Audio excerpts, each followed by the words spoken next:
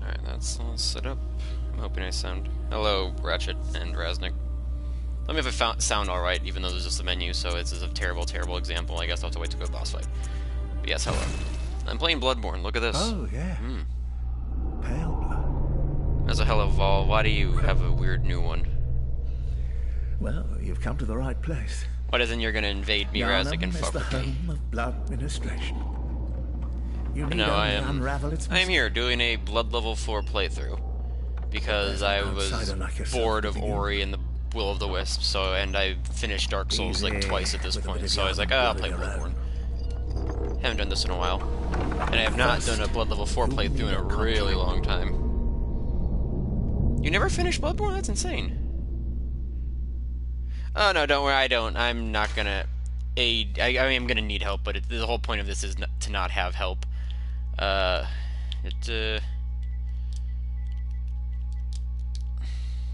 don't have any creative names, so I guess someone else put a name into there, and I'll name it that in the chat. But yeah. So if anyone who doesn't know, a Blood Level 4 run, which is what I'm doing, is essentially where you equip the lowest level starting class, which is Waste of Skin, which is Blood Level 4, as you can see up there in the top right. And then you just go through the game without ever upgrading, and that is how you get through the game. Do you have any favorites saved? Ah, I see. I have some fun ones. I don't remember why these are like these. These are the ones I actually like tried with. I remember. Oh, yeah, I have like weird nose man. I think this is my favorite though. I enjoyed this guy a lot. I don't know, his chin and his dignified mustache and glasses, I think just ooze everything.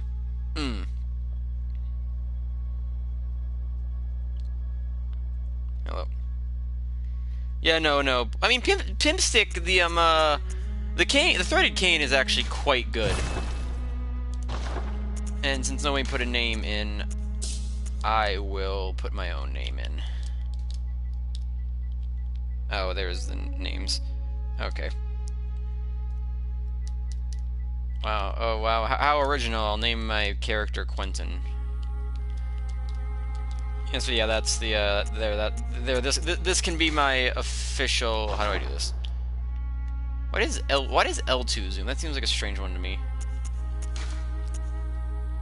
But yeah, no. If anyone's wondering that, this is exactly what I look like. Yep, this is this weird fish creature.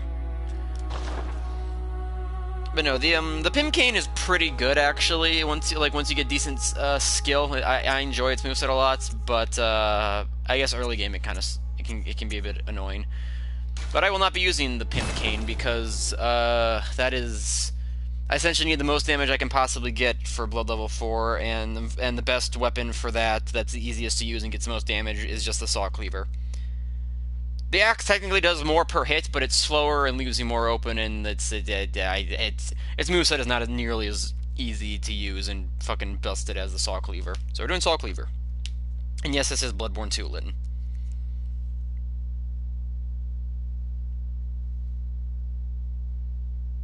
Phase 2 Shara.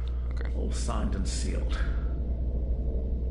Now, and I also did Platinum Bloodborne Ratchet. Oh, don't you worry. I mean, Saw Spear, you can use both, but once again, the Saw Cleaver has generally a better moveset, mainly for a couple bosses, because the Saw Cleaver has an overhead, as where the Saw Spear, like, in its transform mode, has, like, just swipes.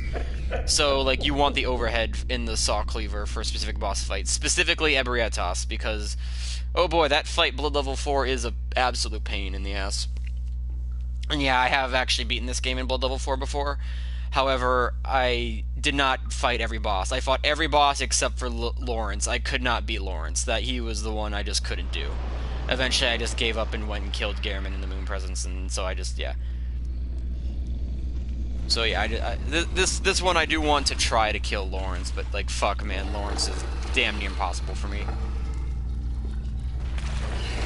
Hello, sir. I'll be honest, even after, like, fucking combing through the lore of Bloodborne, I still have no idea what this cutscene is about.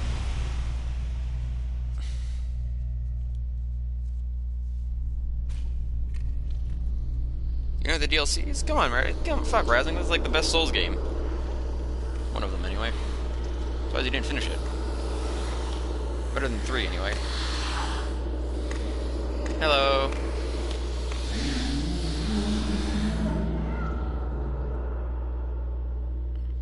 I feel like that's a very awkward situation to be stuck in. You found yourself a hunter. A hunter. Yep, Yosefka's clinic. Hello, person.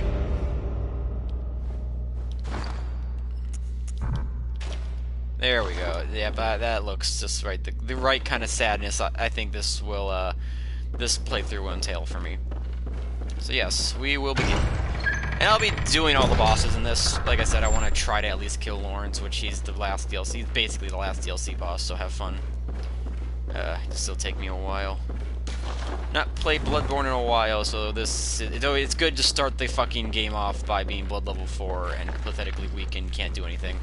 That's my my favorite, my preferred way to play the game. Quite frankly. Fuck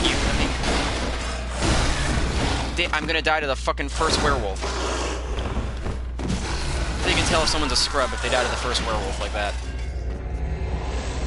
He's actually not hard to get to kill easily, because even though you do no damage, if you get a backstab, essentially, you just kill him instantly. Because visceral attacks are powerful. However, they won't be in this playthrough, because in this playthrough, oh, so the game is very loud, I can turn it down, and you all tell me what's a good level. And obviously, we won't tell until we get to bosses, but yeah.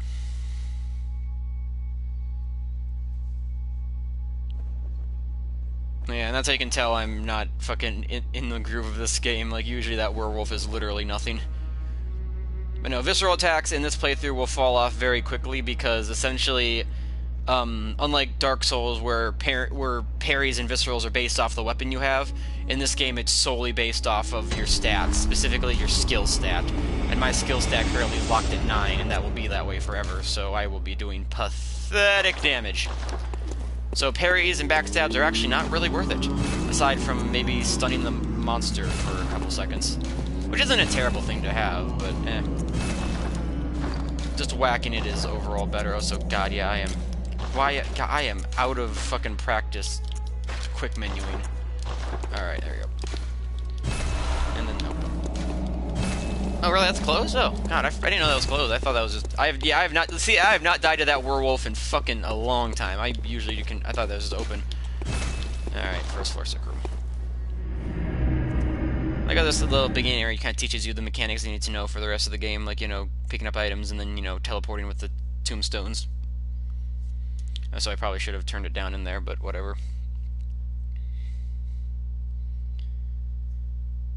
Yosefka saves you? Oh, I thought that was all, like, in your mind or something. Like, that was just like, oh, like, the beast within, or some, you know, some cryptic shit like that. But, can I not control the... Okay, I was about to say, can I not control the sound from here? Put it to 4, see how that goes. You can tell me how it... yeah, but I'm talking while I'm pressing buttons. There, things are shattering while I'm talking. Here, I'm gonna go fight an enemy, and think maybe that enemy will give you a good sign.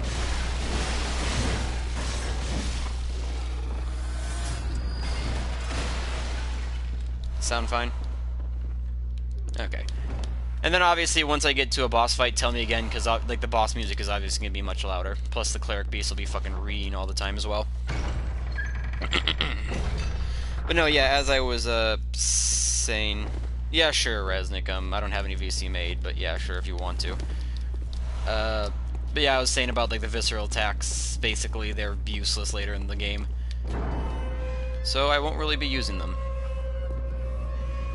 Outside of a couple bosses, maybe I don't know. I mean, Maria is, because I can just like use it all on Maria. Like, granted, like it won't give me a lot of damage, but like in third phase, I kind of just want to parry her instead of risking dying in one hit.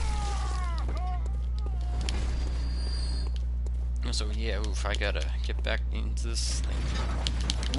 Alright, controlling Bloodborne. You got faster in this game, so I gotta get back used to that again.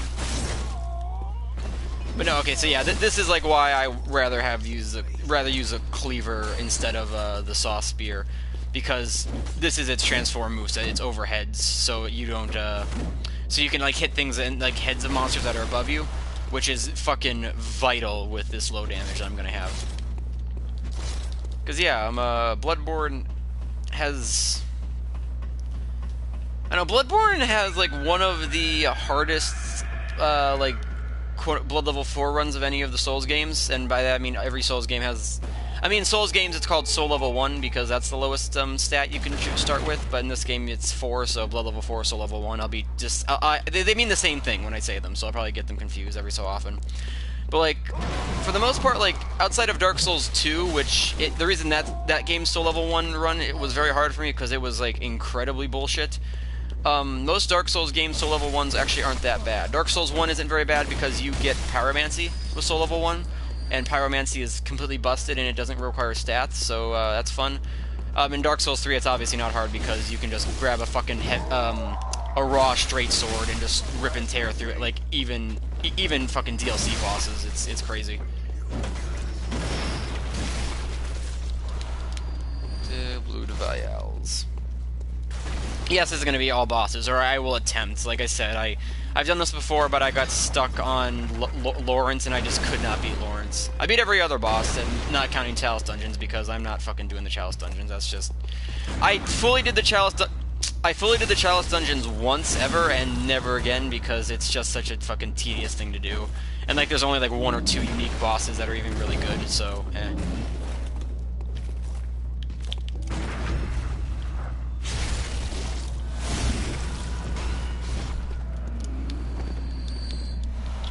Vials.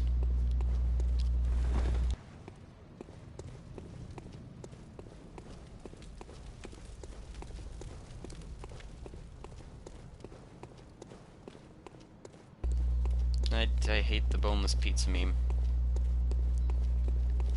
I really don't like it. I mean, it's just one of those, like, oh, it's like, funny random memes. It's like, oh, you want a boneless pizza, and then they put vocal fry on, like, the boneless part.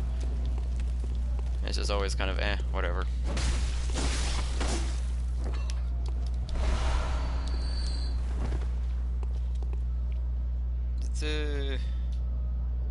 I did the dungeon for Yharnam.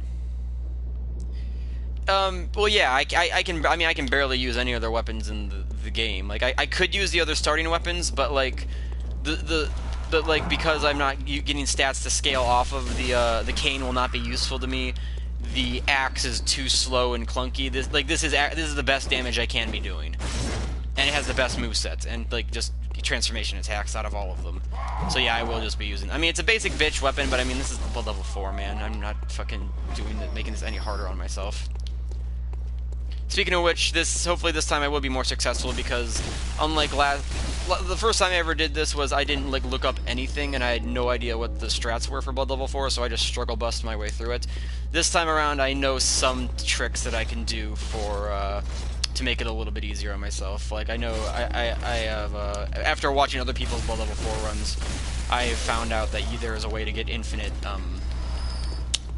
infinite fire and lightning papers, essentially, which is going to be invaluable for certain bosses, especially things like Koss and I was gonna say like Lawrence, or not Lawrence, obviously Lawrence, but I was gonna say like Ludwig, but I don't know. I didn't really use anything like buff wise for Ludwig.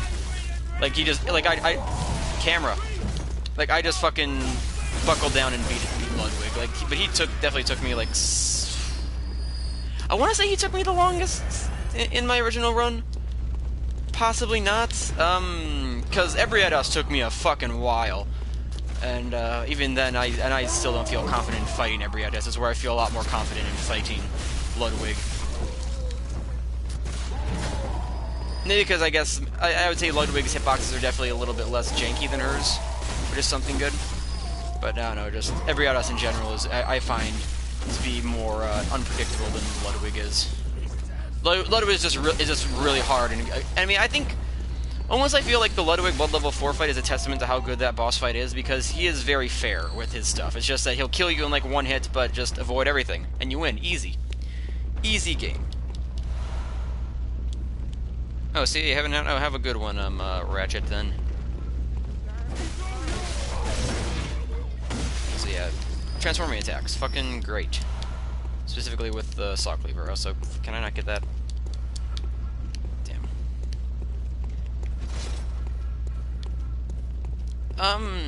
I mean, I think you can still hear his theme decently alright. Granted, it is pretty loud.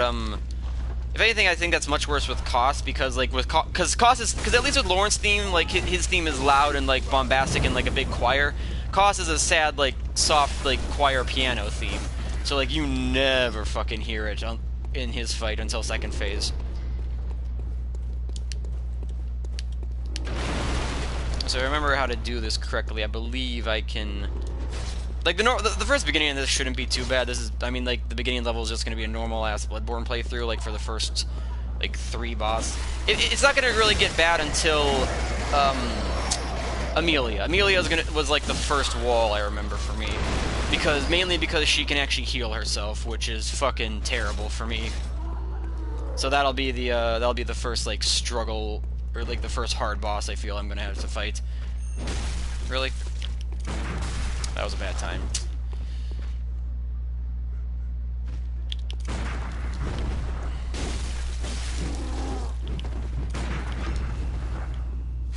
That was me being an idiot.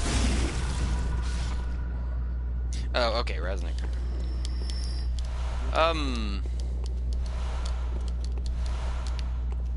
Alright, there we go. VC, I mean, I don't know, sure. I don't know. I don't remember if we've actually ever talked. But I don't know. I suppose it'd be nice to talk to someone through this bullshit.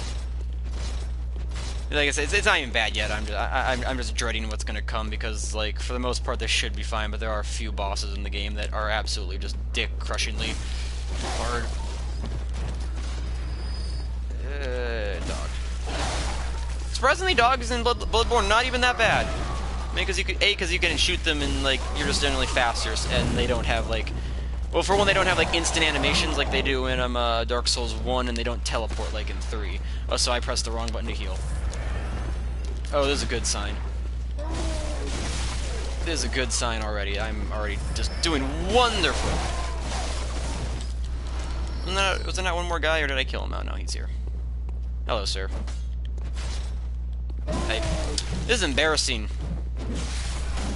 That was the worst it's ever been.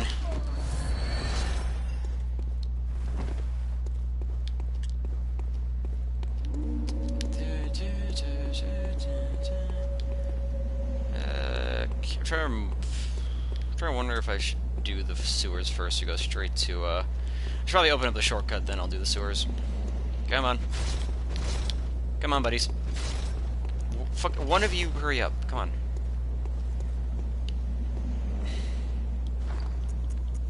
Hey, look, I'm fucking with the menu while you're... Okay, there we go. Give it, give it, give it! Okay. Oh, boy. The other one's behind me. Yeah, these things are quite hard because their attacks are fucking hard to read. They come out so fast. Okay, you dead? I think he's dead. Okay, he's dead. If I'm lucky, these guys will drop me some shards as well. I remember that was another thing I did for my blood thing. Is you can basically just farm these guys for early game like blood shards without having to like find them in later levels. So you can get like a +3 weapon before you even fight Gascoigne. Blood vials, eh. I mean, it's useful. Hey, there, I got one. Blood vials are just a thing that you fucking need for this game, which can be a bit annoying. I like how they work. I just kind of wish that they weren't a finite resource that you had to grind. Like, I kind of wish they were like Estus, but I wish they functioned this. I wish they functioned the same way they do now, but I wish like you always like you couldn't go below like 20 or something. I don't know. Yeah. Maybe we'll see if they improve upon that in Bloodborne 2, which is never happening. So I'm getting lucky with these, like, blood vial drops. Damn, getting quite a few. Alright, remember, never trust old men in wheelchairs. They're always terrible and evil. Never. Never trust them.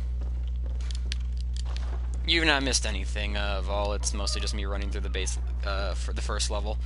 Picking up the random shit that I need. Okay, sir. more shards.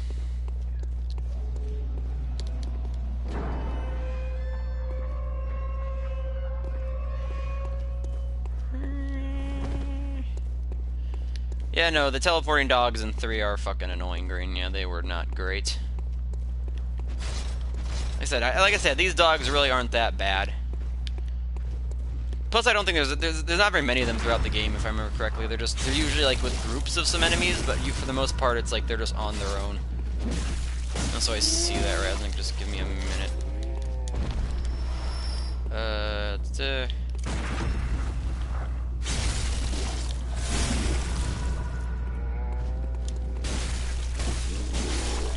Alright, kill the ogres. Did the other one even give me anything, or did I not loot him? He must have. I just don't remember it because I'm a smart boy. So I guess while I'm here, I'll just open up this little shortcut. It's not really much of. I guess it's to avoid the ogres, but I don't know. I feel like the shortcut's just kind of whatever. I guess if you're just bad enough to where you just can't fight the ogres, then sure. But otherwise, like, yeah, this shortcut seems a little bit pointless. I will go to the sewers now, though.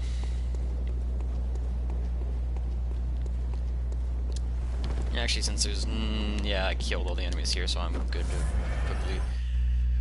You'll just hear nothing... You'll hear no game. I'm not even sure if you can hear my voice during this. I think you can, but I have no idea, I'll be honest.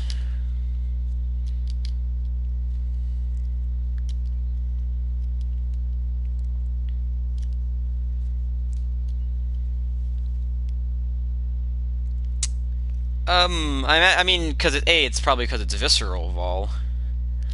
But I imagine, and I always viewed it as like they're like reaching into the enemy and like pulling out some fucking they're like pulling out a gut or something. I don't know. It looks cool though. Hey, Quentin. Hello, Raznik. You're alive. I wish I was. Hello. Yeah. So this. I wish I wasn't alive. You wish. Hmm. Has life been that fun ever since your COVID started and you working at a fucking hospital? Oh, that's not the problem right now. Oh. I work at Food City, and I have to touch people's groceries and stuff, put budgets for them, so yeah, that's fun as well. Yeah, that's where you take the opportunity to cough on everyone's groceries who are really stuck up about the corona shit.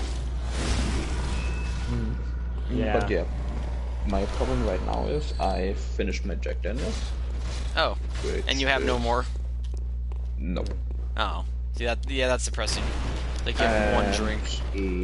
Today has been how do I call this? Oh yeah, movies references. Into the Spider-Verse for me. I'm not sure I can entirely follow what you mean by that. I've seen Into the Spider-Verse, but I don't know what you mean by that specifically. I lost 5 or 6 spiders in my room. Oh, good. That's why I can't sleep. That's fair. There are actually a lot of people spiders sleep? down here where I'm playing. See, that's a hard mood. Although I do entirely get the fucking not being able to sleep thing. That sucks. So I forgot about this item.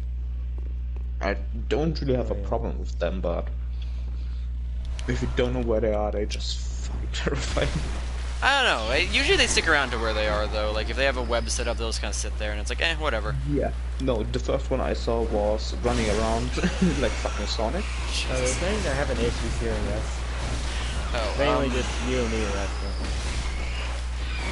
are they quiet, or can you literally not hear them? Because if they can't hear you, that means you have to like go into like the menu setting with your mic or whatever, or the party, and like They're turn saying on. we are like really quiet.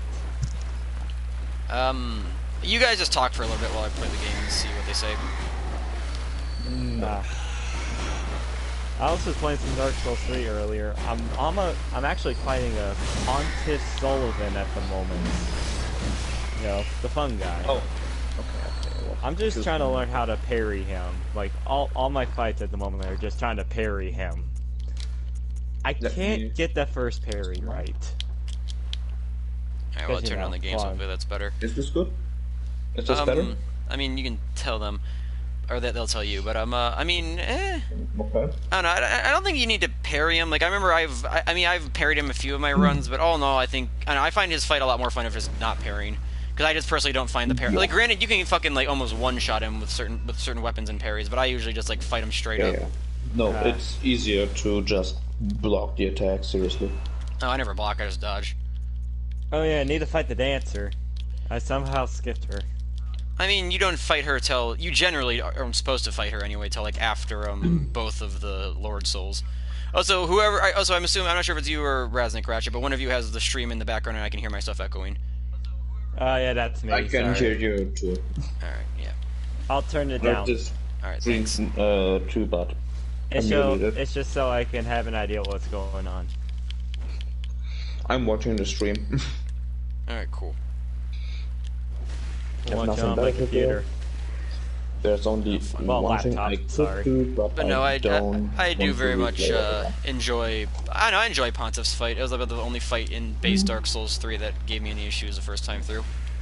I think that guy gave everyone issues. Yeah. That's what I've heard. He's fun. It's mainly just because he's got like the longest combo strings in the game.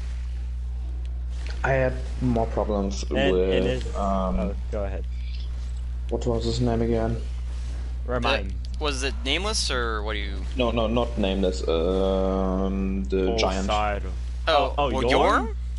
Yes. Did you not... did you not pick up the Storm Ruler? I picked up the Storm Ruler, but I didn't use it because I was stubborn. Ah. That sounds... Yeah, that sounds about I like that you. the Storm Ruler's in the game, but it sucks that it's a terrible weapon outside of the boss fight. Yeah. I used it in PvP once and I managed to kill someone with it. That's incredible. Wow. Did you just like snipe them from far away, or what?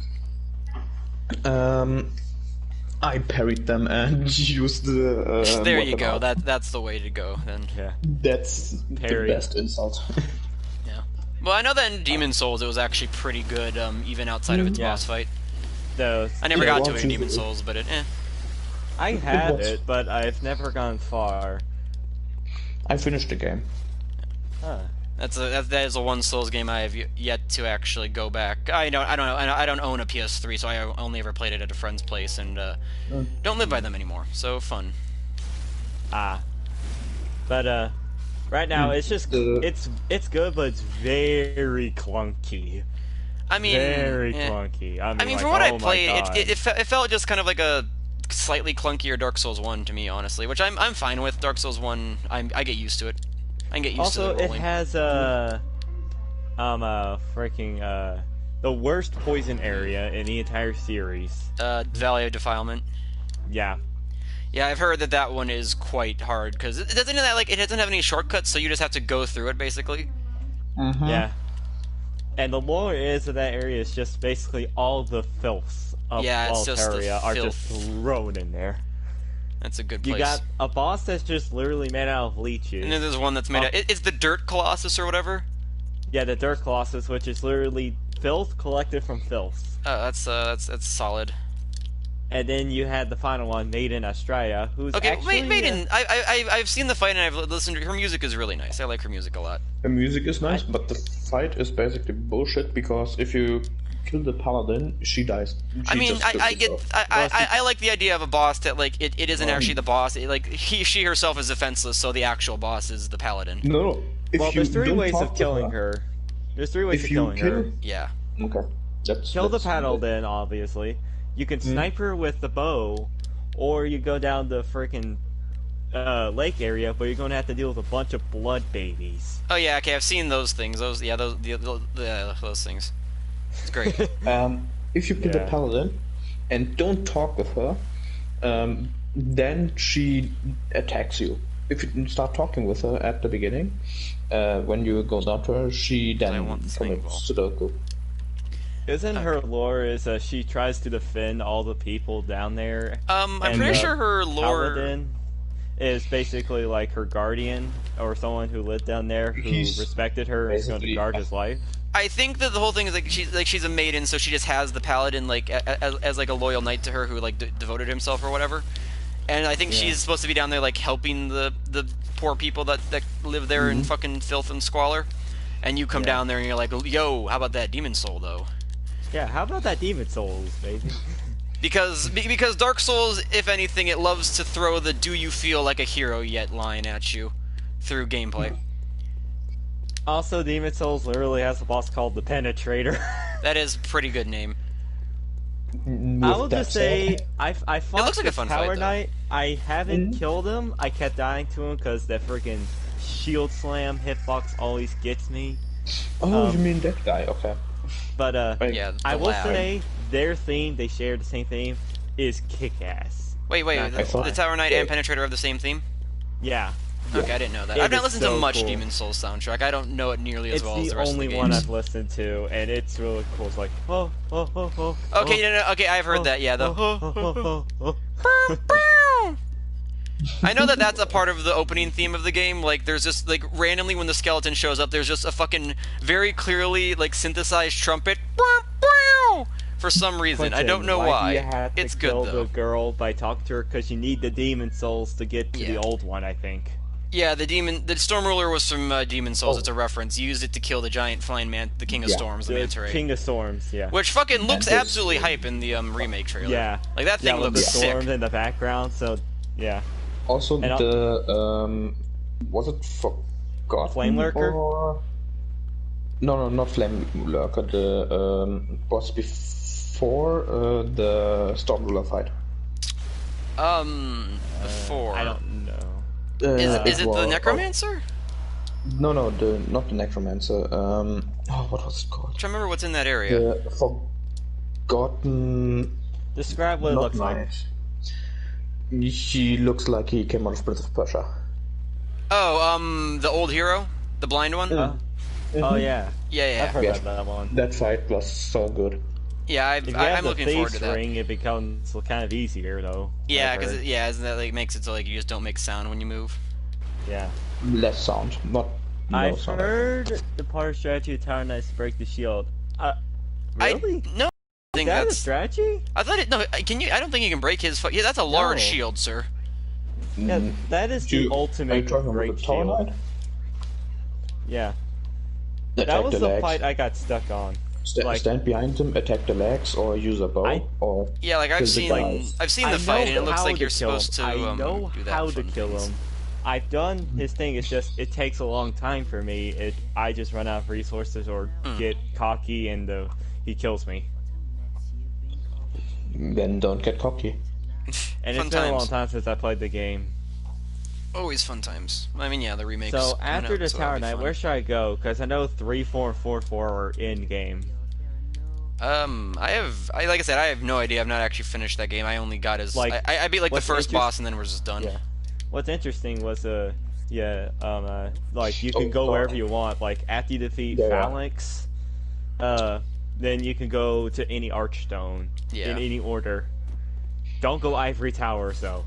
Don't No, go Ivory have fun, though. Towers. Which one is that again? The prison? That's the Isn't it like that's 4? the prison. That's the prison. No, 4 is That's the the Blight that's the Town. place. That's the That's bone the zone. skeleton area. Oh, okay, no, skeletons. No, the fucking prison. The gargoyles pissed me off so much.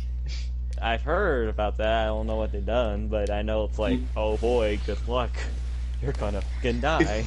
You are lucky enough, like me. The boss, the second gargoyle, won't spawn. Oh yeah, that had Oh, the for inspiration man-eaters? to gargoyles. Yeah, the man-eaters. Oh, damn. So wait, so there's a glitch in the game where literally just one of them won't spawn, and you're just stuck in the boss room until Which area forever. is Storm King area? It's 4. It's 4. It's 4. But I'm not sure. It could be that it spawns, but it's Shrine of Storms. under That's what it's called. the- Yeah, it makes sense. It's My called the bad. freaking. Oh my god. What about Stonefang Tunnel? How do you feel about that? That's the that's the one that's in fucking Inviolated Defilements or no? It's like a cave. Is that where you fight? Is that where you fight the fucking mine. spider thing? Yeah, Armored Spider, Flame Lurker, and Dragon What God. the fuck is this rat doing? Okay. Like, Yeah, I know oh you my fight God. Flame Lurker like right before Dragon God because he's like supposed to Yeah. like be the thing that keeps you from Dragon God. Yeah. I wonder how they're gonna treat. What Like, Dragon did you? God? How do you all feel about Flame Lurker's new design? I don't mind it. I know a lot of people hate it. I don't really have. I don't like have much connection to it. I mean, I think it looks fine. I have no. It does look kind of I personally don't generic. really care. Yeah. But I mean, I guess we'll Like- see how the fight is. Like, I hate Flame Lurker so much. Does he just kick your ass or what? oh yeah, he kicks your ass no. hard. He kicks us, but that's not my problem. My problem is, his soul becomes the boss weapon furnace, Okay. Is but that he also bad? has a boss weapon. Oh, fun. Oh wait, so So- you need his soul twice to actually make his weapon? And if you So go you into have New to Game go to New Game Plus, Plus. the furnace Oh, won't get transferred. shoot. Crimson's joined. Hey, Crimson. So you can't make boss weapons in the first I have- run. That if you sounds want like it his sucks. weapon. Oh. We have. Yeah. Alright. Okay, hello there. Razek, you made the party, right? Yes. Maybe make it Yeah, private. yeah, just go ahead No. and do that. Fine, kick anyone who comes in from here on out then. Especially if it's someone that I know. Obviously. Do you know Crimson? No. No fucking Alright. idea. So he can stay. Alright. Never said that. What else was fun? I feel like Flameworker's new design, it's kind of generic looking, but it does kind of fit, not gonna lie. I hope And- it's private. And I gotta admit, that new Dragon God look, yeah, it looks pretty cool. I mean, the Dragon God still isn't. don't I mean, know the who Dragon the God is just like Dragon God. cleaned up and prettier looking. It's not really that different. And You can see more tell detail where on the him. frick his eyes are. That is Who's a thing. This dragon god you're talking about. He's Yeah. that big dragon thing that if you kill Vanguard in the tutorial, he'll one-shot you. I feel like it was a joke. Possibly. I have no idea who that is. I only know Bed of Chaos. Yeah, Bed of Chaos 0.5. Yeah. Oh, Yeah, God, I am hoping that this remake actually does like fix some boss fights because I like granted I've not like I said I know that Demon Souls does not have the best boss roster. Yeah, Neither does Dark Souls Dragon 1, Gods but are- still. they Well, that's could mostly just because pull like they a were ceaseless experimental with the bosses. discharge. Yeah. Oh shoot, but They could, I yeah, know no, with they Demon could Souls just, like that was like they were experimenting with the bosses. Like, okay, what can we use for this boss? Like, what his gimmick is. Manta to rays go in the sky. And you kill him with a freaking sword that harnesses the power of the winds. All right, what's your gimmick? You're a leech. What's your gimmick? You're dirt. What's your gimmick? You're a glob of enemies, and that's all you are. oh god, the fucking leech boss. Oh, so yeah, that guy Leech just like monger. kills himself half the time. Who? The ogre that pushes down the rock. No, it's yeah, it's a yeah. little bit delayed for me on the stream. Yeah, you'll see that in a second. I'm looking at seeing new and your old fist inside of Flameworker, and I'm liking a new one design-wise. Yeah, it does look pretty good. I mean, the thing is, like, old Flame Lurker looked more like a weird creature that was on fire, and the new one looks more like it's like a lava monster, kind of, because he looks like rocky, and like you can see his like mouth, and it looks kind of like a It looks Balrog like thing. it's it looks I like something you need could to- find in Doom. No, I'm not sure. He just doesn't need look like to a play Doom it enemy. more. If anything, the new Vanguard looks more like a Mancubus or something from Doom. No, I definitely think that the new Flamemaker just looks like a fiery lava demon thing. He does look I- kind of generic, but hey, it kind of fits him. Yeah. Like I said, You I don't have have any time hatred for to- the thing, but I will see. I haven't fought him, but I know he is incredibly aggressive. I've heard And that. well, and also Demon Souls magic is more broken than anything else. That's most And you know Souls what's- games, but yes. You know what's No, funny? no, Flame no. Lurker is weak to magic. Yeah, I So have seen the videos of people running in and just one-shotting like bosses with magic in that game. Yeah. Yeah, I. So I can still was vaguely up hear for myself weed. echoing. Oh, you're going to get Yusefka's blood vial? No, I just want to talk to her so I have somewhere to. Because I always forget to talk to her, so then it's like if I want to send anyone here or like. Oh do no, her- no, that's her I think little that's thing. I think either before or after Gascoigne. No, before Vicar. Yeah, she gives you that, and then I think after Gascoigne, you Oh yeah, talk to the dude at the window. You'll get the flame sprayer. Yeah, I know, I know. Like I said, I probably won't be using any of these fucking weapons because I'm only gonna be using this and maybe. I mean, the guns don't even really matter. They're just parry tools for me. I'm not gonna get blood tinge to actually make them useful. Yeah. But I have them. I remember when I was playing this game a lot. I was basically a parry god, especially with Lady Maria.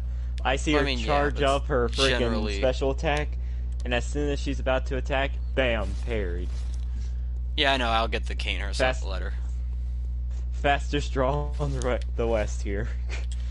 Yeah, no, Maria's very weak to parries, which definitely was one of the reasons she didn't take me as long for Blood Level 4. She was a fun fight, though, even though I was parrying her to death.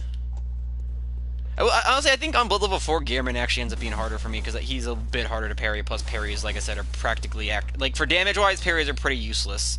But, like, just as long as I can keep Maria still for a bit, because otherwise she'll one-shot me, it's pretty fine. But... Oh, I was asking where it was, because I thought it was in the room where you woke up in. It's in the same area, but you gotta go to the forest, find that pathway, and then you'll get around to the back of Yuzafka's clinic.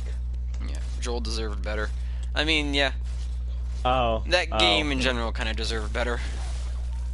My friend told me about that happening. He's like, it's like watching my son get murdered. And then I saw in the chat how the plot really was. I'm just like, wow, they butchered it. That being said, the memes out of this that have come out of this are quite fine. Like, there are some really good memes. Have you all seen that one fucking the meme where it's just like a collection of all the different butt sex edits put together to take on me? Wait, that's in the game? Yeah, there is a butt sex scene in the game. It's quite fun. Oh my god. Are you actually kidding me? Oh no, it's quite funny. Yeah, I still like that they brought I saw someone change the title of the game to a very fitting name. A very angry lesbian. Yeah, the very angry lesbian's been pretty good. So, AKA Karen. Is that the whole thing? Abby's just a Karen? Oh, Ellie became a Karen. Became a Karen, was she not already? Okay. Ellie suffered the most out of every character I've seen now. Ellie got fucked up the most?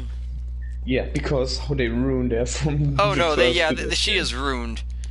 To be fair, Joel got, he got a fucking shitty death. Yeah, let's see him get beaten to a bloody pulp from a character we have no idea. After he spent because he helped them though. He helped them. Like he was helping them, and then she's like, let me kill you out of revenge. 'Cause revenge. Was that person related to the Fireflies at least? Well, yeah. So the whole thing is that Abby was related to the doctor that Joel killed when he went to save Ellie. That being said, she never says that until way later, so there's at the time of there's no reason. She just kills him in a really violent, terrible manner. Neat. Yeah. Didn't the head dev add in character that is meant to be them? The head dev was insert character who then spat on Joel's corpse after he was dead. Which is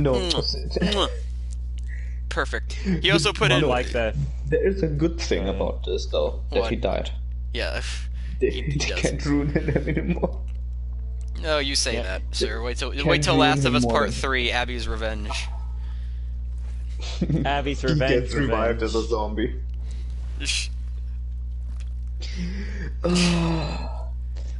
Yeah, no, that reminds me of that freaking awful Charlie's Angel movie. Oh, God. The director put herself in it. Oh, it's the best when directors put themselves in. To be fair, director cameos aren't always terrible. Like Alfred Hitchcock and Quentin Tarantino have some pretty fun. Or Taika Waititi, they all have some pretty fun cameos. But when you try to do that, it's like don't do that, man. Can I parry that? I do not believe I can. Also, how funny, while talking about Last of Us 2, I get no notification of a streamer streaming it. Yeah. Talk about convenience. Isn't there that one video of that one guy destroying his copy of Last of Us 2? Oh, yeah. I had that in my recommendation. I didn't watch it though. Me neither. I've seen the clip on Twitter though. I saw PewDiePie streaming, and I thought, yeah, sure, why not watch it? The moment I joined, he said, "Hey, if you just came here, just get out. Don't do this to yourself." Don't. That's bad.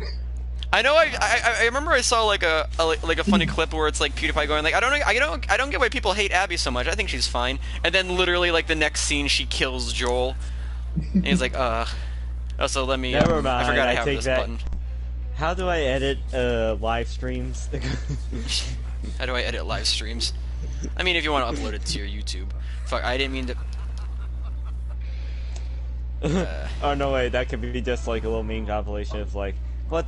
Why does everyone hate Abby? She's fine. Famous last. Dun dun dun dun dun dun dun dun dun dun. I am really bad at parrying Gascoigne. I know Joel wasn't the greatest character, you know, at the end of The Last of Us, but you can understand what the heck he's doing.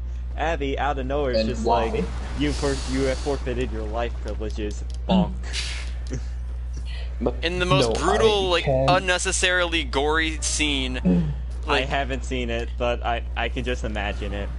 I mean, it really is just like essentially like gore porn is what that scene is. It's just like, oh hey, let me do this because it's gonna be shocking, so the gamers will really be surprised when we do this. What the fuck is Mixer?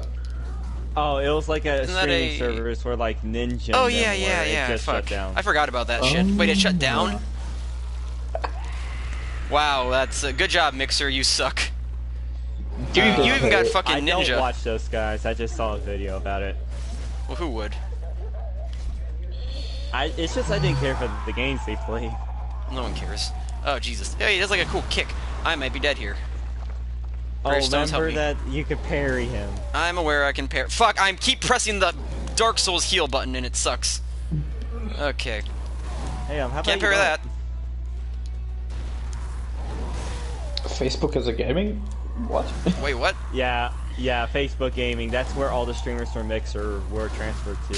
Why not? Why didn't they just go back to Twitch? The fuck would you go from one terrible streaming service to another? Not that Twitch is the best thing ever, but like, fuck, man. It's better than fucking Facebook. Better than Facebook and Mixer, I can say that. Where are you?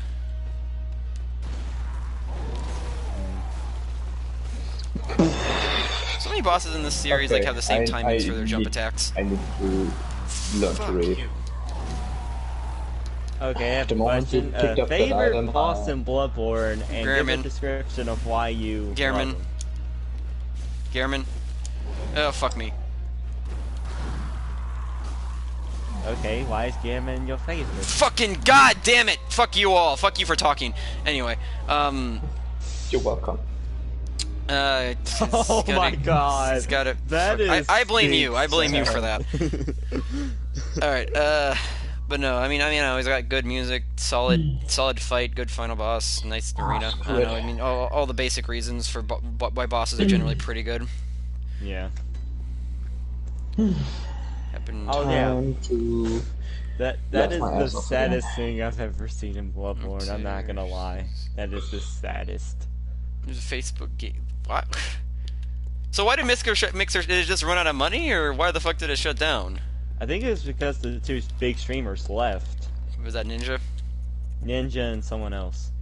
Did they really just only have Ninja for like keeping their site alive? Then is that like the only reason? Yeah, that was the only reason. All right, well, whatever. No choice of the Mixer. Okay. I'm trying to think of my favorite boss. There was a lot of bosses I loved in this game. This game has some good bosses. It's just that I think its boss quality kind of falls off for a little bit of the main game, which is unfortunate. Not sure if it's because of budgetary issues or what. Because the game definitely seems more finished than like Dark Souls ever was. So I feel like they got at least a decent budget for this game. Yeah. And they had time this time. Oh yeah, they had time because they had a separate team doing Dark Souls 2. That wasn't supposed to exist, but it does now. Yeah, when Miyazaki wasn't there for like what, the last 6 months or something. Miyazaki was not involved with Dark Souls 2. I'm pretty sure at all. If he was like very like a minor like I was thinking of Devil May Cry 2. Sorry. Yeah, no, that's a different trash fire. Can these fucking trolls stop?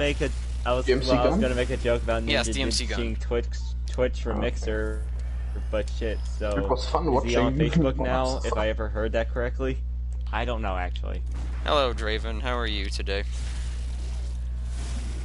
Oh, yeah, because I didn't get to say it the last few times play Holiday. There was the arbitrary thing.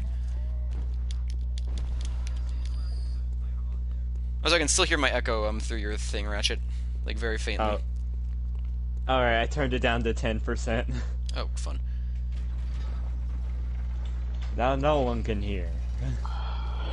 I mean, that's what they've been... That's what I just was told by, like, Vol and these guys. Apparently Ninja moved to Mixer. Or, not, no, he moved to Facebook from Mixer, which I fucking find... Why just go back to Twitch? I mean, sure, if he fucking... I was gonna say if he slowly dies eventually, that'd be good, but... I unfortunately don't see that happening, because, fuck. Is Fortnite, like, still, like, the most viewed, like, game on Twitch that's not, like, League or whatever? Because League is number one, I'm pretty sure, but, like, Fortnite was number one for a while. Can I... Sadly. Push the thing down. What are you idiots doing? You suck at your jobs. Oh yeah, I think it's like a set time before he throws down the ball. I thought it was just like, after you pass a certain point in the bridge, he would be like, oh, look, enemy, shoot the ball. Yeah, shoot it by rolling it slowly. Alright.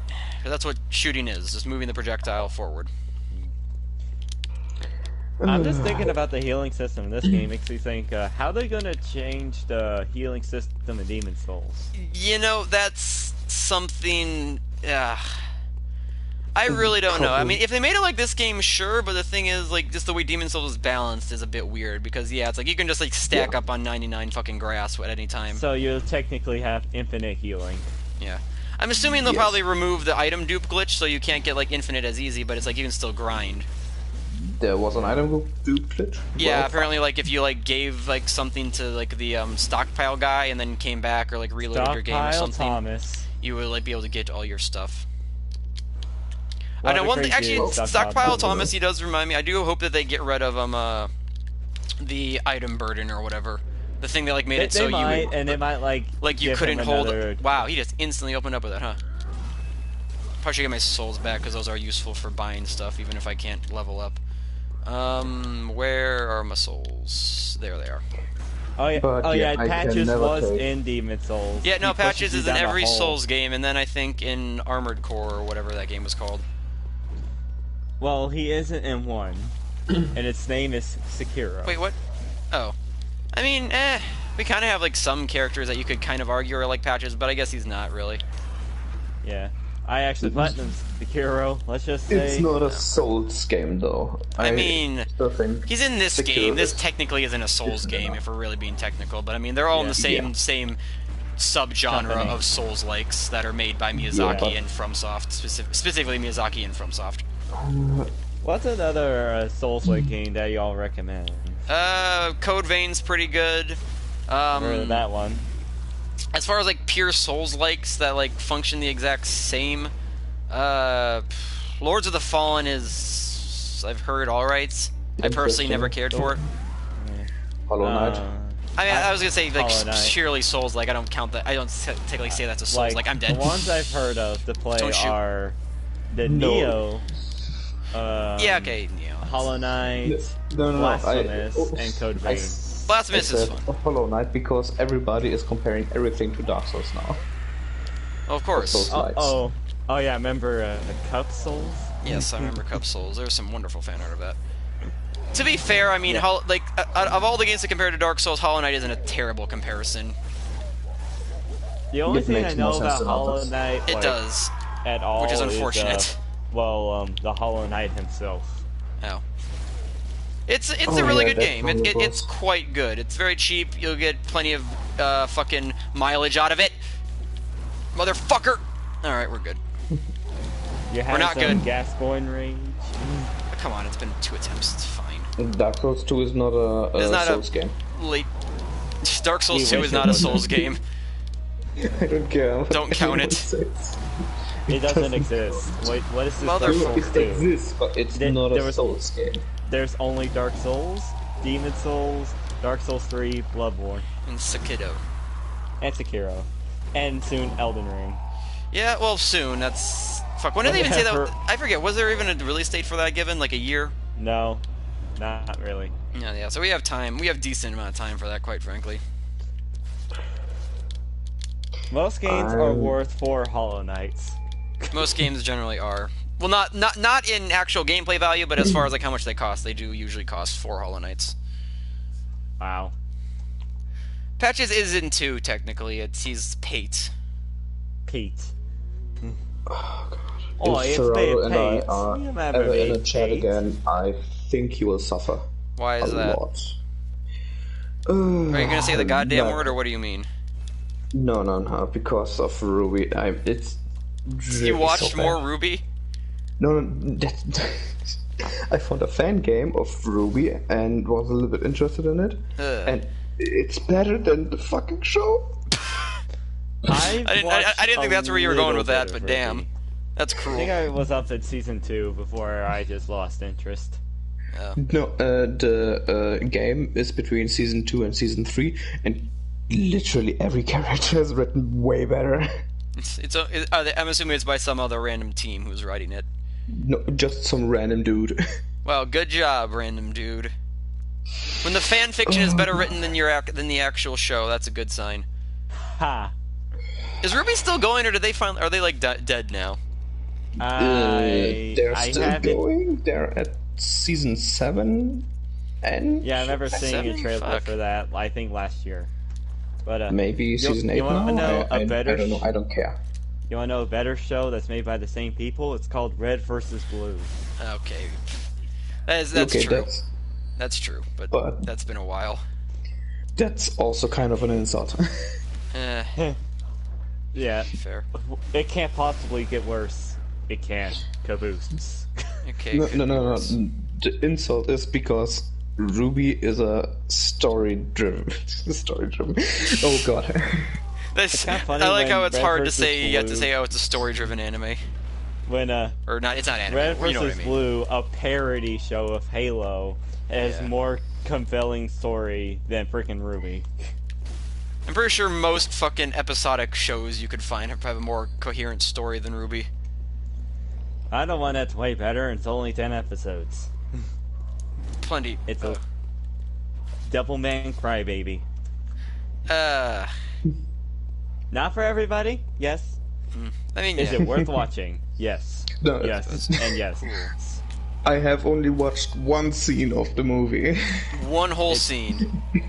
It's not a movie, it's 10 and it's episodes. garbage. No. It's actually considered it's one of the best. Do you have any idea which scene that could be? Is it the bad voice acting scene? No. No? I don't know then. The running. Oh, that's strong. Oh yeah, the frickin' Devil Dash.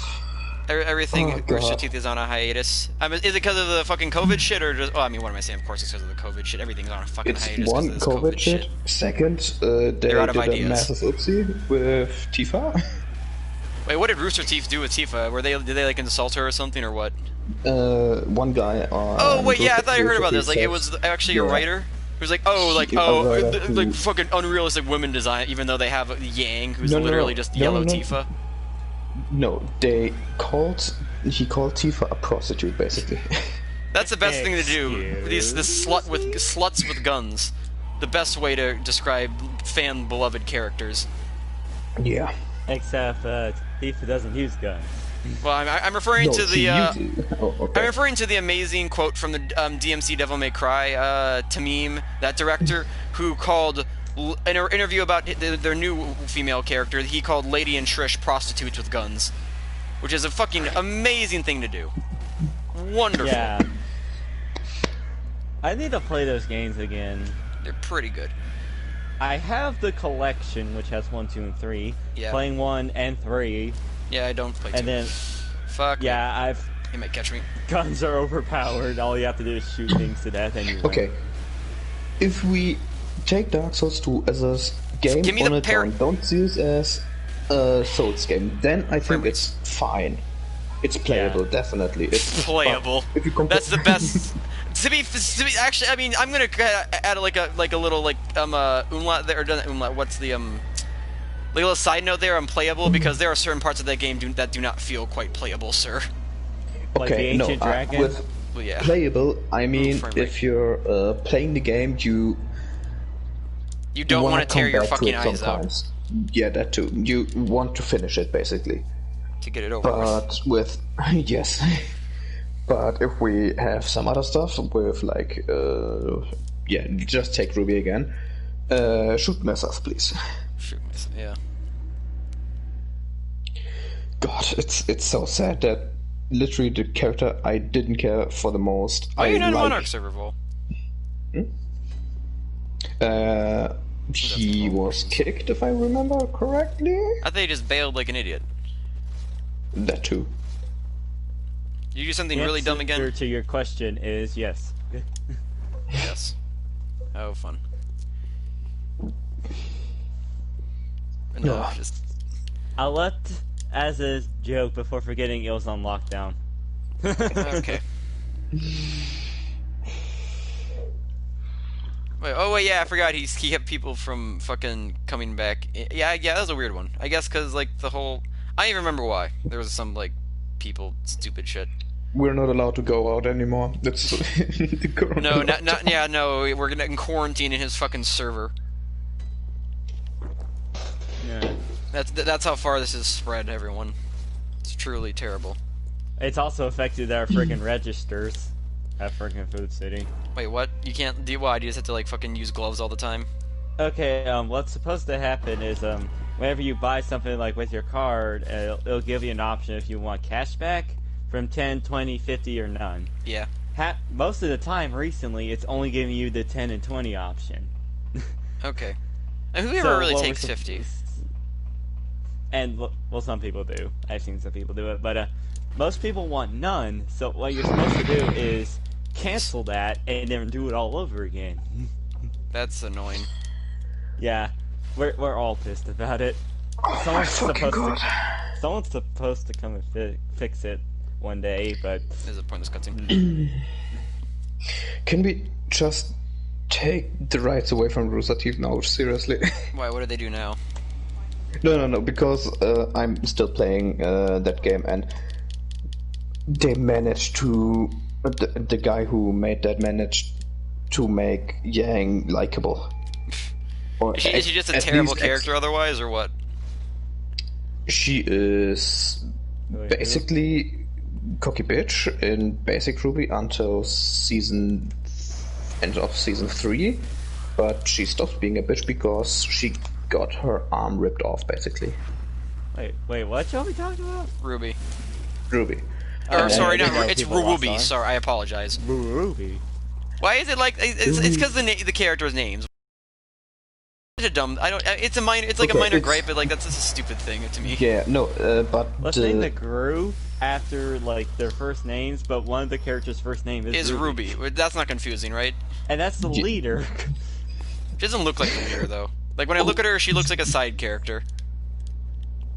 And also like I'm trying to remember. It's Yang. Ruby, it's Yang Weiss. I literally only know Weiss because of the Weiss gaming channel that I've seen fucking posts. Also, Weiss is literally white in German.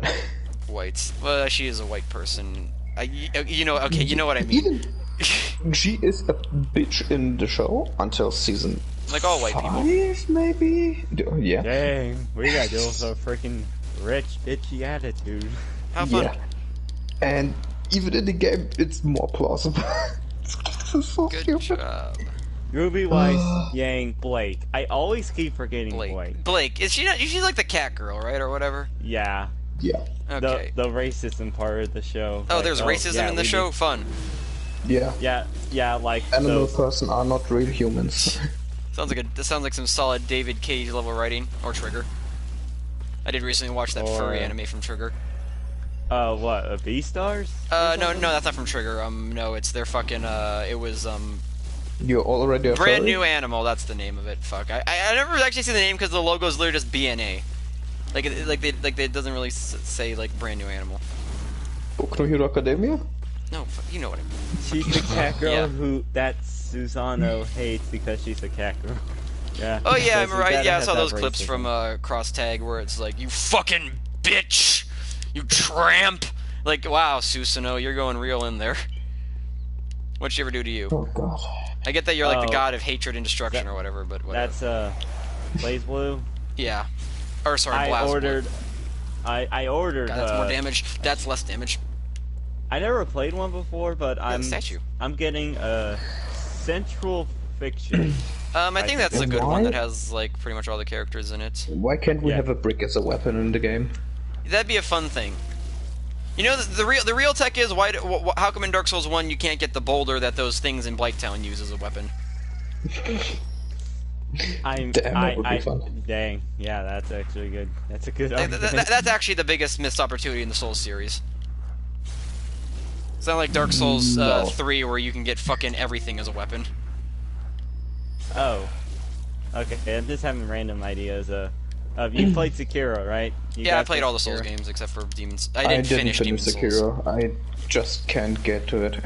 Did you? Well, you got like a Genichiro, right? Which is a weird one. Yeah.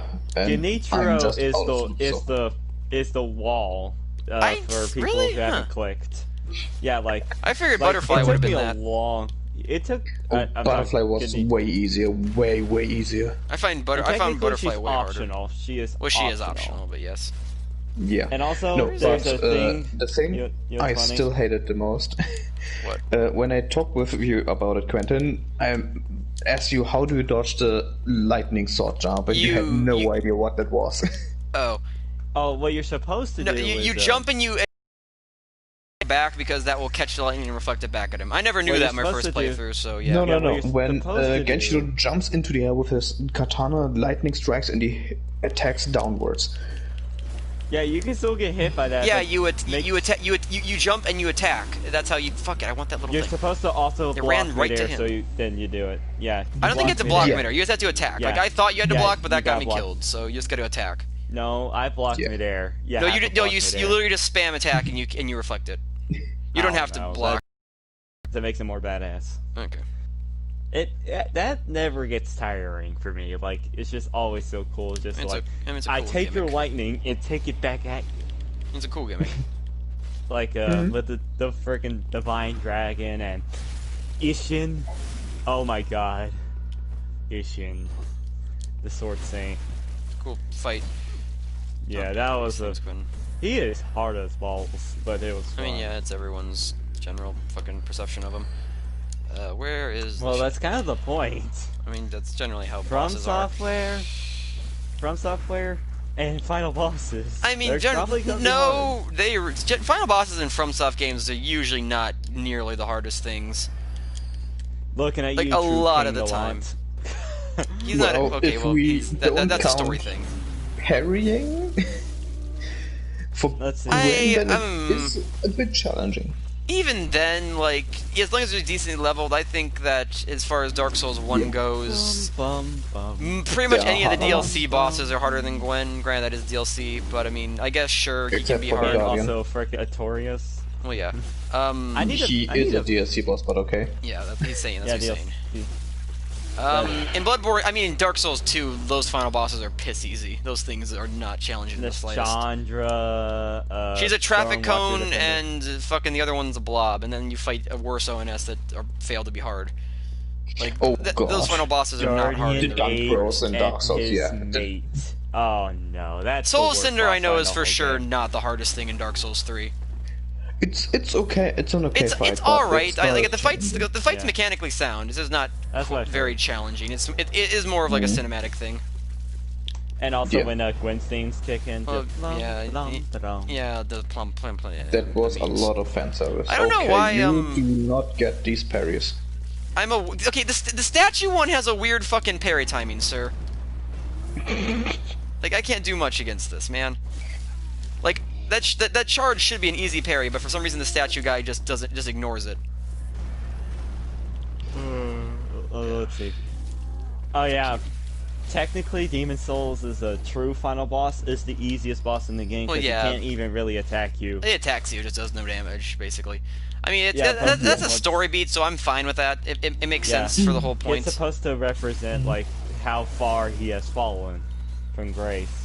And like in Bloodborne, once again, I would not say Gehrman is the hardest thing in the game. Well, technically, even without parries. There's Murgo is technically a final boss. Okay, well, Murgo is literally nothing. And the Moon Presence. And Moon Presence is easier than Gehrman. But it did have a cool gimmick. Jesus fucking Christ. Also, okay, yeah, fine for me. You know what? Well, yeah, okay. Generally, when you talk about difficulty.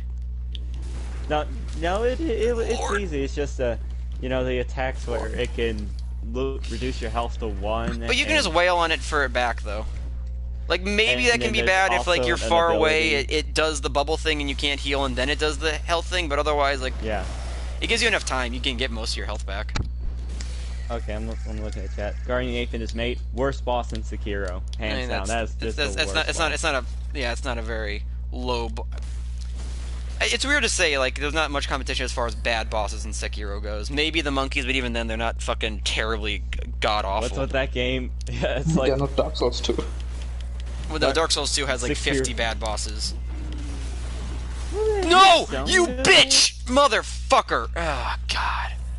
Yeah, I hate that ball and chain guy. No, just because I can't get the fucking lizard. That game's version of the Crystal, Wandering Nightmare, I think that's called. They're scurrying beasts, but whatever. Oh god, those small things reminded me of those Dark Souls 1 I'm not saying Moon things. Presence is harder, I'm just trying to say, like, he had a cool gimmick. He does have a cool gimmick. Health. Fuck me! Alright, whatever. I wanted that fucking lizard. That design guy. It's a neat design. It's a cool big, like, Eldritch It's something thing. you'll see in freaking Lovecraft. I just want the fucking crystal lizard, man. I think I need that one too, because I think it drops some important shards for upgrades that I need. Dang. Makes me think of a manga artist named Junji Ito, if y'all know him. The name sounds familiar. What has he done? He is basically modern H.P. Lovecraft. He's a manga artist, and oh god. But like, what has he done? Like, name his work or like a manga or something, so I might know him by that. Uzumaki.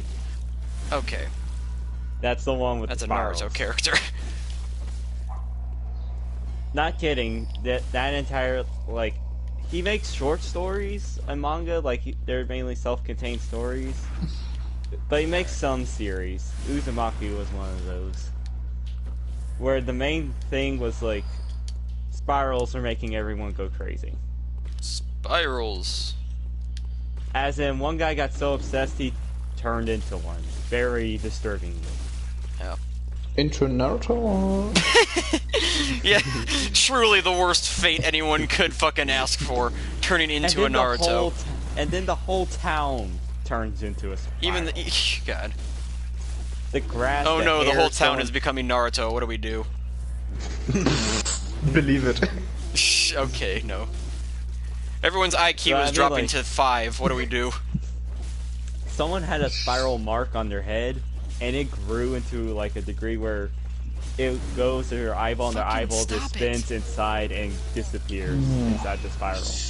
That sounds fun. Sounds like a cool, like, inverse thing. Whatever. Yeah, it's... I'm wasting all of my files on this bullshit, too. And that's not some of his most disturbing stuff. Oh, yeah. Right. You get over here so I can just kill you before the other one shows up. Were you the one about, like, the friggin' face balloons? Oh, face balloons, did you say?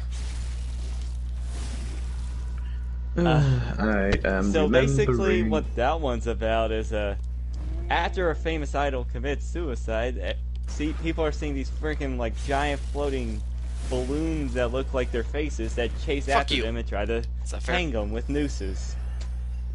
Excuse me? The balloons hang them? Yeah. Are the nooses attached to the balloons, or how are the nooses? Okay, so they just kind of like hang them, and like this. Okay, so I'm assuming that there's some like big shot of like a city with a bunch of people in the sky hanging from balloons. Yeah. Well, it's like a small town. You know what I mean.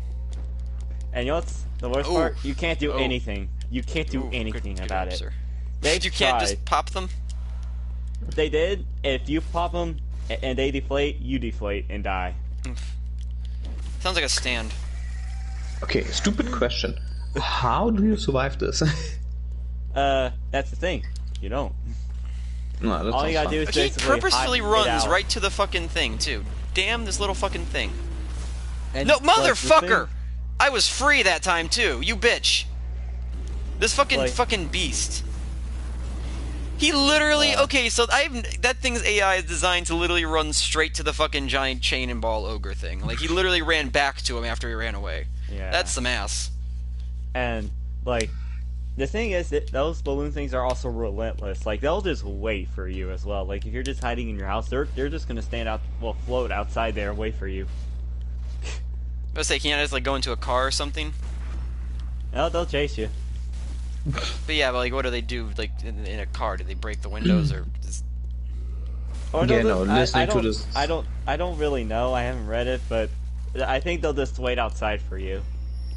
So could you defeat them with an umbrella? No. The thing about Junji Ito's, it's like the cosmic horror things that Lovecraft makes. Like you can't defeat them. You can't even comprehend them. I mean, I feel like you can comprehend a balloon, but yeah, I get that. I guess the idea of inevitability. Good thing I never leave my house. Yeah, you're good for that world. See, there you go. That's a true tech. When the apocalypse hits, and obviously already with the COVID shit, inverts get an extra buff in their life. They spec correctly for this specific scenario. Is over. You can come out of your house now. No. What apocalypse? Was an apocalypse? But yeah, this corona shit pisses me off so much. Yeah. Recently fucking like literally like today like had somebody some bitch come in and like people were like busy doing stuff like getting ready for dinner, so I was walking by, I was like, oh sure, I can quickly ring them up. And I went there and she's like, well, you don't have a fucking mask on? And it's like, no, sorry, we're out, and I just don't, because like I'm doing other things I don't want to fucking wear a mask for because I'm in the back. And she's like, well, I'm gonna fucking cancel my order. And it's like, fuck you. Christ, bitch. There's literally like a big plastic screen up like at the desk, so like, you know, there's like, it's essentially like a big giant sneeze guard. So it's like, what the fuck am I gonna do? So, God, man, people suck. Like, I get you want to be careful, but if you're that fucking scared of it, like, fuck, man. For Christ's sake, I'm working at a hospital. Ugh, people are dumb. I've seen worse of this corona shit than most people. We're forced to wear our masks at work because someone who didn't wear a mask complained. I mean, you took the risk. You knew the risk. Yeah. Don't go at it on us. Oh God. Why we wear the mask? A colleague of mine explained it so stupidly, but it works so well. At the premium quarantine survival being an introvert. How to explain to idiots why everybody should wear a mask? What is the explanation? Are you sure you want to hear this? Sure. What's the explanation? Okay. Two guys next to each other. Okay. Both are naked. Okay. If one guy pisses on the leg on the other guy, the other guy's leg gets wet. Okay. If he was wearing pants, it would get wet as well, though. Let me finish. Alright, fine. Finish. I'm sorry. If one of them is wearing pants, and the naked one pisses on his leg, his pants get wet. If both of them wear pants, the pissing one only wets his own pants. Okay. Okay. I feel like you could still piss. Okay, whatever. I get the point of it. You get the point of it. That's what. But it's like I'm literally in the back, away from everybody doing something, and there's a fucking big guard up between us. No, that's when you're in a big crowded area, of course. Well, of course I'm not gonna fucking go into like a big crowded area. Not that there's any fucking big crowded areas left anymore. These two people are standing next to each other, literally. Okay. I understand the allegory, but like... I legit just forgot that Crash 4 was announced. Oh yeah, no, yeah, Crash 4, that's a thing of people. Oh yeah, right. That's a thing. I'm sure it will be disappointing. I'm kidding. No, I can't wait. It looks like it'll be fine. Complain about the new Smash character. I don't think people as in complain about how broken they are or what. I don't know. I haven't seen it. It's just normal. That's what they always do. How do y'all feel about Min Min? I don't play Smash, so I don't really care. I haven't seen it because it's a neat thing. Neat that ARMS got in, I suppose. Yeah, our ARMS was like announced a long time ago. It's just we didn't know who. Yeah, so. And now it's like Min Min. I'm like, Well, I never played ARMS, so I have no clue who she is. I played ARMS at a friend's house. It's fun. It's a neat game. It was obvious that we are gonna get a female character. I think people assumed it was gonna be Twin Tail though, or Twin Teal, whatever that fucking lady's name is. Everyone was thinking like the the freaking sexy ones, but it's like, oh, we got the Japanese one now. Oh wow, I like how that's the difference. It's like, oh, the sexy ones and then the Japanese ones, of course. Truly. You just insulted all. Truly a man of culture, I see. Fuck any Japanese person. You're incapable of being hot. Oh yeah, because men getting people are calling Sakurai racist because Twin Tail isn't in. Hey, I'm assuming that's a meme, because if that's real, that's like hurts humanity's reputation even more than it already is. You wanna know something? You wanna know something funny about Nintendo? I could understand is the thing I could understand is because we had the same with Terry stage. Mai wasn't on it because good boys and girls. Okay, to be that's fair, the reason I could understand. He doesn't care. Okay, to be fair, once again, is it not an E-rated game? It's not a meme. It's literally something people are saying. Oh, that's sad. Yeah. But no, I mean, okay, to be fair, it's an E-rated game, and to be fair, May pushes it a bit. Well, there were some outfits changed. You could have just made it. There's a problem with your statement there. Have you seen Serious Samus? Samus. It's not Serious Samus. Yeah, but the argument I think is like skin shown rather than Bayonetta. Fucking. Okay, so have you played Bayonetta? They toned the Bayonetta the fuck down. Yeah, they did, but like, just once Bayonetta was in, it's like, on the stage though. That's the thing. Just been on the stage, and they could have changed the costume. And I think also the main reason they put Bayonetta in is because they had Bayonetta 2. Yeah. On the Wii U, which I have a Wii U, I need to play Bayonetta 2. I've played the first one, I've beaten it, I liked it, so... Could play 3 Ultimate. I mean, just get the Switch version on...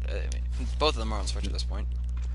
Yeah, also, they put the wonderful one-on-one on Switch and PS4, which makes me happy. I love that game. It was on PS or PC, I remember I saw it.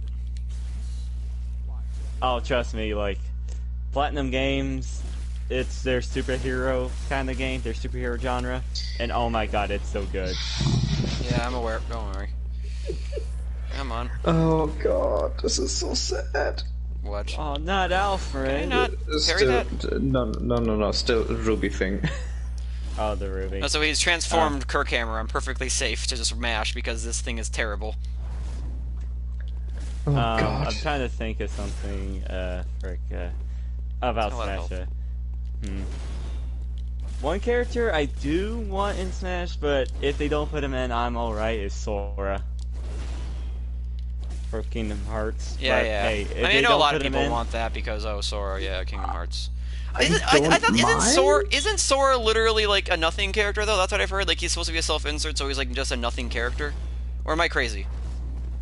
You're crazy. I haven't heard that. But I've heard that. That's all. I don't know much about Kingdom Hearts because I don't fucking care. But like I've heard that Sora is basically like a nothing character. He's basically a stock standard, all for like protagonist. He is your happy-go-lucky idiot.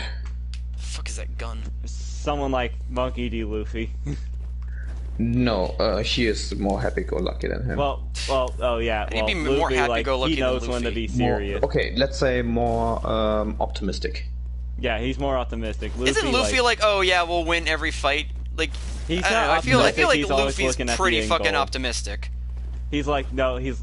Well, optimistic's like, I know we can do this. He's like, I can think of maybe one time where Luffy was like, oh yeah, no, everyone bail because we can't win. Every other time it's like, yeah, no, let's go fight a fucking Yonko. Oh, I'll win. Fuck you. Well, now, but now he's fighting freaking Kaido. Didn't he lose? Oh god. Because of course he did. Well, yeah, he got one-shotted. He got one-shotted by a drunk Kaido. Well, I mean, that's Kaido. You're not gonna win. He didn't get one shot. He got baby shaked. Baby shaked. Basically got flicked. Me and my friend are calling it. He got flicked across the freaking land. Yeah, I think I've seen the clip of him like he's like, oh that fucking hype. Let me pop Gear 4 and then just instantly gets bopped. Yeah. Baby shit. Because it's Kaido. I mean, like, at least they're not gonna fucking pretend that he can beat Kaido. He has vials. Alone? Well, what, is he gonna get fucking Trafalgar and the kid and shit? No. And if he beats him alone, One Piece is dead for me. Yeah, I think like it's gonna be a combination of like all the guys, like all the freaking crew against. Fuck. I'm watching Boruto sometimes. Why are you watching Boruto? Even people who like Naruto says Boruto sucks. No.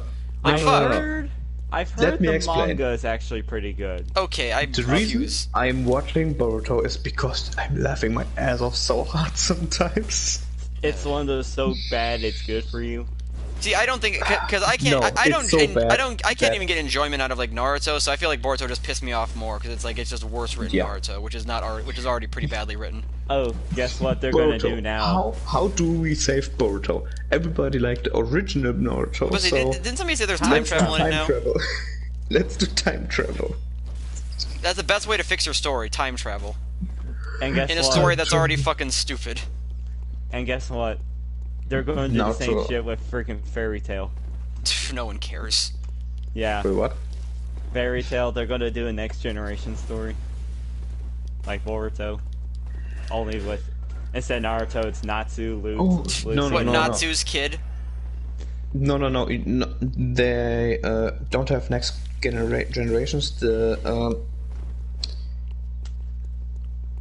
is a different new manga, Eden Zero, which is a copy of the characters from Fairy Tail, which is a copy of the characters from, what was it called? I don't know. Naruto? The mangaka of Fairy Tail has two different series. Naruto 3, Garuto. Naruto. It's terrible. Fuck you, game. Jesus. NPC Hunters, everybody. My favorite fights in the video game. What is with the NPC hunts in this game? It's like, they're fucking stupid. No, go back to your fucking hammer. Oh, I'm gonna die because he has more health than me. He can out heal me. Oh wait, I might have him. Oh, I think I might have him. I got lucky. I didn't get lucky. Fuck, god damn. What? He didn't get the animation off. Fuck you. Oh my lord. Fuck you, game. I had him too. Whatever.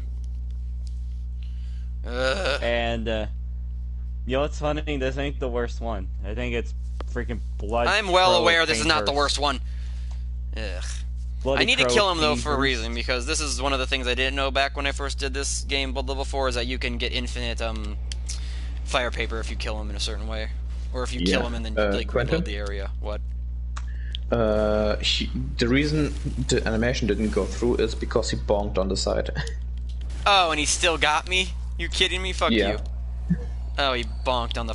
He fucking broke... Oh, how am I out of fucking bullets? Also, I'm nearly out of blood vials. Well, I'm gonna have to go... I'm just gonna go fucking play the game for a bit, then I don't need to kill him right now. I can go kill fucking... What's-his-face without him. What? Alfred? Or... Oh, I don't... I do not like Bloodstarved. Well, fuck you. You suck. You know what's kind of funny? Out of nowhere, he was doing that, that long swipe attack. He glitched through the wall and died at half health. Okay, I've seen that. Yeah, apparently he can just... What?!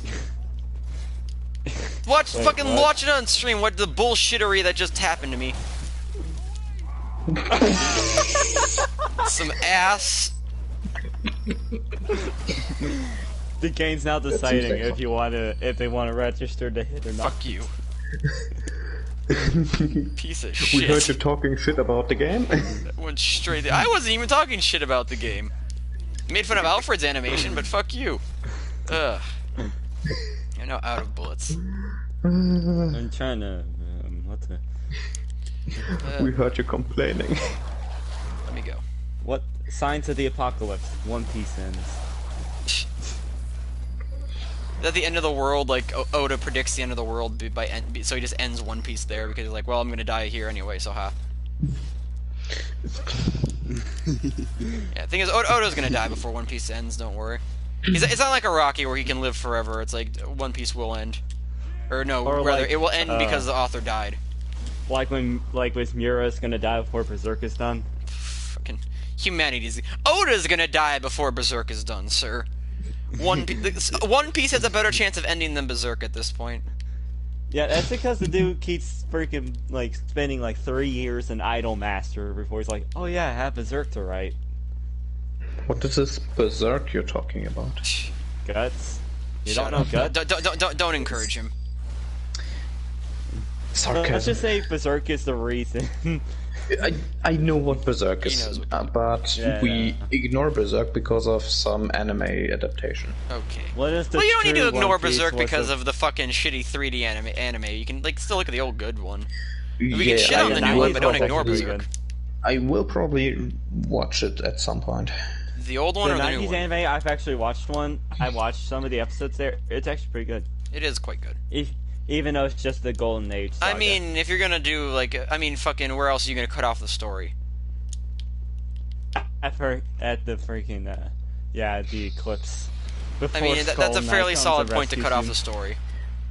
Like, I was questioning, like, how the frick did they get out? And it's like, oh, Skull Knight came in with this behelit sword and saved their ass at the last second. Yeah.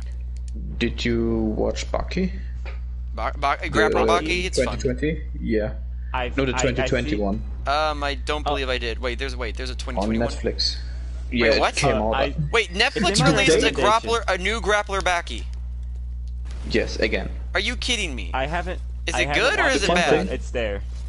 The thing is, the day I found out on the site where I normally watch my anime, all 12 episodes came out on that day. Okay, so it's a 12 episode. Is it good or what? Is it 3D? What is it? It's better than the one before that. Alright. I like the other Baki. More for the end. No.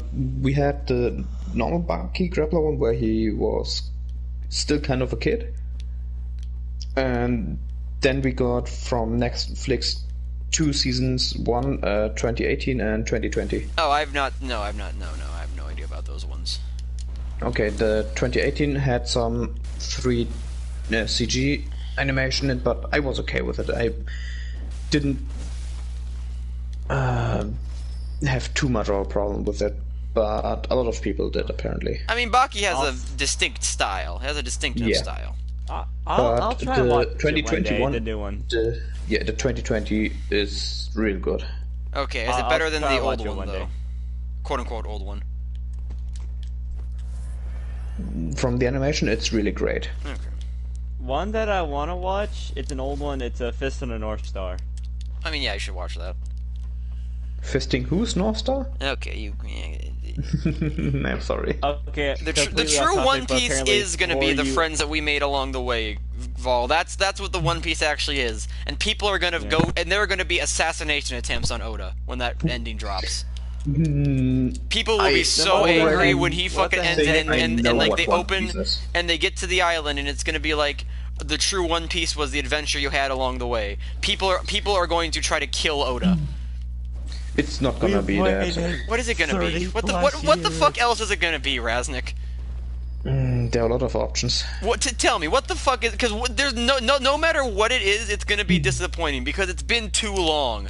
It's been how long has it been at this point? It's 20 years. 20 years. Over 20 years of One Piece. 21 years. It started in '99. Something like that. More, I think more. But it the thing is confirmed that it does exist though, thanks to Whitebeard. Whitebeard 2. We got in the movie, which is. Yeah, there was a log post to Raptor. Yeah. Well, no. Okay, no. The thing is, I know they're gonna find the One Piece, but they're gonna get there, and the One Piece will literally be. Have you seen Kung Fu Panda? Yeah. Yes. I love this movie. It's gonna be a mirror, and it's gonna be like the true One Piece was you and the friends you made along the way. That's what it's gonna fucking be, and people are gonna try to kill Oda because, like fucking 20 years for that. Are you kidding me? People are gonna be so angry. Other people's dreams. A lot of people are thinking it might be the egg that they had on their ship. The egg? I'm trying to remember. On Gold Roger's ship there. Oh, okay, that. Egg. That's why No, he said that they were too early. He was basically the chosen one, but he was there too early. Too early. So that's why we have One Piece, or not one, Luffy now to be the chosen one. Yeah, exactly. Because you can't have a fucking shonen no. series without a chosen one. No, every story where you have a main character, it's basically a chosen one. Well, not every story we have a main, not every, but I mean, like, yeah, the chosen one Guts thing isn't a used chosen one. He's I wouldn't say he's a chosen one, but he is he's an anomaly. Yeah, like he's literally defying fate itself because he's supposed to be a sacrifice. He's like, no, thanks. Well, no, I mean the entire story is that like, local man literally too angry to die. Yeah, but that's with basically the freaking berserker armor as well, and a slab of metal that can't even be called a sword. In my opinion. What'd you say? Sorry. Oh god, the freaking quality on my video. That's good. It died. It got to okay, well yeah, for you, people are still gonna play For You Ball. It's not gonna die. I have For You still. I love that game. I think. 3U is also still alive. Well, yeah, as in like there's 20 people playing it, but yes, it is still alive. What? And like TF2 still alive somehow. I mean that game's been going for a while. And then we got other games that are really, really great, like The Last of Us 2. The original Battlefront 2. I mean, that's better than the recent Battlefronts, right? Literally. Yeah. I have no idea what the people are doing. I will say that I love the old Battlefront 2, but the old ones, like, well, with Battlefront 2 now, it's actually fixed and a decent game. I've heard people say that, but I think at this point, I mean, at this point, it's a bit too late, right? For them to recover fully. EA's just quit the game for a new Battlefield. God damn it! I found so much better writing in so many stupid games. It's a sad time. Also, they're basically making a new Rogue Squadron game. I can understand why my best friend really wants to become a game developer. Just so they can make their own games, or what?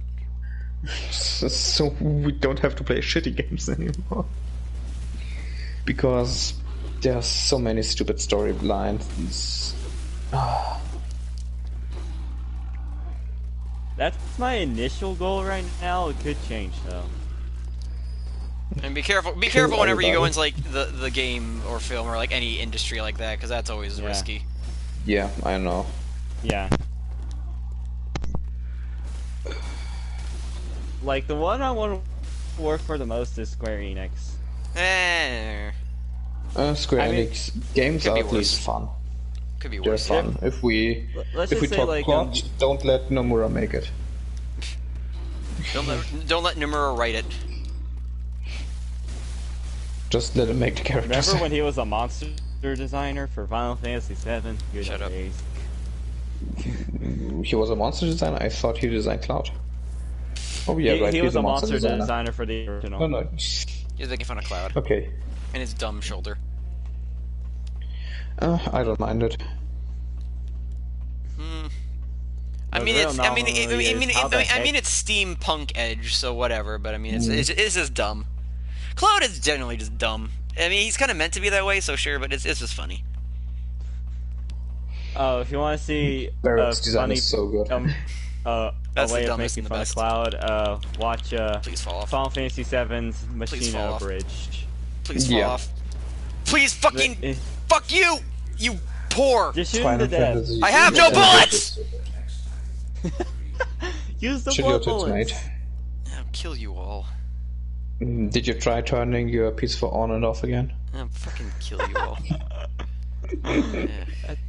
Have you tried the turning off and turning back on again? I hate you. I hate every single one of you. Hey, there, they said engender passivity. There's the meme line. Wait, what? Nothing. I wasted all my bullets fucking fighting Alfred because that's a lucrative thing I can do right now. Where are you? There's somebody in the smoke here. Oh, these are actually pretty good logos that someone's made here. Alright. Oh god. Come here. Oh god, I'm so happy that I joined this Discord. This the Basil Hughes, Devil Joe, Rojang, and Zinogre. Okay, let me look that one up real quick. It was another one. Just some random Discord. Another one. Yeah, no, they're discussing the Ruby game, and holy shit, this is so ridiculously fun to read. Oh yeah, they're making fun of that GTA 5 is coming on freaking PS5. Well, of course it is. That's the entire point. Like, oh, that's what they chose to open the show with, too. It's like, okay, yeah, let's get the GT 5 out of the way. It's here, yeah, it's here. It exists still. Now, Horizon 2. Spider-Man 2. It's not even Spider-Man 2. It's actually, it's just a DLC for Spider-Man, it turns out. I thought it was Spider-Man 2, but no, it's just a DLC. Into the Spider-Verse. I don't know. I hope it's actually like a decent, like a full-on, like expansion pack, but it's not just like, oh, like a couple of new missions or something, but yeah. I need to play the DLC of Spider-Man. Spider-Verse or Spider-Verse? You know, in today's current age, I'm not going to doubt that it could be possibly worse. To be fair, Spider-Man 2018, 2019, 2018, I forget what year it was. Yeah, was better than was better than it had any right to be. Yeah, I booted it up thinking like, oh, it's gonna be another Spider-Man game. I'm gonna do the swingy swings. I'm gonna do some side quests, and I mean, you do that in the game, but like, it's actually got a pretty decent story. Mm-hmm. And it's fun enough. Fun. It's fun enough for that. Like it's also, for Spider-Man games. Manages to get some really good emotions. Oh yeah, no, that fucking Aunt May scene, like at the end, hits fucking hard. Yeah. Yeah. That, and even when the Doc Ock scene too. When he's calling out to Peter. He's like, Peter, my arms. That game makes you like freaking. No, not that. That game made me when feel he bad for thinks Doc Ock. that, when he realizes she's walking away, just sheer fear? No. I guess. What's that? I have no despair, basically. Despair, right? Yeah. The despair. Peter. I think another really good like moment in that like entire thing was like earlier in the boss fight, like when he like damages your mask and like you try to hide it, and then he's like Peter, and then like Peter's like you knew all along, and like that realization fucking is so good. Yeah. Yeah, Doc Ock, man, like they handled him. Oh. Remember the blood bullets first. I'm not gonna shoot him. I'm just gonna fucking. There's actually a second cheese you can do besides just shooting. If I dash, wow, that one shot me. Essentially, if you dash in before he moves, you can just hit him off the edge. Counter damage in Bloodborne, everybody. Counter damage is a mechanic, which makes it so bosses will one shot me later in the game. If you didn't log on, you could have rolled it. Well, the iframes are the same. I'm pretty sure. They aren't? They're different. It's faster when you're locked on. Well, yeah, but the iframes themselves... Like, the animation, I thought the iframes are the... Your positioning is faster, but the iframes are a little bit faster, too. Oh, whatever. Wouldn't have changed. Besides, if I don't lock on, there's a possibility I'll miss when I, like, roll up to him because of how, like, the attacking in this game works. Yeah, that's true.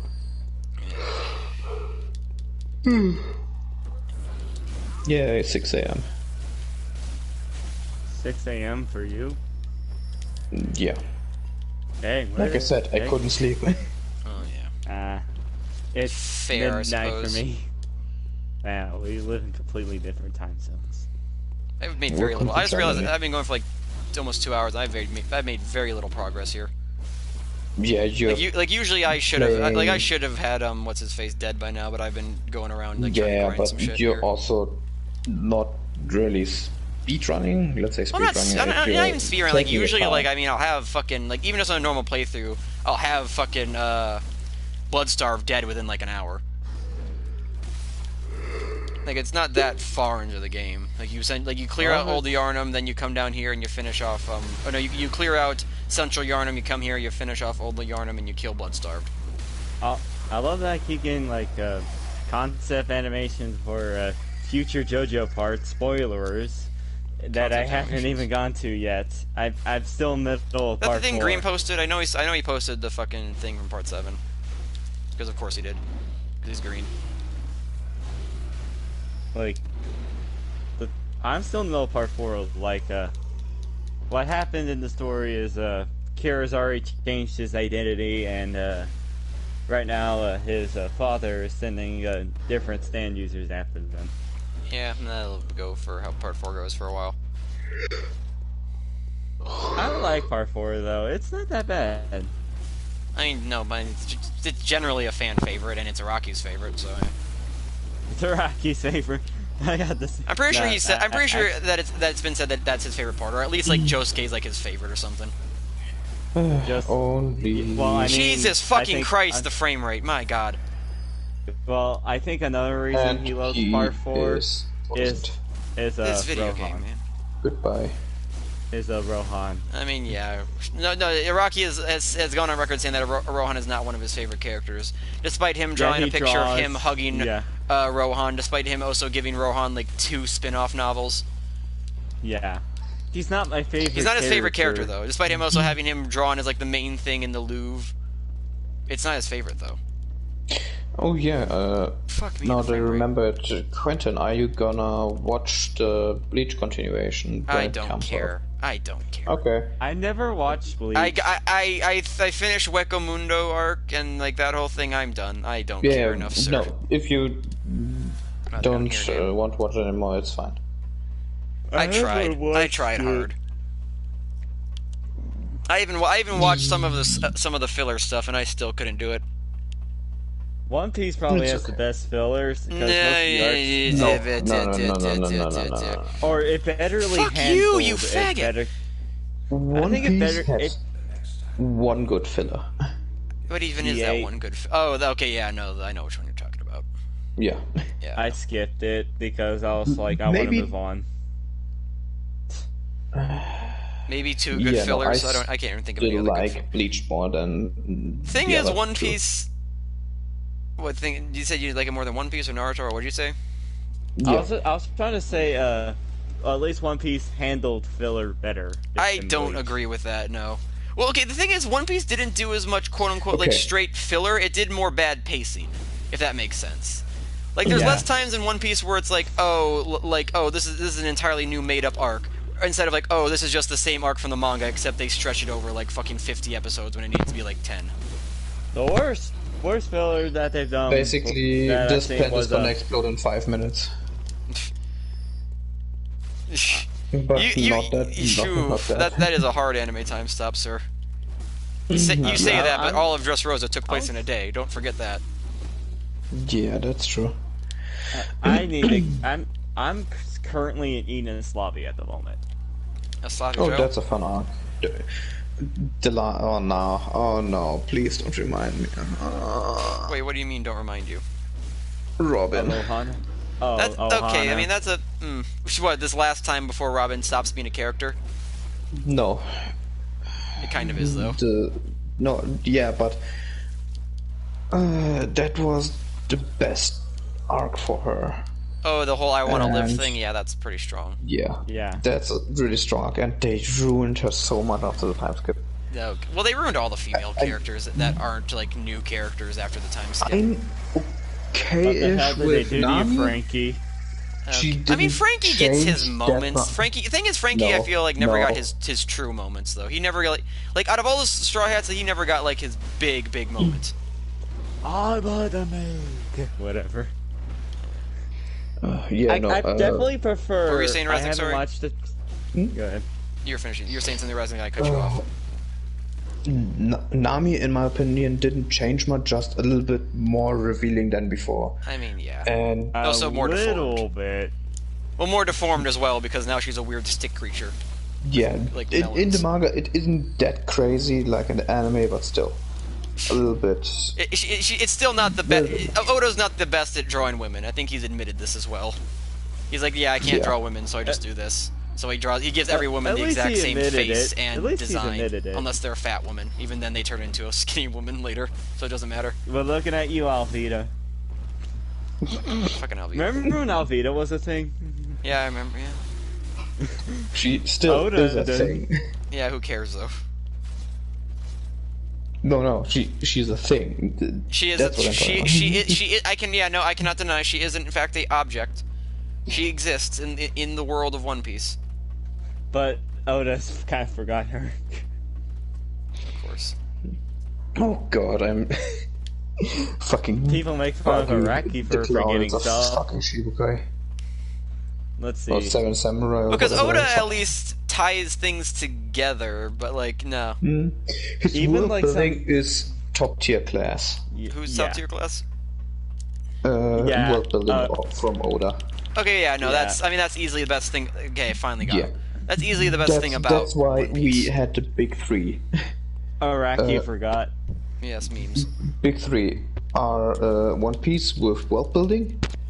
What did Naruto have? Action. I can't remember. Okay, no, I'd say out of all of them, Naruto, when it wanted to, had the best animation. Only when it wanted to. Otherwise, it was trash. But when it wanted to, like, it had some beautiful animation. The other two, from what I've seen, don't really have like nearly as good when they want to. Wait, what the heck happened? And the characters in Bleach are also really good. What do you mean, what happened? I disagree with that. Oh, the internet That's my went out opinion. for you? Oh, no, you left it. Oh, okay. You just cut out, probably? Okay. But, I mean, like... I think there's likable characters in Bleach, but I don't think that they have it doesn't have the best characters. Like what Kubo does, like that Arthur, he makes some likable characters. He's good at doing that. But beyond that, I feel like he kind of struggles. Okay, then let's go with the fights. Once again, I feel like Naruto had better looking fights. And One Piece has more story-driven fights. Yeah, I was gonna say like more emotion-driven as well. Like, okay, so the thing is, I'll say Bleach does not hit at the lows that Naruto ever hits, but, like, I don't think it ever hits the highs. Like, I think Bleach is more just consistently whatever than Naruto, whereas Naruto is, like, just trash for most of it with a few good points. And then One Piece is good surrounded by bad, almost. Naruto built up one of the most, like, really intense villains. Okay, One Piece is not, like... the worst. Like it's not worse than the other fucking two. Like I like out of the three, like they all have their huge issues, but I think One Piece has stayed the most quality out of all of them. Yeah. It fell off after the time skip, but like there's a manga? lot before time skip that's good, and there's stuff in time skip that's still decent. Quentin, have you been reading the manga? No, I have not. Okay, let me tell you, I'm taking a break. Fuck yeah, taking a break. Taking a break from so like I don't know if it turns into, but from everything I've seen of the other two, and like I can say with confidence though, even though I've not finished Bleach, like I can say with confidence that Naruto is the worst one. Like it ends the worst, it has the worst characters, it has the worst side characters, it has some of the worst everything. It just has some cool fights every now and then. It has some with Naruto. Like I haven't watched much Naruto. It has some what? Sorry, did you say, Raznik? Fuck you. The ending is okay, but just a random. Okay, Madara is too strong. We need a different villain. Let's bring an alien. Yeah, I was about to say that. Let's build up Madara to be like the ultimate antagonist. Kill him off. I was the main villain all along, but actually it was him. The real Madara, but actually it was her, the alien, because we need aliens in our story. No. And actually, it was the Black Zetsu that brought her back. Shut up! I fucking hate. I hate. See, that's not the ending of Naruto. It just becomes like, oh, like this. It's like, okay, we need a new twist to have the end. So, fuck it. And if we are talking that Naruto problems, the movie just fucking. What did the movie do? I didn't watch that. The Naruto movie where Hinata and Naruto basically get together, it felt so forced. We want to see that. No. Sakura literally told Naruto, "You don't actually like me. No. You only because Sasuke. I liked Sasuke. You wanted me to like you too." And I'm like. Fuck. Oh yeah, I found why are you telling Facebook by 3DS screen the main body is made of strong as plastic. Good job. Dang. Let's see. But actually, I was gonna say, like, I remember we were talking about like the bad female characters in One Piece. Fucking Naruto girls, my god. Like sure, they're disappointing in One Piece, but fucking Sakura. And Hinata, but Sakura, I'd say more so. Sakura is completely idiot. I can understand if people say, okay, they don't like Sakura, but if they say Hinata or any other female character is really good, bullshit. No, they're all different levels of bad. Just Sakura stands out as like the peak worst one, so people put all of their hatred to her and kind of forget the other ones. I feel. Okay, why is she the worst one? Could you explain to me, because I don't see why she is literally Satan, basically, for those people. I mean, literally Satan is hard. Granted, I mean, cut her hair or whatever. I mean, I would say just because she's I'd say just because she's such a terrible fucking person, like through the entire thing, and like it's what is Sakura's motivation at the end of the day? Like Hinata's much better, but once again, I think Sakura like did more like fucking fucked up shit and like just like, God, you're fucking awful than Hinata. Sakura was basically the normal kid in, let's say, normal kid in normal. The time they were in the school, quote unquote normal. And the thing is, it makes sense. Why would she hang out with the loser in school when she's, what was it, she 12 years old? Also, what's her purpose in battles? What did you say? She can heal and punch your dick. Oh. Punch your dick. Yeah. She was super strong, but whatever. Shut up. She was, and then people say, yeah, she was all about Sasuke's dick all the time. I'm like, what was she not doing? Basically the same. Well, that's the thing. It's like they're both terrible, but the thing is, like, Sakura did more fucked up shits to do that, and then she got with fucking Sasuke in the end, who, like, what was the last thing Sasuke did, like, before the end of the story when they got together? Didn't he, like, fucking just, like, punch her in the face or something? What do you mean? Also, left the village for or not someone in the face. I the thing is, okay, well, yeah, she fucking. I think it's the idea that she would. Well, because Naruto also is like terrible himself, because it's like, why would they keep trying with Sasuke? Like, Sasuke is a lost fucking cause. Stop it. He's literally fucking ninja, not Hitler, but I mean, there's a lot of ninja Hitlers in that story, but like a ninja terrorist now. Just stop it. Quit trying to be like, oh, but I love Sasuke though. The kid I had a crush on in high school. Or like he's like, no, he's like, Date Bayo, my friend. What will I ever do? I'm gonna change you, Sasuke. Don't worry, I will keep trying, even if it kills me. And I wish it did. I wish it did. I wish they both died, and the entire world was just fucked. Imagine if that's the end of the story. Like, it comes down to the fucking infinite Tsukiyomi, and they both just fucking die. And like, oh, what world's fucked? Well, basically saved. Saved because we ended without them. No more war. I mean, I guess technically. You're not leaving off, Sasuke. I mean, people are fucked though. I love that meme about, like, you know, when his older brother's choking him, there's like, you're not weak, weeb Sasuke. Enough. You're not weeb enough, Sasuke. He was actually too weeb. That was one of his issues. No. Do you not know that meme? I know that meme. The Sasuke choke meme? Yeah, choke meme, but in this case he doesn't have the Akatsuki rope, he has basically hentai faces. You're not weeb enough, Sasuke. That bothers me, I don't know why. To show you the power of flex tape, I saw your entire village in half. Says Will Slip. As he's joking Sasuke. Oh, boy.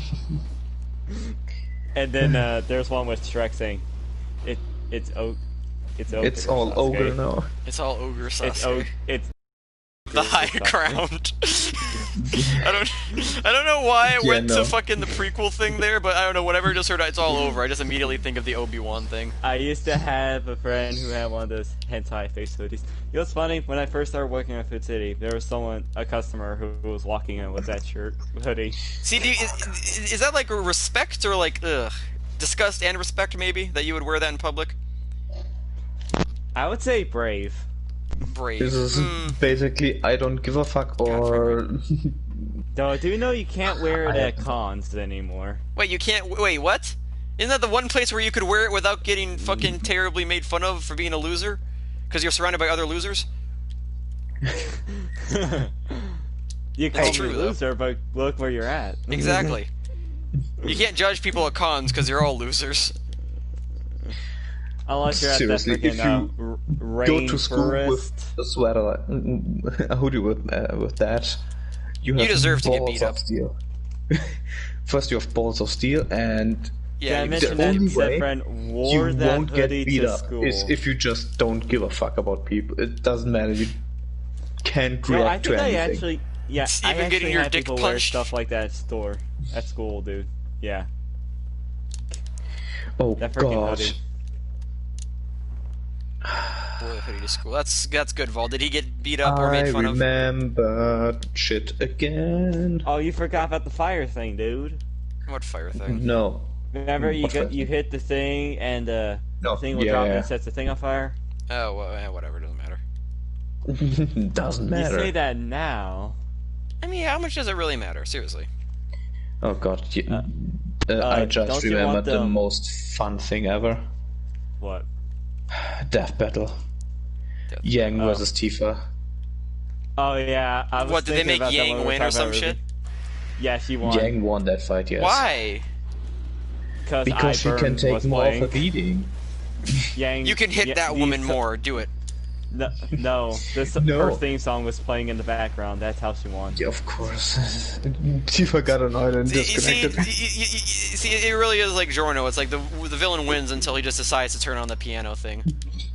Dun, dun, dun, dun, Oh, God. And if it's guitar, then you're really fucked. And if it's orchestra, then you're really, really fucked. You Oh, know God, I something's remember. wrong. Like the villains in Star Wars Crusaders think they win, and then you hear. Do you know Soul Yes. Versus from the Vladimis? No. I haven't watched part 5 yet. Don't tell me about stuff about it. No, no. The only thing I really just know is some- the only thing that I It's so know good. about part 5 Is Giorno's is name? Yeah. Giorno Giovanna has a dream. Yes, Bruno everyone knows is best mom, this. Yes, The thing, and King Crimson is Yes. fucking confusing. we're aware. two people were fighting, and I think the villain was winning at the point, and the piano started playing. Again. Wait, that's unfair. The piano is playing for him. That's unfair. That's some bullshit. Oh wait, there's one instance where a character team was playing, but they lost.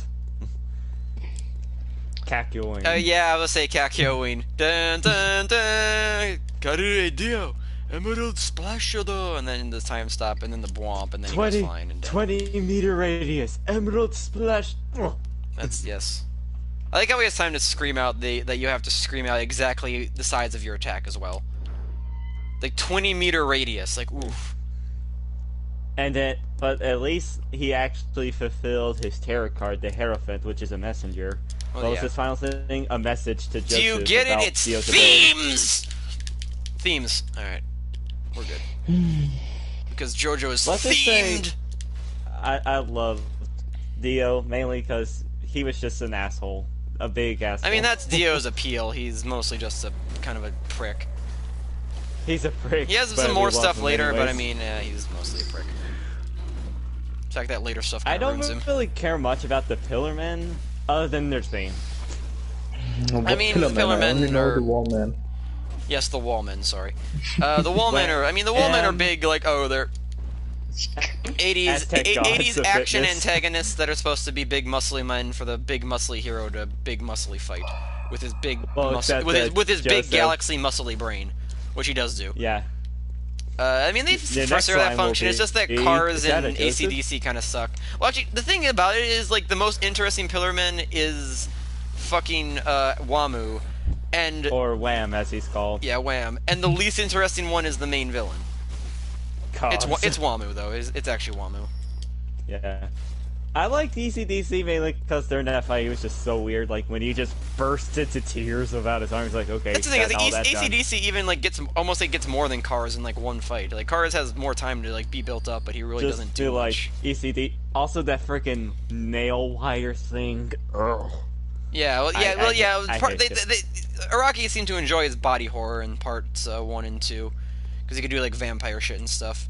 Unless I come back Yeah. here and this thing's gonna drop down and scare me. Ooh, look, it's a werewolf. Or will I ever? Best thing to look about JoJo's the freaking translated names like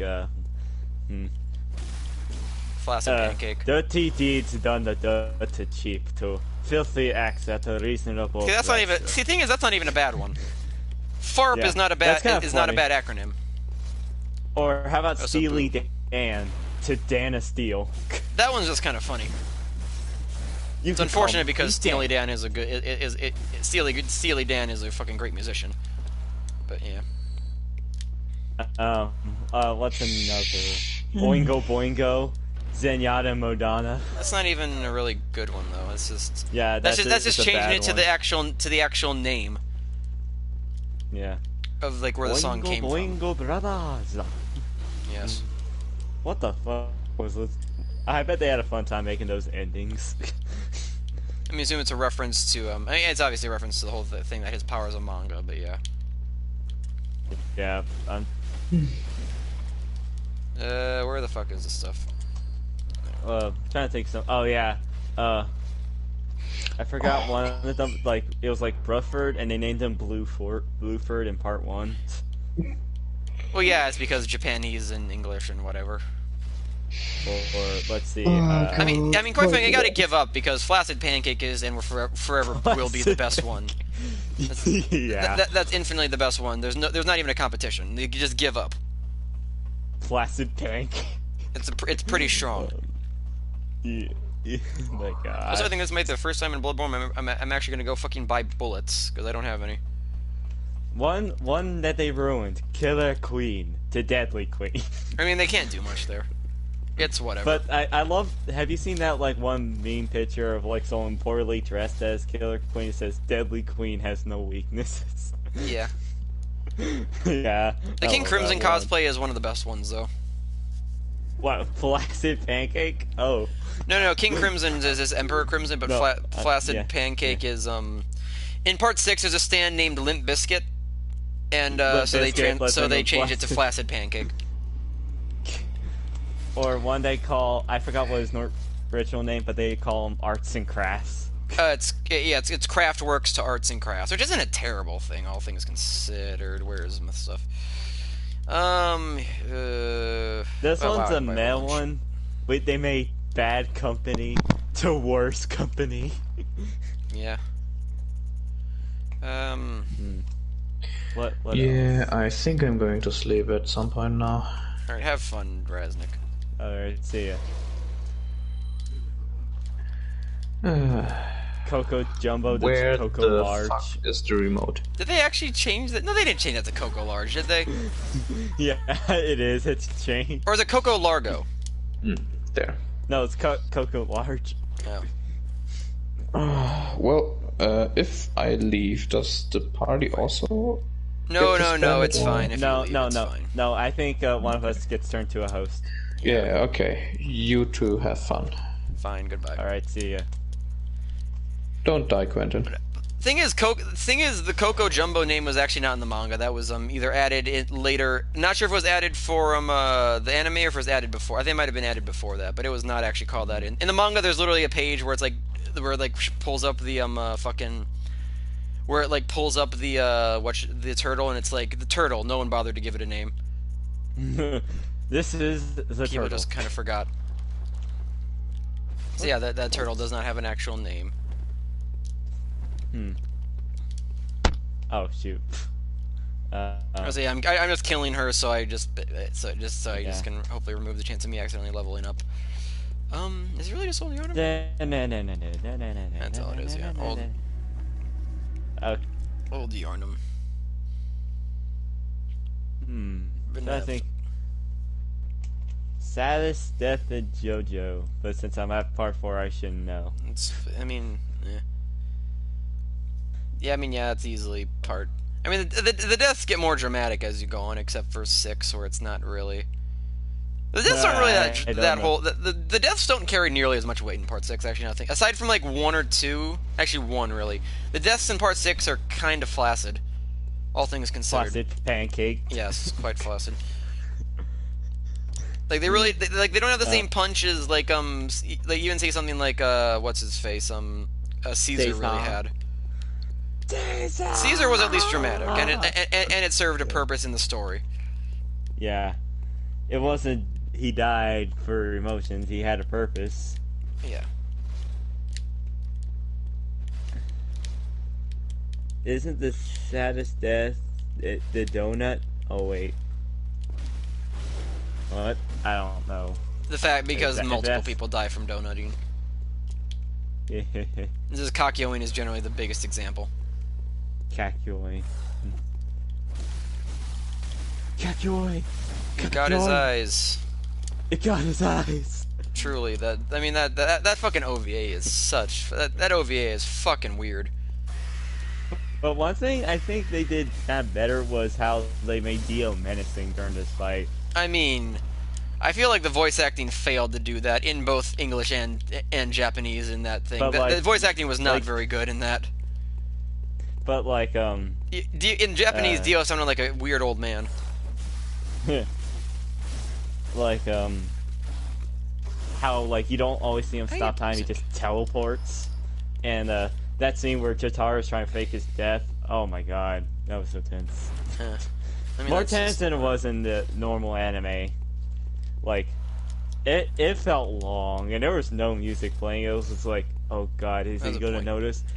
The freaking Polnareff comes in and is like, oh, thank god. I still think the best telling of that story has have you seen the JoJo Part 3 but really, really fast? It's still 12 minutes. Oh, yes. Yeah, I think that's still the best version of that fight to me so far, because it does essentially just show the entire fucking... Well, it's fucking Zawarudo, and then what the f... Which is absolutely the fair reaction to have. Because yeah, Jotaro pulling the ability to stop time out of Star Platinum's ass is always a fucking wonderful thing at the end of that part. Yeah, and it's like, how'd you do that? Do what? Well, that, Lucius, that's what? What? Haha. Zawando! Oh, it's just a magnet, you fucking loser. Ooh, god damn it. Yeah, that's generally the whole bit. Where's the shit? Are you dead? Yes? Alright then. Is Polnareff in Part 5? I've heard he was. Yeah, he's in Part 5.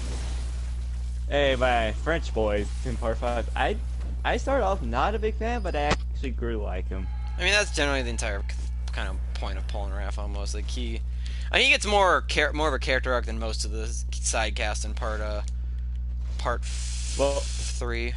3. Yeah. Well, I think he's really the only character who got development. Well, I don't know, Jotaro got PTSD, that was about it. Yeah, like, when they mentioned Dio, it was like, Dio? well, that's more in, like, later parts. Isn't Ocean Man also in Part 5? There is no stand called Ocean Man currently in the series. That's entirely a meme for Jotaro. Or for Part 6, that what people want to be the ending song.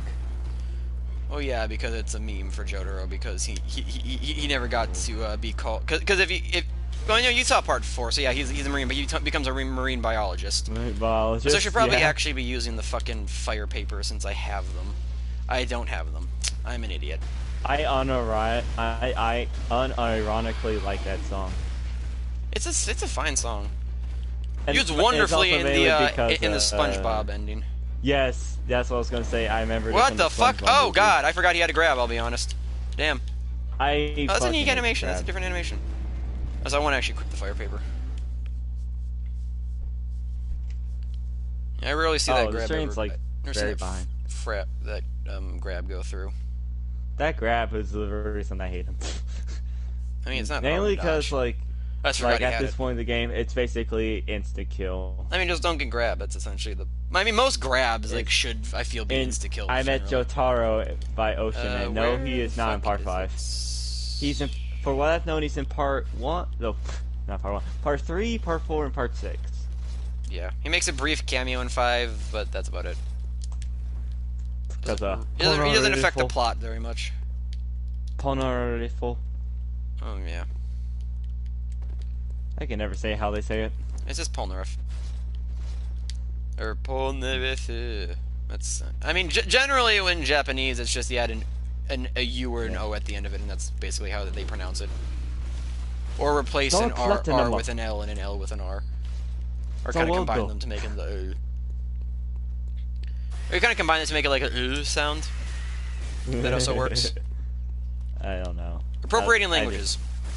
I'm just memeing at this point. Generally the whole JoJo fan base is memes. Oh, yeah. Alright. I need to actually do this right. Where is the stuff? I don't need that. Let's see. Who's your favorite Joestar? It's Joseph. Joseph. Same here. Yeah, not a lot of competition. Alright, buddy. How do you feel about Josuke? I like Josuke. Josuke's fine. I enjoyed him more in the dub because I just... Okay, sir, can you not? I'm putting on some buffs, for fuck's sakes. Go into the corner. Think about what you've done. Think about what you have done, good sir.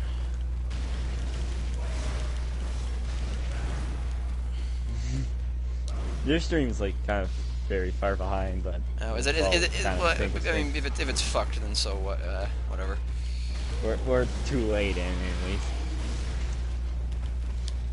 So yeah, I'm trying to show off like the quote unquote cheese for this boss, where essentially you equip a fire paper and a. What are you doing? What is he fucking doing? He's not even like going toward the fucking thing. But you essentially equip the fire paper and the whatchamacallit. Yeah. The punch it blood and the bleach blood pellets, because that gives you a buff the more you attack. The bleached blood. And then yeah, you literally just like melt them like that. Yeah, I know it can be easy. It's just some attacks hit really hard. Yeah, I mean I enjoy fighting him straight up, like just parrying and stuff. It's fun enough. I just wanted to show that off because it's a neat thing you can do. And I don't usually know a lot of or use a lot of cheeses for bosses in this game, so I just thought that'd be neat. I don't know a lot anyway. I know there's one for cost you can do if you're a sorcerer, but I'm not gonna be able to do that in this fucking playthrough. So haha, fun times. Also, did I not pick up my souls? Like also with Costa's weapon, it's the only pure arcane in the entire game. I mean, yeah, and you need the room to use it. It's a very gimmicky fucking weapon. Yeah. Hello, Ziggy. Fucking All Might up in this bitch. How you doing? Alright. That's fair. I've only watched like halfway season 3 of My Hero Academia. Yeah. I have not. I mean, they finished the stuff, so I mean, I guess it's just waiting for whatever the next season 5. I don't remember. I think it's 5 is what they're on. So I'm sure that'll be neat, but yeah. I feel like the best fights were in season 2 at the moment. I'm trying to remember even which one. I don't remember what happened in what season. I just like they all blurred together as far as seasons. Deku versus Todoroki. Oh wait, that was a tournament arc thing. But that was cool for character development for Todoroki. And the Stain fight. Okay, yeah, people like Stain. Hero. Yeah, people like Stain. Well, maybe he kind of had a point for that. He's. Yeah. I mean, I don't mind Stain. I think he's fine. What I don't particularly like is the. I'm not a huge fan of when a story like tries to beat you over the head with, "Do you get it? Do you get it yet? He had a point. Do you get it?" Like, I really wish they didn't do that. I think that was a bit unneeded. I think they were perfectly fine as it was. Because that just makes it annoying at that point when they do that. Okay, is Eileen here now? I have to open up the door to get her here. Okay. No, the door's automatically open when you're going to hide. I know what to do. There's a different door. Are you going to go to High Persian Gal? I know what I'm doing. Don't worry. I'm just going around clearing some shit out. Alright. I'm not even gonna be able to. I don't even have a Persian Gal. I think I either. Actually, no. I probably have enough insight. Also, since I'm here. Actually, do you give me any souls? I've never tested that. Or never looked at my thing when I kill you. I do not. Little save icon happens when I do it, though. So. Do I have any? I do not. Alright. No, I was gonna go grab some NPCs for their quests and such. That's about right. Or like Irene, okay, cool. Crow woman. I mean, to further her thing, I just need to open up the door that leads to the cathedral, and then once I do that, then she'll appear near the thing, and then I just go talk to her, go kill Henrik, and then do all that fun stuff. You know, once I kill her, actually, I can get some more stuff as well.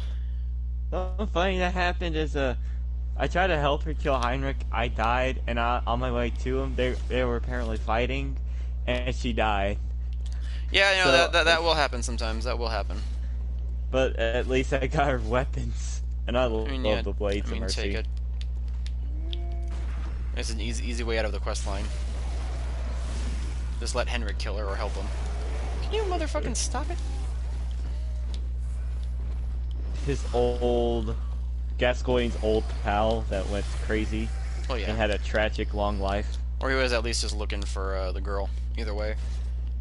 Death, death, death. Kill them all. Yeah, I think that's the saddest thing in the game, the freaking Gascoigne family. Eh, whatever. Yeah, the lighting of this entire area changes because the farther you get in the game, the more the sun goes down, the moon rises, and then eventually the blood moon comes up. All the good things. Sunset, then full moon, then blood moon. Yeah, and there will be different things that happen in the world depending. It's a fairly easy way to keep track of game and NPC progress, though. At the very least. And there's only 3 phases, so yeah. What do you think's the worst area in this game, in your opinion? Probably the game. Probably the Nightmare of Mensis, as in the first area of it, where it's just like a big brain and some fucking annoying enemies, and then some spiders, and then you go through an annoying area, and then you have to fight a shitty boss at the end of it. And then even at the top of it, it's like, I mean, the second part of like when you're like going up the tower essentially isn't that bad, but it's just that like once you get to Murgo, it's kind of like a whatever boss. It's not as bad as fucking. It's not as bad. It's not Murgo's Witness, sir, but that's not It's not as bad as obviously. I mean, nothing in this game is as bad as except maybe the witches. But even then, it's like easy. But I sometimes underestimate them. And also the Lost Ones. Though I do know you can use your Hunter's Mark to get out and, those things, yeah. I mean, you can just ignore them. You can literally just walk by and just, like, as long as you just don't, like, aggro them, you're just, you get, like, they basically don't even matter in the fight. It's just, that fight is just, like, such a nothing thing. It's just, I think Mikuláš is just, like, worse, like, conceptually, because, like, it's like he just runs from you, and you're just chasing him, and then eventually you get to him, and it's like he has 2 attacks he can do. He can shoot some tentacles, and he can summon a one-shot. But like that one-shot might not happen. I give a breed test and a call beyond. Yeah, and it's terrible. What else was that? No, fuck. I was trying to remember what I was doing here. When you walk into a movie store and the only Star Wars movie available is Rise of Skywalker, hey, it's better than Last Jedi. Oof. I argue. I would. See, I'd rather not watch either. I watched both in theaters. Of course, I saw them in theaters. I didn't know that it was going to be that bad. I mean, I knew Rise of Skywalker was going to be that bad, obviously, but at that point, it's just like it's like watching a fucking train crash and just kind of seeing the corpses fall out. Excuse me. Can't really look away from it at that point. How can we make our movie better? Let's throw Palpatine into them. That's what the last few movies were missing, quite frankly. Going to Chapel. And like during the final battle, I'm like I never really do this much in movies, but the final battle was so predictable. I legit was calling out what was going to happen. And it was exactly as I thought. I was like, I mean, it's fun good times. job, me. I predicted a fucking movie. Yeah, that's bad. If I can predict the movie. Oof. I mean, you can do simplistic, predictable things fine. It's just that entire ending is just abysmal. When it's just that they're all combined. It's like, oh, let's fucking have her do the thing where she like is all the Jedi, and then she just fucking reflects and kills Palpatine instantly because that's the thing that she can do now. People say it's better than nothing, but again, nothing's better than the sequel movies of Star Wars. So yeah, nothing is better in this scenario because the sequel trilogy ruined certain characters. So nothing would have been better, quite frankly. I did like A Force Awakens, though. I mean, Force Awakens it's a fan pleasing movie. It's not offensively terrible. It's just whatever terrible. It's not offensively bad though, which like the other ones are. And nowadays it's somewhat bad because it gave us it gave us false hope. We had hope. Well, it's made retroactively worse by its sequels because the whole thing about it is that it sets up a bunch of stuff and it's like kind of lazy with that, and like there's a bunch of and it's essentially just plot convenience the movie.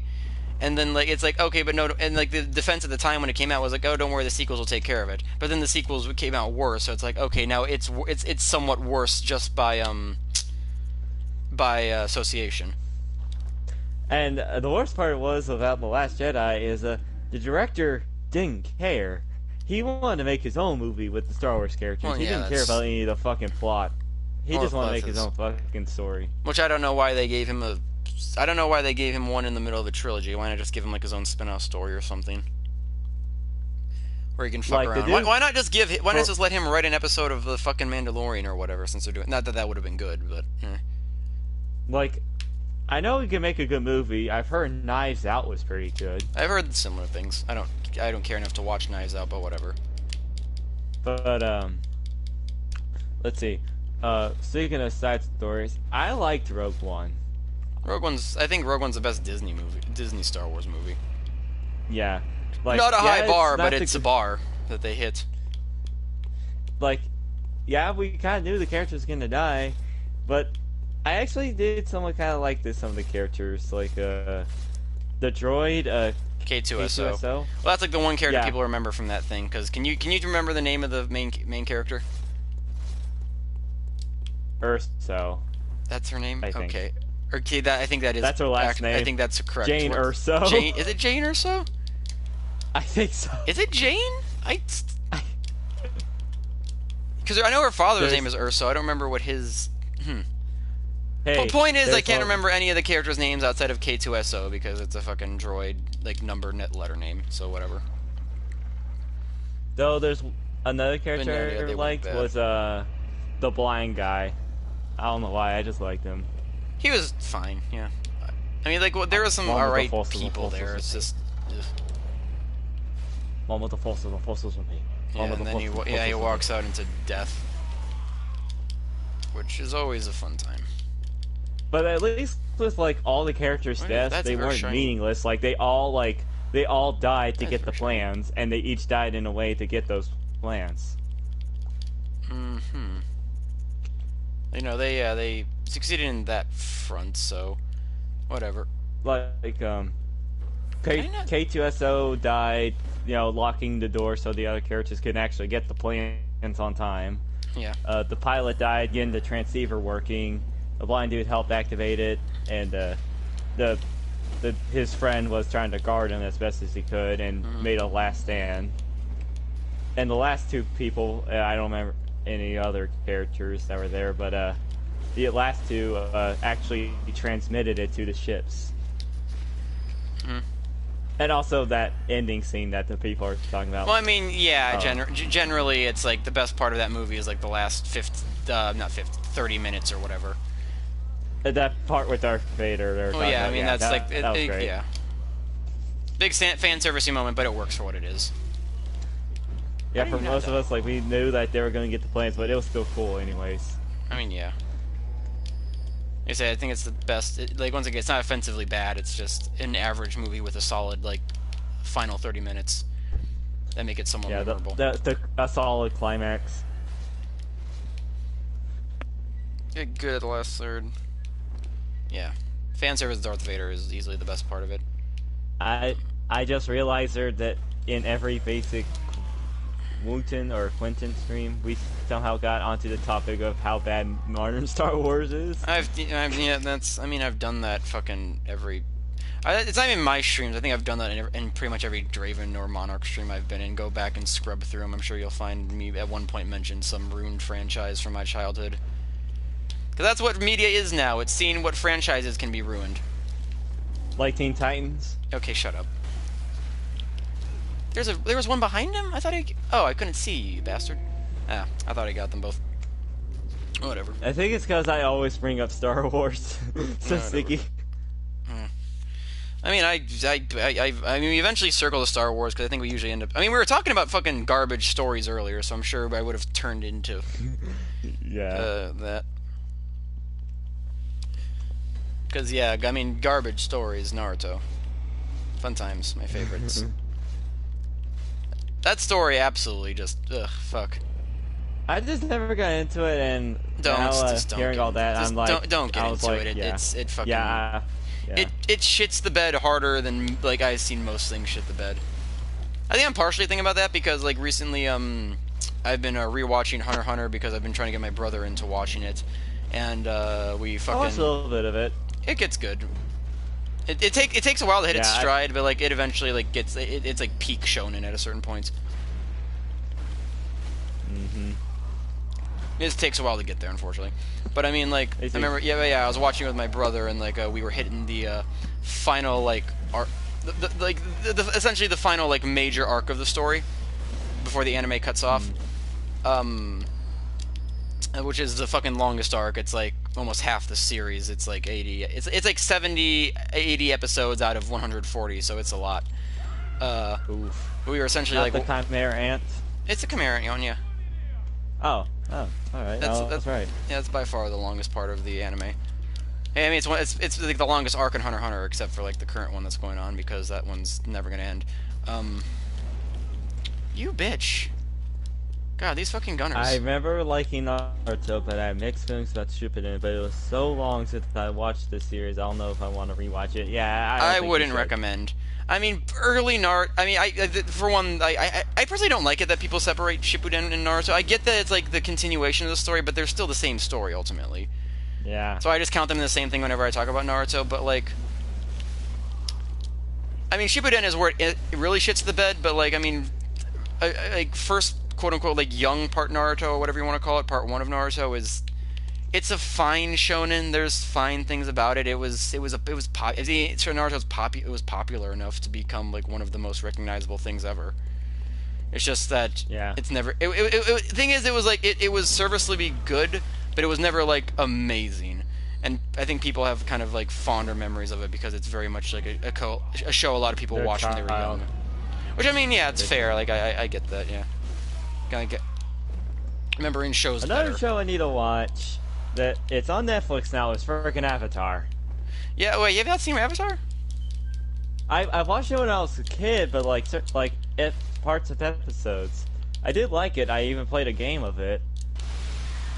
No, yeah, Avatar. It was that crappy game on the Xbox about Boat 2. Yet I enjoyed it and I even beat the game. I don't even know which one you're talking about, I'll be honest. I don't remember what it's called, but I bet someone here can tell us. But no, Ziggy, you remember like in Naruto, Shippuden really shits the bed, especially when you rewatch it. The story, like more so than anything else I've seen, and I remember because Last of Us 2 kind of has the same issue where it's like like the whole point of Last of Us 2 is like revenge are bad, but then Last of Us 2 like lets a character off and kind of ruins its own theme with it. Naruto does a similar thing where it's like everything that matters is like hard work and perseverance and like following your dreams and all that. But then the story tells you like for so long that natural talent, bloodlines, and bullshit Naruto shit like that is actually what matters. Fuck you! I was born better than you, loser. Get fucked. I had a fucking 9-tailed dragons inserted into my stomach. I am better than you. It's a fox, but yes. Same thing. Whatever. It's anime bullshit. Just I mean, yeah, I'm aware it's anime bullshit. And then it comes like, oh, we were the chosen ones, so we can defeat the alien that comes down because we're actually also descendants of aliens in this story that was about ninjas. That story takes a weird fucking turn. Starts off as Naruto is like how to not write a story. It's also it's like oh like all this stuff of like oh friendship matters and like all this great things and it's like it shows you like some of the most like disturbing and terrible fucking things you can imagine with like that one friendship. dude who has eyes all over his arm. Well, yeah, not even that, but like just like it's like oh friendship matters and all this stuff, but then it's like fucking. It's like almost like toxic, terrible friendship is what it is. Don't forget it's like, Naruto's relationship is awful. Yeah. What were you saying? I was about to say, don't forget the pin. I'm okay.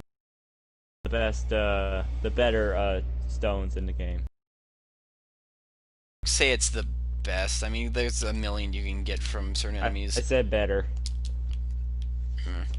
It's definitely not the best, but hey, it's a good one at least. Well, I guess it didn't take any damage, so I guess I did it. Hey, look at this enemy that's only in this zone and in the chalice. I like how he runs off too. The beast possessed soul. Yeah, and you know what's kind of funny? If you take this route instead of alright, whatever. I do think the good characters in Naruto were just great. I love Itachi. I love Kakashi. Everyone loves Kakashi. Rock Lee. I like Gaara. And Kakashi. I mean, yeah, Gaara, Rock Lee, Kakashi. They were alright. Not a huge fan of Itachi, but whatever. Some of the side characters are alright, but it's like all of the main characters suck. Like the main three, arguably, Naruto, Sasuke, and Sakura are all absolutely terrible characters, and they basically never learn or ever grow. Like Naruto remains a fucking idiot child who just gets god powers. Sasuke remains an edgy piece of shit who not only never like changes, he never really gets his comeuppance. Like after all the terrible shit he did, like Naruto just forgives him, and then it's like, oh, you're back, you're welcome back into ninja society again. And Sakura, we were talking with Razing about Sakura. Yeah, Sakura is just a fucking boy crazy bitch who did terrible things because I got to get that Sasuke dick. The kid I had a fucking crush on a kid in high school essentially, and I'm going to literally betray and kill my friends for it, and I will get into a violent relationship with a person who I will then marry this person after the story's over. When the last thing, like major thing he did in the story before this was punch me in the face and go, "You're annoying, go away." But no, I'm gonna marry him and have a baby because he's crazy. She's crazy. They're both crazy, but yeah. But we were talking about Rogue One's main characters. I was wrong. It was Jin Erso. Jin Erso. Okay, I thought. Yeah, okay. I guess. Yeah. Good job remembering Urso. I didn't even remember Urso. Like that. Like you saying Urso had to trigger that memory. Let's see. There was Saul Guerrero, which was my introduction to him, but he's like a major character in the Rebel Alliance. Yeah. I remember that name. He was that old dude who was basically his body was falling apart on him. Oh, that guy. Save the dream. Yeah. Save the dream. We got let's see. Yeah, fucking. Figure, was that Idris Elba that played? No, it wasn't Idris Elba. I'm forgetting the actor's name. It's a very good actor who. Blood Level 1 sucks. Blood Level 4 sucks. It was a very famous actor who did it though. Who? Played who? Who played that guy the old black guy who was falling apart and was save the dream. God, why am I forgetting his name? He was in Star Wars: The Clone Wars. I forgot about that. He was? I don't remember where he was in that. He was younger and now. Yeah, I just don't even fucking remember him though. He appeared in the 5th season in the Onderon arc. Don't even remember. The episode. Oh, it's like he was part of a little rebel alliance on a separatist planet. We're in two fronts. Front runners. Wait, no. So he wasn't in Clone Wars. He was in the Rebel show. No, he was Clone Wars. Wait, Rebel? There wasn't the Rebels yet though in Clone Wars. He was in a little rebellion on a planet. Oh, I'm just some random fucking rebellion. Okay, whatever. He was in 4 episodes. That was just an arc. Okay. Itachi gets a light novel backstory. Kills a okay. Itachi's not the worst. He's in Rebels as well. He is in Rebels. Okay, well, I've not watched all. I've seen like a few clips. Rogue One. He appears portrayed by Forrest Whitaker. Forrest Whitaker. That's who it fucking is. Yeah. Why the fuck did they get Forrest? How the fuck did they get Forrest Whitaker to play him? That man's way too talented to play him. He did good for what he had. I mean, yeah. Save the dream. Cassian Andor was the other dude. Yeah, I remember him. Yeah, main character. Bodhi Rook was the defective pilot who told everyone, yo, the Death Star exists. We gotta stop it. How fun. And, you know, everyone either wanted his ass kidnapped or killed. Yeah. I don't fucking remember anything beyond, like, the basic plot of that story. Well, we got that. Oh, Spiritual Warrior... I cannot say that name. I should rewatch Avatar as he gets it. You are correct, that is a masterpiece. Kiryut Imwe and Baze Mapas. No, that's the blind dude and his heavy cannon friend. Okay, yeah. Alright. Alright, I probably should backstab the Snatcher, but whatever. Grand Moff Tarkin. Oh yeah. Just 'cause you take me. That was kind of interesting that they actually had him in the movie. I mean, yeah, it was a CGI because Stanley Tucci is dead. And the only reason they had him in the movie is because someone had like a basic, like almost perfect, exact copy model of him. Did they use a toy, or what did they use for that? I forget. I don't know, but it was like a perfect model. It was like, hey, we can actually put this and make him into Rogue One. Alright, that's cool. How fun. But it's Grand Moff Tarkin. I like it that he's like barely got any screen time in any movies, yet he's the character we always remember. I mean, it's a cool name. It's a cool title and a cool name. Tarkin, and he's the Grand Moff. And also, he technically was in charge of Vader when. Well, yeah, he was in charge of. Yeah, I mean, he's in charge of the Death Star. And he's a cool guy. I mean, he's very low. You may fire when ready. He's a cool guy. Yeah. It's almost like that. The old series had memorable, good characters that even if they weren't in this film for long, you could connect with them and they could be cool. But no, not in the new one. Good characters aren't allowed in the new one. Yeah. Because then that ruins it.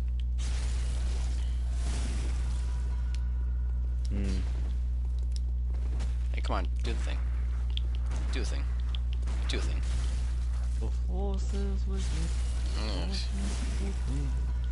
Why are you singing that? I don't know. I saw that like Monarch played that on the stream thing once, and I actually like that song, so I put it in my like videos. I don't even know what that is. It's basically it's just some fucking meme video of Star Wars. It's like they took lines from the movies and them talking about the Force and made it into a song. Oh, is it the bad lip reading guys or whatever? No. It's just like you literally take lines from the movie and you like add music and make their vocals like go up and down. Okay. Because I know the bad lip reading guys have some pretty good things. I like the Seagulls song a lot.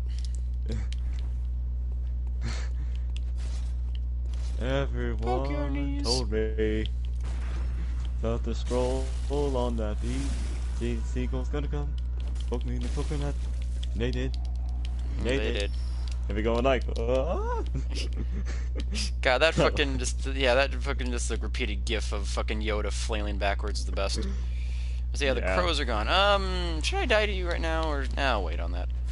Also, the only good thing they did in Last Jedi is brought the puppet back of Yoda in that one little scene. That puppet did not look the same though. I swear, it might be because of like the film they used, but it did not look the same. It looked more plasticky. I don't know why. Yeah, I think that's right. That's right. They said that it was the same puppet. Maybe it just aged poorly. I don't know. Yeah, something looked weird about it though, because I mean I know what the old puppet looks like so well after fucking watching those movies over and over. So it just seemed off. I haven't watched the old ones in a long time. Yeah, sure, they're a good rewatch every once in a while. Like watching the prequels, mainly just for the memes. I see. I mean, the prequels are enjoyable for that. If not just for that reason, they are an enjoyable watch every so often. Yeah, like, yeah, it has bad writing, but if it wasn't for the bad writing, we wouldn't have all these memes. I mean, yeah, the memes, plus, I mean, there's also quite... there's some good stuff in the prequels. Like, there's some good ideas, it's just that they're all poorly acted, unfortunately. General Grievous. I like General Grievous. I mean, I like Grievous. I prefer the 2D Clone Wars Grievous when he was actually a threat. Yeah, and Clone Wars, like, the show itself, he was actually somewhat threat as well. He was a joke in the Clone Wars 3D. Yeah. 3D Clone Wars, he fucking lost to Gungans in that one, actually. Is she really not here? Oh, I need to open the other door. It's a sad time lost the Jar Jar. When you lose the Jar Jar. You lost the Jar Jar into that one Gungan general that had the mustache. Remember that guy? Oh, yeah. Actually, I have no souls right now, so this might be the good time to die to him.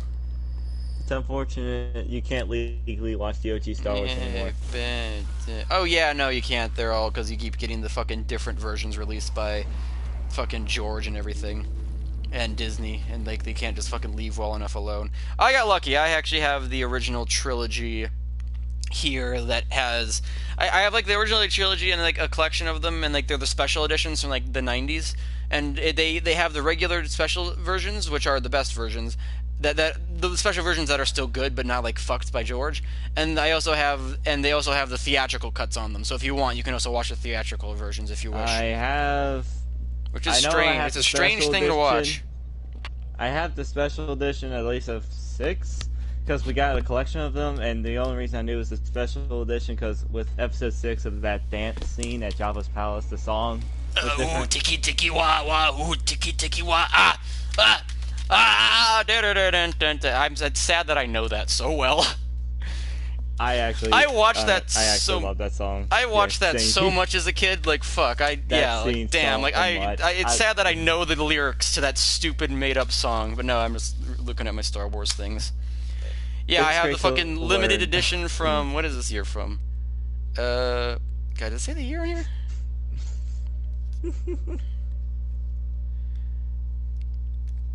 God. Damn, I can't see the year, but like it's like digitally mastered for superior sound with THX and picture quality. And it has like a cool little like golden like outline around the case, and it looks neat. And it's like, yeah, I have. God, what year? Yeah, okay. It's New Hope. Yeah, and then it has the theatrical version from the 70s, letterbox format. God, I hate how the print is so fucking tiny on the back. Sorry that I'm not playing the game. I'm more invested in looking at my old Star Wars movies because Green King, welcome back. You're just missing rants about Star Wars and bad shows. Well, at this point we're reminiscing about good movies. Yeah, reminiscing good movies. Labyrinth with David Bowie. Okay. Love that movie. It's not the worst. I could still watch that movie now with not much issues, unless we're talking about one scene, the frickin' red guys. Oh, the red guys. I'm like, how was I not terrified by this when I was a kid? Yeah, as a kid, I'm just looking at the fucking like discs of the old Star Wars movies now, and like how they have like the obvious like the cool covers, and then they also on the back they have the original like like painted covers. Or like art where it's like he's got the sword and he's got them next to them and they're holding like the Darth Vader's in the background. He's got the blaster, and then it's like, oh, it's so cool. Like, damn, these used to be good. Also, I never as a kid, I never really caught on to the whole bikini Leia thing. Probably because I was a dumb child. But yeah, that's a thing, wasn't it? Like that was quote unquote risque for them. That was like a big thing. I knew like that scene they had to do like a lot of cuts and stuff to make sure that those weren't moving as much. That's the reason they just it looks like it's uncomfortable because it's metal, right? Like I'm pretty sure it's actually made partially out of metal. Like that looks uncomfortable, so it's probably not fun. Yeah. I was going to also ask like they actually convinced Carrie Fisher to wear that, but then again she was probably high off her ass, so not like she cared at the time. I doubt. Yeah. Yeah, fun fact for those who don't know, Carrie Fisher, huge crack addict. Big time, all the big drugs because that's what actors end up doing usually, unfortunately. It reminds me of I don't know his name, but basically Joaquin Phoenix's older brother who played young Indiana Jones and Indiana Jones 3. He had a career ahead of him. It's just, well, drugs got in the way and he died. Oh, that's unfortunate. Yeah, but, well, Joaquin Phoenix lives a great life now. I mean, yeah, he was friends with... Good actor. He was actually good friends with Heath Ledger, and then he gets to play Joker These are himself. unfortunate times. Alright, light the lamp, at least, as I had the, like, small little amygdala statue thing. I think there's some stuff I can grab. I would say the Snatchers are kind of annoying, but then I learned how to parry them. It's like... I mean, they're not really... They're meant to be strong enemies to kill you while you're under-leveled and then take you here. I think they work well enough for what they are. So there's a dog over there I don't want to fight. I'm going to go grab some shit. Ziggy, yeah, I was thinking about that same thing. About I think the Disney versions still keep the fucking no. I don't think they remove that shit. Because why would they improve the versions at all? All they need to do is add McClunky. Doesn't exist in space. Underwear doesn't exist in space. God, look how little damage I fucking do to this thing. Like, fuck, but level 4, man. I'm not even that far into the game, and, like, already, this is bad. The witch has less health than this fucking thing, I want to point out. Wow. Alright, whatever, it's dead. Well, considering, this is technically a late game area. I mean, kind of. Just, the enemies the witches are not, back. though. Like, it's still very possible. Besides the eye thing... catchers, that's like, I think they're called eye catchers or whatever. I don't even know.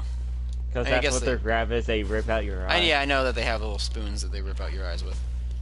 Also, I love this area's theme. The Hail the Nightmare. Yeah, it's a cool name for a theme. Not a lot of areas in this game have themes, but when they do, it's nice. Not a lot of Dark Souls area in general have themes, but yeah. They'll have, like, ambiance. This area, you got the hub area, this area, and Upper Cathedral Ward. Yeah. Upper Cathedral Ward is probably the most creepiest area in the game. I mean, that's the point of it. Horror. You got because darkness. A soothing him playing, and then you got the area with 5 buffed up werewolves in the dark ass room, and then brain suckers everywhere. Bras wouldn't exist. Bras? Wait, what? Carrie Fisher wasn't wearing bra because George said bras wouldn't exist in space. Yeah, why would bras not exist in space? What evolution would we lead to? Like people anywhere would they like? Oh yeah, bras wouldn't exist. It's like that invention by man just wouldn't happen. No, that's just not a thing. Underwear in space. There's no undergarments in space, despite them being advanced enough for no bras. No, wait, there's a movie that contradicts that statement. It's called Alien. Okay, to be fair, they're humans, and in Star Wars, they're technically not humans. They're, I forget the name, actually. It's Terrans? No, that's something different. I forget the name for the quote-unquote people. That's Marvel, I'm pretty sure. Terran. I think that might be Guardians of the Galaxy. Yeah. I'm dead. Yeah. I got lucky. Guardians of the Galaxy. Oh, Jesus Christ. That did half my health. Counter damage. I was in the middle of a swing. I just hope the Taika Waititi start. Wait, what? Taika Waititi. He's the director of Thor Ragnarok, and I believe Thor Ragnarok, or not Thor Ragnarok 2, but Thor Love and Thunder, which I'm still slightly worried about. He did good. I'm hoping that, and apparently he's getting everyone's getting a fucking Star Wars movie these days. It's like he is. Apparently the fucking D&D writers for Game of Thrones are. So how fun. The fucking... You get a Star Wars film. JJ's getting his own trilogy. I'm not sure if JJ's still getting... Or not JJ, Ryan Johnson's still getting... Or was, at least, getting his own trilogy at some point. Not sure if he still is or not, but who knows. Probably not. Yeah. Consider what he's done to 8. I mean, Kathleen... I forget, did Kathleen Kennedy quote-unquote step down from being the head of Lucasfilms, or is she still the head of Lucasfilms? Because I thought she was like fired, or like she got demoted, or quote unquote promoted or demoted, or something happened to her where like she's not fully in charge anymore because of the disaster. I'm not keeping up with this stuff. I mean, it's fun to watch the trash fires.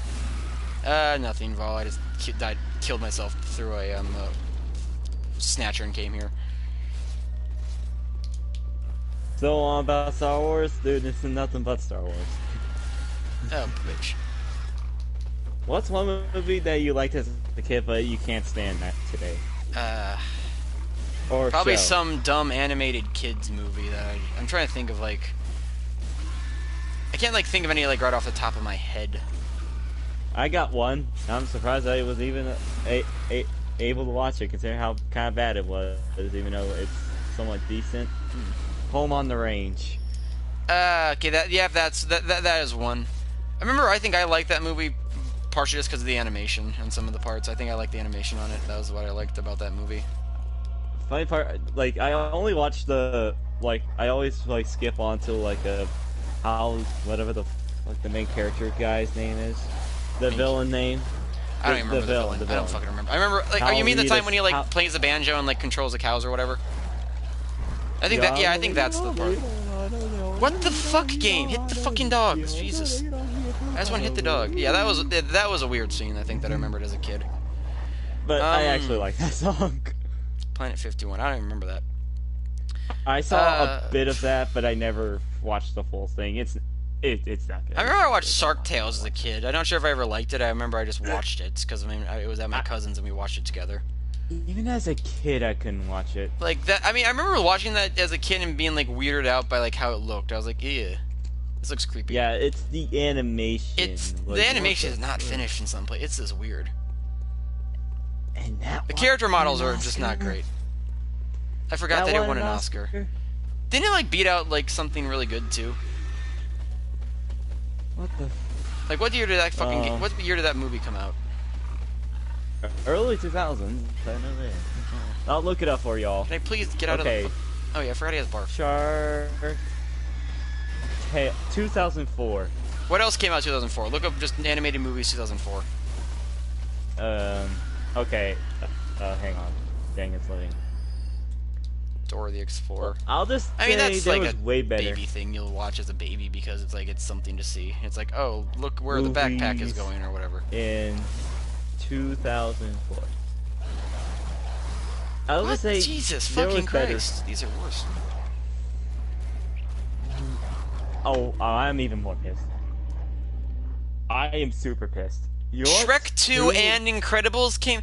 Are you kidding me? Yes. Like, How? 2 fucking S-tier movies beaten out by... Is it just because fucking Martin Scorsese voiced a character in it? Is that the reason that the fucking Academy gave it a reward? That's gotta be... Because, yeah, for some reason Martin Scorsese voiced a character in that movie. I have no idea why, and he's never voiced another character since, but he did. It's the strangest thing. Even the SpongeBob movie. SpongeBob movie came out in 2004? Yeah. Damn. Yeah, even that would have been better. Like, fuck, man, Jesus. They managed to pick the absolute worst one. Oh, so that was a backstab. They managed to pick the absolute worst one. Like, Shrek 2, Incredibles, SpongeBob movie, fucking absolute classic S-tier bangers. And then you get fucking movies. Shark Tales, the fucking meme movie. Christ. And, oh my god, why? Was it because of Car Wash as well? I forgot about that. Yo. Working at the car wash. It's because it was Will Smith. Yeah. I mean, even like there are celebrities in fucking God damn it, Jesus! Why are these dogs? I know I'm still level 1 or 4, but what the fuck? These dogs are the worst. Oh, there was one movie that DreamWorks made that I've grown up watching, and I love still today. Over the Hedge. Yeah, Over the Hedge is alright. Like, that's one, like, yeah, you got famous voice actors, but at least they actually did their jobs well. Like, freaking Bruce Willis as RJ.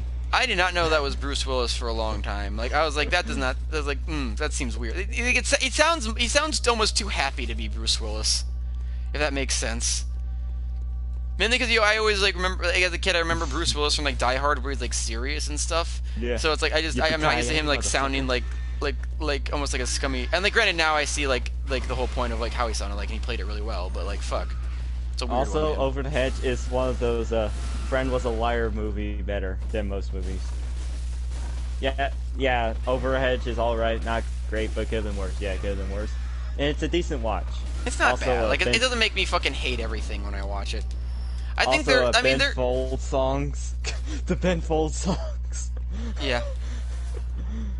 I mean, there's some solid voice performances in that. Actually, who's the fucking guy who played Verminator? Verminator, sorry. Because Because I remember that as from my childhood as like a funny thing. Have you got an associate's degree in burn tech? I don't think so. God, who is that voice actor? Like, fuck, who's that actor who voiced him? Fuck. I'm looking at him right now. God. Okay. Dwayne LaFontaine. Is that the case? I mean, that's the character, but what's the voice actor? I'm looking at him on.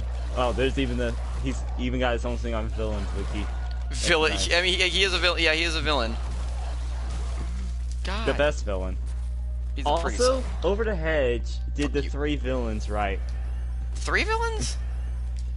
Yeah, the bear, that one. Oh yeah, and him. I forgot the bear for some reason. Vern. Was it Vern?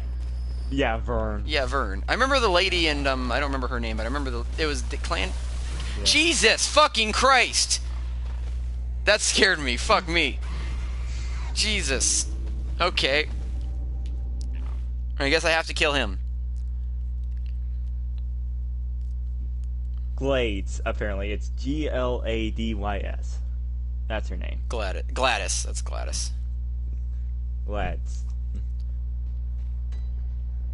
And they get defeated by Vincent, an invention that he put in for her. It's not an invention. It was it was a fucking. It's like the Turbo Laser 9000. That's illegal in every state except Texas. Which is an amazing line, state. I gotta say. Except Texas. Which, I think that makes that scene really good. From what I remember, is like like when he says like except Texas, he like puts his hand over his heart. It's like, oh fuck yeah. Patriotic motherfucker. And this like she's like, I don't care, I want it. I know you did. I remember so that. I already installed it. Yes. Because I have the secret power of reading minds. Yeah. They also did the move and stop time thing. Oh yeah, when Hammy drank that energy drink, he became the Flash before the Flash. Yeah. No, he became Dio before Dio. Yes, because written all those years before JoJo in the 80s. Fuck you. Crimes: animal cruelty, attempted murder, brainwashing, kidnapping, conspiracy. Conspiracy. Type of villain: manipulative businessman. Huh. I guess is you. I don't even want to say he's really that much of a like. He's not even like the businessman kind of villain. He's just like. He's just like the general like threat villain. Alias the Sniffer. I thought he was a Verninator. He is, but like his power / skills: supreme sniffing skills, ability to track any animal nearby just by sensing it, ability to determine animals' exact genus, gender, and approximate weight just by smelling them. That's one heck of a nose. Yeah, it's like the fiction like anime. I was like, oh, I licked this track. I know exactly which way they're going, how heavy they are, what their age is, what their sex is, and where exactly they are in this entire world. You pull Connor before Detroit Become Human. Okay, why is that where people go? I don't know. I just wanted to. Dog. God fucking damn this video game. Get the fuck over here. Jesus. Vincent is the bear, Vern is the turtle. Yeah, I saw that. Get her. Oh yeah, that ending thing. Yeah, when they're arresting everyone. Yeah. Pretty good. When it comes to anime movies on the Oscars, I heard Spirited Away. Actually, Spirited Away is. I mean, Spirited Away. Yeah, that's. I mean, generally Ghibli movies are pretty good, and yeah, Spirited Away. Generally, everyone's like, yeah, Spirited Away is the best one. That, or I know some people are like, Princess Mononoke is pretty good, but I mean, yeah, it is very good. But like, I don't know, generally, Spirited Away is always seen as the best one for good reason. It's a good movie. Oh, would recommend it. Oh my god! There are a lot of dogs here. I'm looking at the fandom here. Listen to the beginnings. Okay. After his nan died in a grisly. Listen to this. After his nan died in a grisly car crash, Dwayne LaFontaine took his supervillain identity for the first time by killing the maggots on his nan's carcass. God, I'll kill you all. 2 hits and the fucking dogs. Jesus fucking Christ. He made a name for himself by performing exterminations for the tri-state area before succumbing to the evil side of themselves over the hedge. This man is considered by some to be God. By God, yes, of course. Obviously. How about this already? Best part about this is I'm killing these dogs for no reason. All that's over there is a fucking mace thing that I can't or won't use for this playthrough. So I'm just doing this for myself at this point. I'll waste everyone's time with it.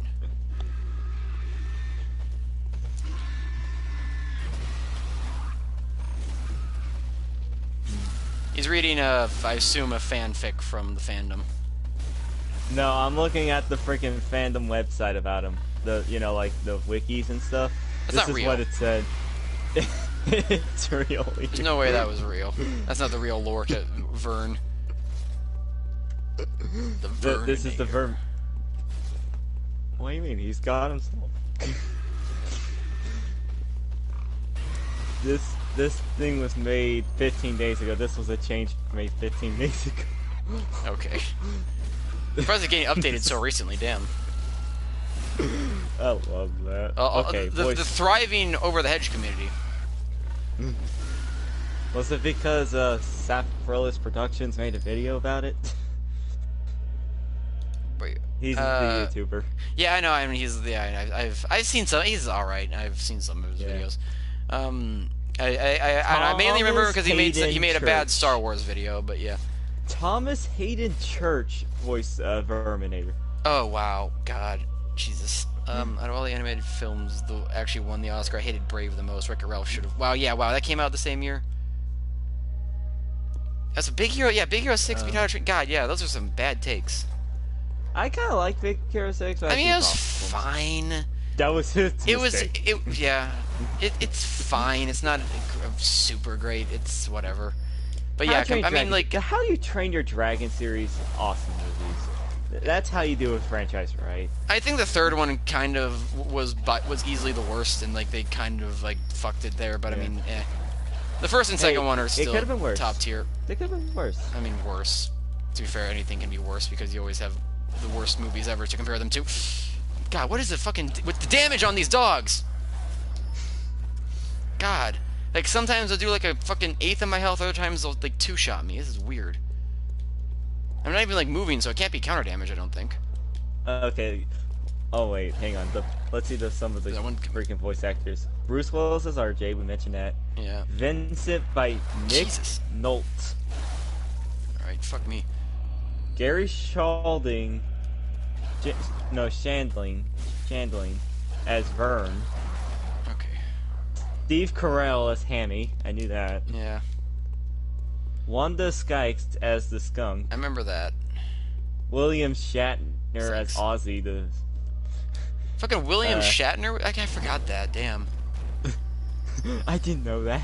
I forgot that. Heather by Avery Levigne? I don't know. Avery. Oh boy. Eugene Levy as Lou. Catherine O'Hara as Penny. Overall, pretty solid cast, gotta say. Yeah. Glad by Allison Brooks Janney. I think probably should have been get some time. I mean, I don't know. I mean, I was gonna say I can almost respect them for at least like ending their fucking cash cow franchise. 'Cause that's like the only thing that they have going currently that's really made any money, or like that's actually good, I should say. Was How to Train Your Dragon. So I mean, at least they ended it. But like, fuck, a lot of just How to Train Your Dragon 3 was just such nothing. Also, I really didn't like the fucking I didn't like the main conflict, like with the fucking female one. I didn't like the ending, and I think the one thing what made me like dislike that movie like in theaters watching it was the ooh, that dog just disappeared. Was Stoic's character. I did not like that they kind of like retconned Stoic's character to almost just be like, oh, but I was actually like kind of like peaceful the entire time. Like I think it almost makes the first movie weaker almost, or not, but it almost like undercuts the first story's message by being like, oh, he was actually like cool with it the entire time, and because Because the whole thing of the first movie is like change and like fucking acceptance and like trying to like do the hard thing that's hard to do when you changing people's minds. Fuck yeah, that was gonna one shot me. That's how they are. Oh yeah, did you know Vincent the Bear and Over the Hedge made a cameo in B movie? Yeah, I remember that. Yes, I remember that as a child. That I was like, oh hey, look, that's Vincent. It's kind of like how Scar's thing was in Hercules. Yeah. They do that. It's whatever. Oh yeah, I forgot he was the lion skin. I forgot. Yeah, he was a Nemean lion skin. Oh my god. But no, it's like I don't know. It's something like about that, like them like changing Stoic's character, just like bothered me. Because I like Stoic. I really do like Stoic.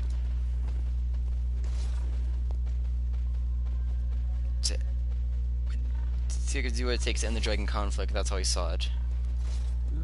Well, no, the way they portrayed it in the movie is like it's not like like doing it end the dragon conflict. It's like he's almost.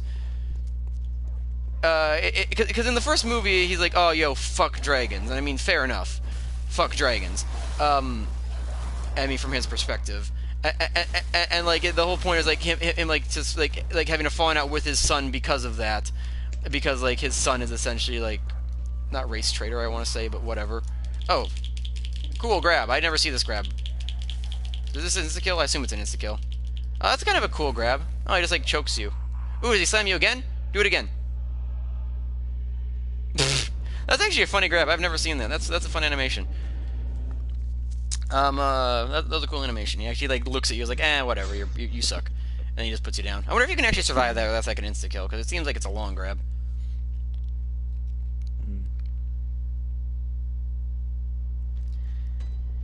But like, it's like the way they portrayed Stoic in that just like definitely like felt to me like they were trying to fucking like almost like retroactively be like, oh, but no, he was good though all along though.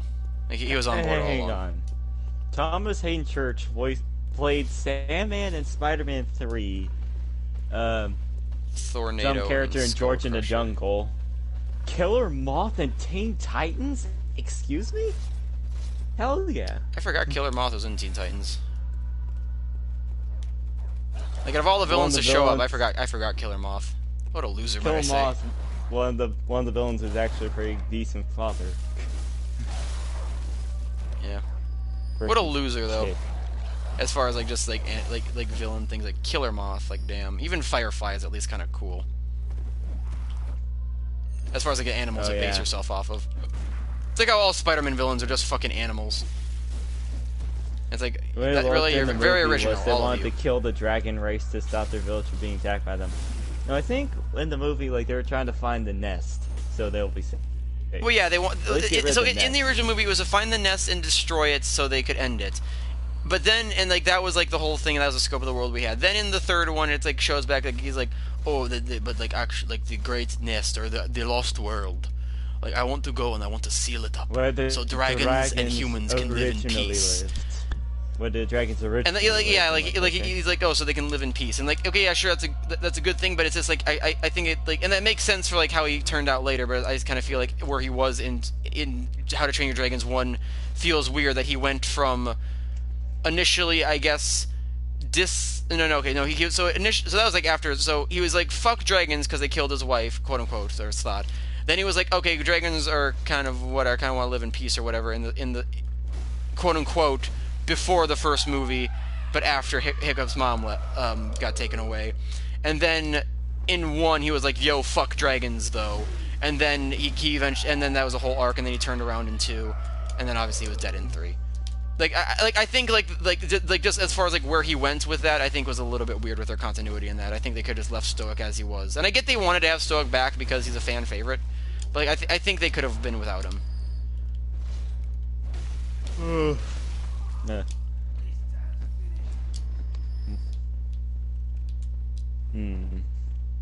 Yeah, Firefly has a flamethrower and he flies with the jetpack.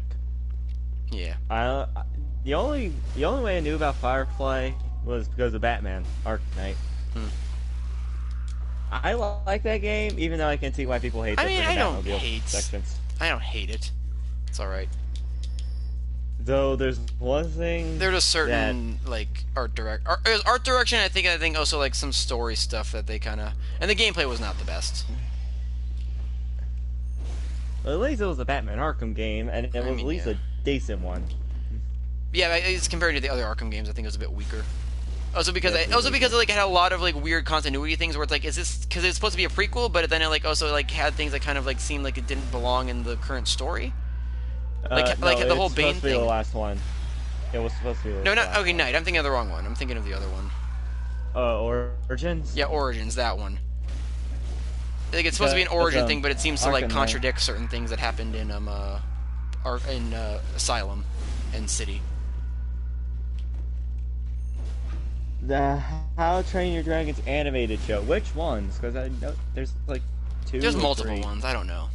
I gave up on them. Because I know there's Race to the Edge, which I've seen a few episodes of. It's pretty good. For what I've seen. Oh, there's like Riders of Berk, Race to the Edge, and then wasn't there like a third one? I think Race to the Edge is the third one. Okay.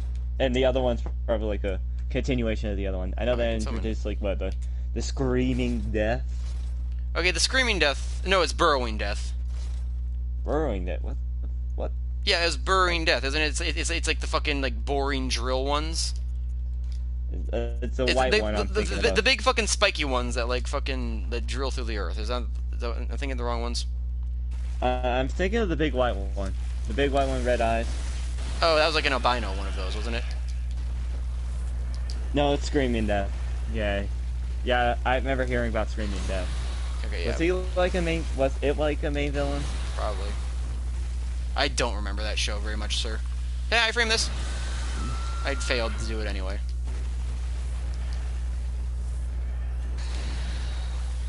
Oh god, I forgot that. Riders and Defenders of Berk have to come after one, but before Race to the Edge. Are any of them connected, or do they just ignore each other? Because it's like, there's three, so we just kind of ignore continuity. They're like a get. Oh, Race to the Edge is what he's talking about. I've seen Race to the Edge. It's pretty good.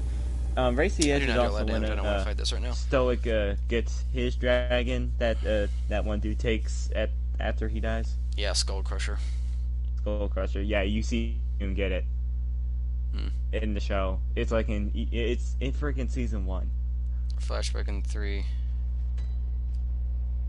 Really. Would they tell him? I mean, from what we see in 1, I think he'd be fairly alright with. Like, I think a Viking would be fairly alright with being, with talking about some like manly, brutal things to even a child. Because we even see like because like I don't mind like the flashback where it's like you see him. Oh fuck you. I don't mind the flashback where like you see him where like it's Hiccup. He comes down. You see and he sees still crying a little bit. I'm fine with that one. But like I said, I think it's just mainly some of the other ones. Technically, the Titan. That's not the biggest issue I have with the movie. That was just something that I just didn't like in theaters immediately. I think the bigger issues are just like some of the contrived shit. Gap between the first and second movie.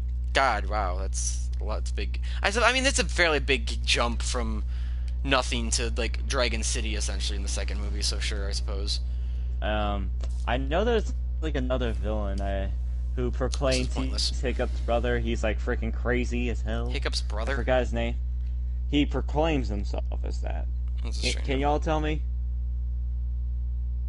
Based on the books. Okay, so wait, anyone? I never read the books. And of course, anyone? Okay, no, okay. I read the books. I can 100% say that they are nothing alike. They're both called How to Train Your Dragon, and there's a couple characters that share names. They are nothing alike. All the characters are insanely different. All of the interactions are different. Astrid is not in the books.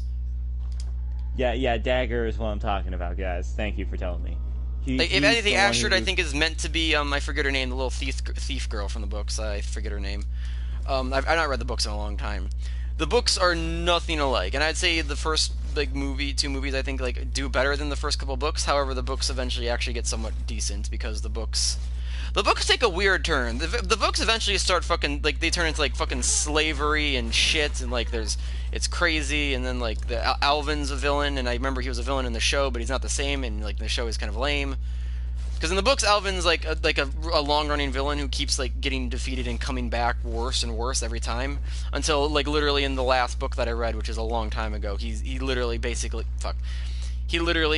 enslaved all of Burke and people and like thinks that Hiccup is dead.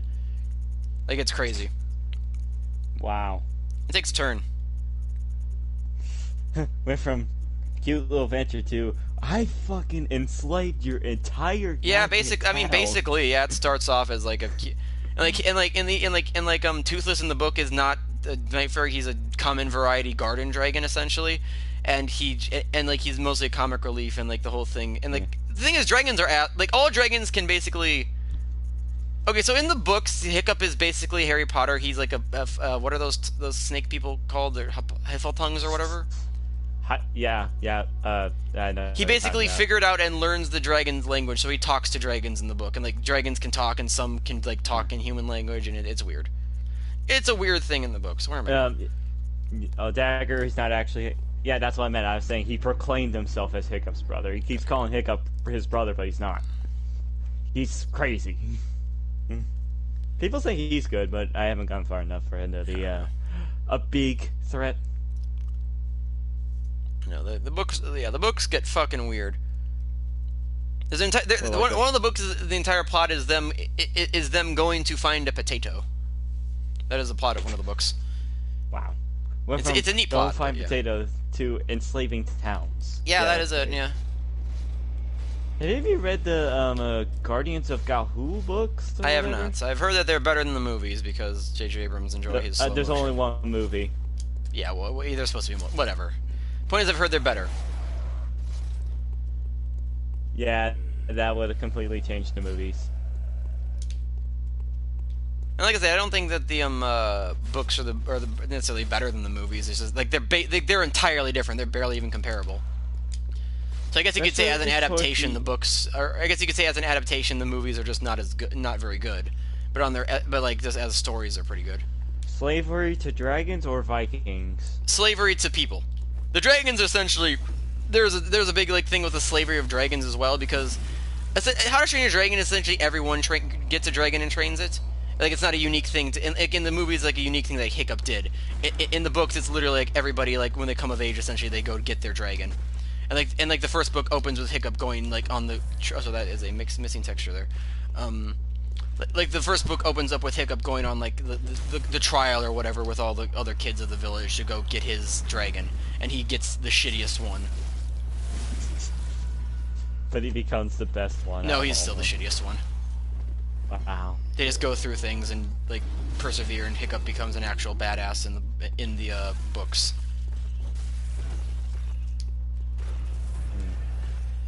Like yeah, Hiccup goes from like pathetic scrawny loser to like actual legitimate badass in the books. It's great. Huh. I've not read those books in so long, and like I cut off like the story. Like it's probably finished at this point, but like fuck yeah. Aren't the kids like? There were like 9 books I think I read or something like shit, 8 books or some shit like that. There's a lot. Shunned or whatever if they don't get a dragon. What'd you say? Sorry. He's saying aren't the kids like shunned or whatever if they don't get a dragon? Possibly. I don't remember if there was a kid that never got a dragon. Actually, no. I'm trying to remember because Fishlegs is in the book too, but Fishlegs he's not a fat loser like in the show. He's essentially like Hiccup. He's a skinny, scrawny loser in the books, and he's Hiccup's like only friend. I know that he's like becomes a friend later, but like I remember he was like as part of the bully group in the initial movie. So what? So in the books he was basically Hiccup. I mean, yeah. Wow. That being said, he's also a psychopath in the books. Well, they're Vikings. I'm not surprised. Because the whole point is apparently that Fishlegs is supposed to be a berserker in the books, but he's a scrawny loser, but he goes crazy. Wow. He goes crazy and nearly make me think of that new Assassin's Creed game that's coming out, even though I never played Assassin's Creed. Because we vaguely mentioned Vikings and that when it's apparently Vikings or whatever. Valhalla, yeah. Yeah, because of God of War 4, I am afraid of the word Valhalla. Talking to dragons. I know it means heaven. Yeah, no, I mean it's crazy. He's not the only one who can talk to dragons. Other people learn it, but like he figured, like he is like the first one in the village to figure it out. Scrawny berserker. That would be He is. I'm pretty sure that's his title. String. It's like he's like the thin or like fish leg berserker or whatever. It's something like that. So that's why he's saying fish legs is because he's like the movie. Like the books are insanely different. I wouldn't. It's been too long since I read them, so I can't remember like how like the exact quality of the writing. But I mean, if you're interested, it's a decent fucking series, I guess, to commit yourself to. It's just like I remember, like I said, it's like 9 books for I cut out, and the story was not over. Like the story was like ramping up to the insane shit. Like where I cut out, essentially at the end of the book, it's like Hiccup was like trying to like free his tribe and defeat the villains, but like and like it ended off on like a cliffhanger, if I remember correctly, with like Snotlout like having to fucking. It's not like gets an arc in the books. Like he kind of like he has to like kind of decide like what to do, because Snotlout's still an asshole in the books, but like he has like an arc where he kind of comes to respect Hiccup more and more as the books goes on. Oh, because now that I mentioned Snotlout, that's another thing I fucking did not like about the third movie. What the fuck was with Snotlout and the fucking weird joke with like, oh, he wants to fuck Hiccup's mother? What the fuck was that joke? I don't understand why they thought that was a good idea. It wasn't. That was just weird. It was not funny or endearing in the slightest. It was just strange. I don't get what they thought they were doing there. Like that was, and it was a running joke too. I don't get it. Like the humor in 3 is another reason I don't like it. Like none of the humor for me landed for me except for the gobber jokes with the hobgoblins, the hobgobblers. That was like the only joke I like giggled at even. I mean that happens in real life, but yeah, it was hella awkward. Yeah. Yeah, no, Vol. Like there's a running joke where Snotlout wants to fuck Hiccup's mom. It's like, oh yeah, fuck, the Hiccup's mom. Like, oh shit, it's so strange. Oh, I was hoping he would attack me, not spray me. I mean, the shortcut. I meant to open the door just to like trigger the Eileen thing. No, or what about the freaking what was her name? The Tough Nut. Tough Nut and Rough Nut. I mean, she was captured, and then it was just like a joke about her being obnoxious until fucking the villain let her go. I can't remember the villain's name. The fucking, what was his name? Fucking the Hunter. Yeah, the Hunter. Which. Well, it was kind of interesting. It's like he would have been what Hiccup would have been if he killed Toothless right when he captured him instead. I mean, I guess. That's another thing where it's like it's like they almost retroactively be like, oh, the reason the reason Night Furies are rare because he killed them all, or like they're rare and he kills like them more. I don't know, like that movie is strange. And like I don't think, and like granted, Drago Bloodfist is not an amazing villain, but like I just could not take Grimmel seriously in the slightest. It was like he showed up, it's like, oh, look how dangerous and smart he is, but then it's like. Okay, for one, what the fuck is with like the whole like, oh, I control these dragons by just injecting my poison into them, and I hate, so I want to like kill all the other dragons, and then like, I'm trying to think, and then it's like, oh yeah, I released this fucking female white one, and then it's like we're gonna do the whole Toothless or like Hiccup without Toothless again, but this time it's like Toothless just like fucks off. He's like, nah, fuck, I gotta crush that white dragon puss. And it's like, okay, well, it's good to know that means nothing. To a thing that's somewhat smarter, dragons are generally about turning invisible. Yeah, okay, fucking 2 did that too, where it's like he fucking like, oh, she messed with his scales and he got that new quote unquote like ability to like become streamlined or like get that like fireball or whatever. The fucking I can just turn invisible now shit was like, what the fuck? That one was weird to me. Like, fuck, man. As we're talking more and more, we're like, oh wait, How to Train Dragon wasn't as great as we remembered. Okay, no, the first 2 movies are fine. Yeah, the first movie is still the best one, I would say. But like, I think 3 is by far the weakest, just because it has enough like just things that kind of bring it down. It's not a terrible movie. It's just that I just like compared to the first 2, plus like just the things it did to the franchise in general. I just really don't like the direction they took with it. Oh, okay. Let's talk about another franchise, Kung Fu Panda. How about that? Let's talk about that. Actually, no. I'm not done with this. We'll get to Kung Fu Panda, sir. I've still not seen the 3rd movie. I just don't care enough to watch Kung Fu Panda 3. I've heard mixed things about it. But yeah, no, that's another serious problem with the things. And 2 somewhat, and especially 3. It's like, yeah, Hiccup's mom does nothing in the 3rd movie. Yeah. She does nothing. Yeah. She is literally there for Snotlout for the Snotlout joke, and that's about it. Like I think she scouts a bit, and then she comes back and she's like, oh well, that's it. Yeah, she was. I think also the main reason she was there is to show like the main villain's army, like how massive it was compared to freaking Drago. Yeah, look how big it is. Like look at the big army that's so dangerous in hype, man. Always fun. I forgot you were. Oh, you came here? I thought you were like way up there. Damn. Come here. And you're also gonna get the old man now. What old man? No, that's that's the girl. But across the street there, that window. That window right there. I know what to do. Give me. Yeah. He doesn't really matter that much because he didn't really do anything. But I mean, yeah, I just mainly getting her for the umbilical cord. Yeah, no, also, I do not like how Hiccup's mom was like useless in the movie, like completely. Yeah. Oh my god. Weird one to me. Potentials. But I think another thing about the well, that's even like another thing. It's like, okay, here, because he managed to sneak into my room with his little with his whatchamacallit? His dragons. Yeah, with his fucking sick ass. His fucking scorpion dragons, and it's like, oh, look how much of a threat he is and how dangerous. Let's pack up all of Burke and bail. It's like, you're not even gonna try, and then it's like, okay, we're gonna land here, and then we're gonna fuck around for a bit, and then Toothless is gonna be like, oh, look at that white dragon puss, I gotta go crush that. Kung Fu Panda 3 and then Hiccup just makes a thing that's like, oh, here, like, just make an automatic tail for Toothless so he doesn't need me at all, and then just like let him go. And it's just like, oh, like, Toothless just fucks off, and it's like, okay, so did that... Okay, it's like, once again, they're like rehashing the Hiccup without Toothless thing from 2 and somewhat 1. But then it's like, on top of that, it's fucking... Okay, stop it.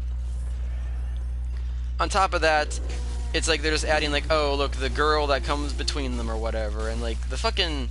Like, yeah, the White Fury, I think that's what they called her, the White Fury, or Light Fury or whatever, is like, she is just a plot device. There is nothing beyond, like, that is a full-on just plot device dragon. Yeah. Kung Fu Panda 3 is funny. It tried too hard to be funny at points, and Kaido's by far the weakest film despite having a great voice actor. Yeah, that's the thing with all Kung Fu Panda 3, Kung Fu Panda villains in the movies. They're all voiced by like a great voice actor. Yeah. I like Gary Oldman in the second one. I think. Who was the first one? First one, I know it was Tai Lung. Yeah, but no, who was the voice actor? Tai Lung. Oh, Tai Lung. Sorry, like the actual lung of a human body. Yeah. Andres Sogluizo. I can't say it. Andrei Zapowski? Oh, whatever, doesn't matter. Point is... Okay, so actually, I'm going to have my one hot take for the night about Kung Fu Panda, because I don't know why... Everyone I see talks about like how Shen is like the best villain in Kung Fu Panda. I personally really was not a huge fan of Shen. I was just like, whatever, he's an evil peacock man who wants genocide. Yeah. Like, I personally did not care that much about Shen. Like, I much prefer Tai Lung as a villain. Oh yeah, J.K. Simmons' voice is kind of third one. J.K. Simmons' fucking voice? Jesus, that's awesome. J.K. Simmons is a great voice actor. And a good actor, but yeah. Just, like, his voice actor I mean, we're talking about the dude who was literally born to play J. Jonah Jameson in Spider-Man. Yeah. Also, fucking... Oh, Jesus. Gary Oldman. Yeah, you said, Gary Oldman. He was also, I'm forgetting the name, why am I forgetting the name of the guy from Portal 2, who has some fucking amazing lines. Wheatley? No. Wheatley was fucking Stephen Merchant. Yeah, Stephen Merchant. He was God, why? Cave Johnson. That was it. And his fucking lemon rant was pretty good. Oh yeah, I've heard that. Shin was basically like he was a tyrant kind of character, but like, you know, there's nothing wrong with Shen. It's just like I just don't see why people are like, oh, he's such a great villain, and I much prefer Tai Lung. Like, because everything I see about him is like, oh, he's like such a great villain. Yeah. Like, I personally don't see it in him. Jesus, that's also, procs. There's one thing that Tai Long has that Shin never has. Memes. Though finally, yeah. a worthy opponent. Well, Our battle will be legendary. Yeah, I'm about to say. I mean, yeah, it's me. Like, I can't think of any good really Shen memes. I mean, I suppose there was that scene where like the goat ate his coat or his kimono, but I mean, eh. How dare you! This is made of the finest silk. Yeah. Oh my god. All in all, one second. I think it's mainly because like yes. Shin like was more of a like personalized villain, and also I mean, like yeah. well personalized for Poe. I mean, yeah. And also like some of the grand spectacle things. Yeah. Like when they try to attack him in his tower, then he flies out and then destroys the tower. They have to climb up to the top to jump over the wall. Yeah, it's neat. Cool scene though. Plus, I will say that like I mean they all have pretty good choreography. I've not seen 3, but I assume. But like definitely one I much prefer like Tai Lung's fight to Shen's fight, and I think like he did a better job of this being like an intimidating thing. Not necessarily through like because like Shen's supposed to be like, oh, he's like he's so unstable and he's crazy and he's evil and big and bad and he's everything. But I always kind of viewed him as more of like just like the leader type, where he's not like the super most powerful thing. I always felt like unless correct me if I'm wrong because it's been a while since I've seen 2. Like I always thought like okay, the Furious 5 or like one of them could probably take out Shen just given enough time or chance. As we're with Tai Lung, it's like you get the intimidation factor, the fact that he fucking shits on the entire Furious 5 with one move. Yeah, fucking on the bridge, and that fight scene's fucking sick as well. That fight scene's amazing. Yeah. I'm trying to remember something about. Oh yeah, Shen was also somewhat of a trickster. He does not play fair at all. Oh yeah, I know that. Like he has those freaking like sharp throwing knives in his. They're the feathers. The feathers, sharp feathers he has, and also that huge sword he has hitting in his freaking cloak. Yeah, the flamberge, whatever. Tai Long had a great fight with Shifu. Oh yeah. That was another thing. Oh yeah. That fight with Shifu was pretty cool. When he like throws if y'all remember when ever. Shifu actually apologized, you could see Tai Long was actually taken aback for a bit. He was like, that was a cool scene. But he was still. Oh, don't forget to climb up the ladder for the numbing mist if you didn't get those. I've already got the numbing mist. Right. I get everything I need in this video game. Don't worry. Yeah. I'm fine. Also, okay, video game. Oh, video games, people. Oh yeah, I love how he starts off the fight by throwing a huge chunk of boulder at Shifu as a distraction. Yeah, that's cool. No, I especially remember that fight between them because the scene where Tai Lung is like he's throwing weapons like just around the room at him, and he throws like the super sharp one that's like so sharp it cuts you by looking at it, and he like in slow motion like he grabs and like twists around him and like sticks it into the ground. That's a really cool it scene. Wasn't that sword. It was like some big cleaver. Yeah, that's what I'm saying. Yeah, it was the one that was so sharp that it hurt that it will cut you if you look at it or something, wasn't it? Yeah, like he hits it with its palms and then grabs the top end with his fingers and then slams it down. Yeah, that was cool. Yeah, Yeah, I love that. And like I said, I just never watched 3, and I never cared enough to. But 3 is pretty good. Like, way better than How to Train Your Dragon 3. It does have like it's times where it tries to be too funny, as one of these people said. But it was overall a good movie, and Kai's like the weakest villain out of all of them. But I like that fight scene in the spirit realm. Yeah, when Tai Long flames up his paws. Yeah. Okay, yeah, that was some sick shit. Yeah, he fucking does a fucking Yuri from King of Fighters or whatever, King of Fighters SNK, whatever you want to call it. I need to play those games. Pretty sick. I can't go back to too much. Okay, no, I cannot. Okay, so I think what I'm supposed to do now. Okay, because I'm trying to like remember how to do the like kill like infinite thing glitch. I think I need to kill Alfred, make him drop his fire. Then I need to go back to Odin Chapel. No, I need to go to Odin Chapel, kill them, go to Alfred, then run back and forth, resetting that area essentially, until eventually I'm able to get. Until eventually, I'm able to get some shit. Okay, I think this is good. Let's see. Green King saying you should watch 3. 3's pretty good. I mean, I think I remember vaguely looking for, like, on the site that I use. I don't remember if it was there or not. It's on Netflix, I think. I don't have Netflix. I don't guys? pay for anything. Oh. I pirate all my shit at this point. I don't care enough. Actually, I do have Amazon movies, I think, just as, like, because my family, like, has an Amazon account, so it's like, we just have that. It's like, whatever. Doesn't have a lot of things. I think it has The Boys, which is fun. Got it. The Boys season 2 is supposed to come out this year. I'm not sure if it's still, like, releasing on time or if it's out yet or not. I haven't seen The Boys. It's pretty good. Like it's quite good. I know the concept, and I always thought it was pretty interesting, where, like, normal people are trying to take down corrupt superheroes. Yeah. It's really good. One of them's basically Superman, Wonder Woman, and I mean, Batman, once again, I mean, yeah, it's a Superman story that I actually enjoy in the sense that it does the cool things with Superman, which is make him a villain, which is the more interesting thing to do with Superman than him being a hero in a lot of, in my opinion. And he's the leader of all of those. Well, yeah, stuff. because like, of course he it knows would be what he's doing, Superman. and he's like, look at all these weaklings praising us like gods. Well, yeah, it's funny. Well, there's another movie that's like that. It's called Brightburn. Oh no, I'm going to Blood Level 4 Eileen's quest because I need to go kill Henrik for some stuff. But right now I need to go kill Alfred, and then because apparently because like I said, like I didn't know about this my first time playthrough, but now that I know some tech to this game, if you kill Alfred and then like don't pick up his item, leave the area and like go back to Odin Chapel or the graveyard where Gascoigne was, and essentially just keep resetting the area. It'll keep duplicating the item.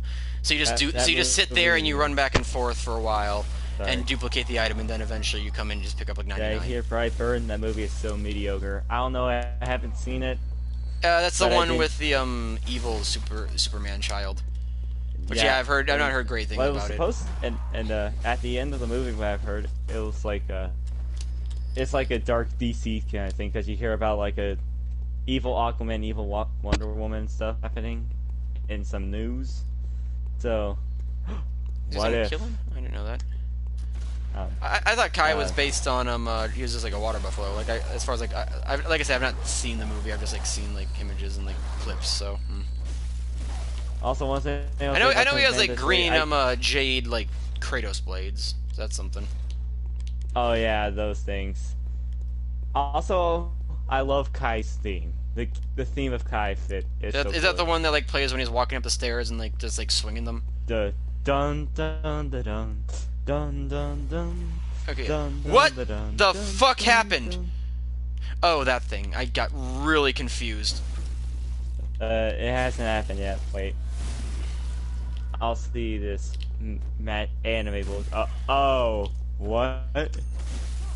Okay, so it turns out that the thing down there like did its like AOE thing, like sucks you in slightly, and that hurt me. But yeah, or not hurt me, but it flinched me. Hans Zimmer's made the thing. Oh my Hans God, Zimmer made the. Yeah. Wow, that's crazy.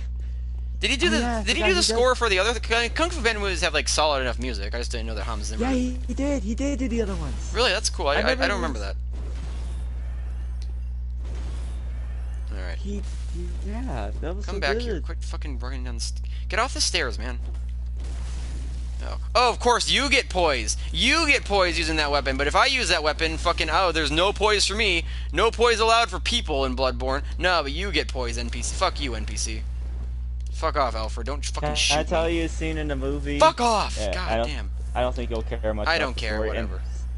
And it's kind of funny because they do this in the show as well sometimes, but I forgot there was a show. Yeah, they're Legends of Awesomeness. It's actually the fuck was that shit? Oh, I get one shot because he my gun does fucking 2 damage, but I get 1 shot. How fun. God, NPC hunters in this game suck. Yeah. They have infinite blood tinge and infinite bullets. Yeah, but yeah, continue. Okay, so when Kai goes up the stairs in one of the trailers, it's when he's going to destroy the J Palace because he and Oogway had a freaking rivalry that they explained in the movie.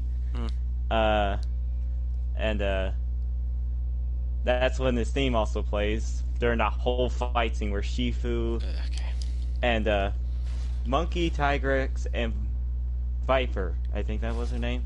I'm very sure. Were there. Because Kai's thing is Chi is in this thing, which is basically like force shit or whatever. And but what's his is he can actually turn people in these jade little ornaments, and he can make them basically his servants that do whatever he wants. And he has Crane and Mantis under his control. Cool. And they become as what they call them, Poe and Monkey call them zombies, jade zombies. Yeah, okay. How fun. Oh yeah, I forgot that freaking Monkey's voiced by what, Jackie Chan or something? Yeah, he is. Jackie Chan coming in and get those paychecks. Yeah. Still getting work. Yeah, I was about to answer one of these dudes' questions. Kai scene sounds like Imagine Dragons I'm So Sorry came out first. Okay. But yeah, he's actually successful destroying the Jade Palace and takes over Monkey, Viper, and Shifu. Okay. I'll say the ending fight in the Spirit Realm was pretty cool. Okay, so they go to the Spirit Realm. Neat, I suppose. Yeah, Mantis was already taken over at that point. That's the reason why Monkey got captured. NPCs. Okay.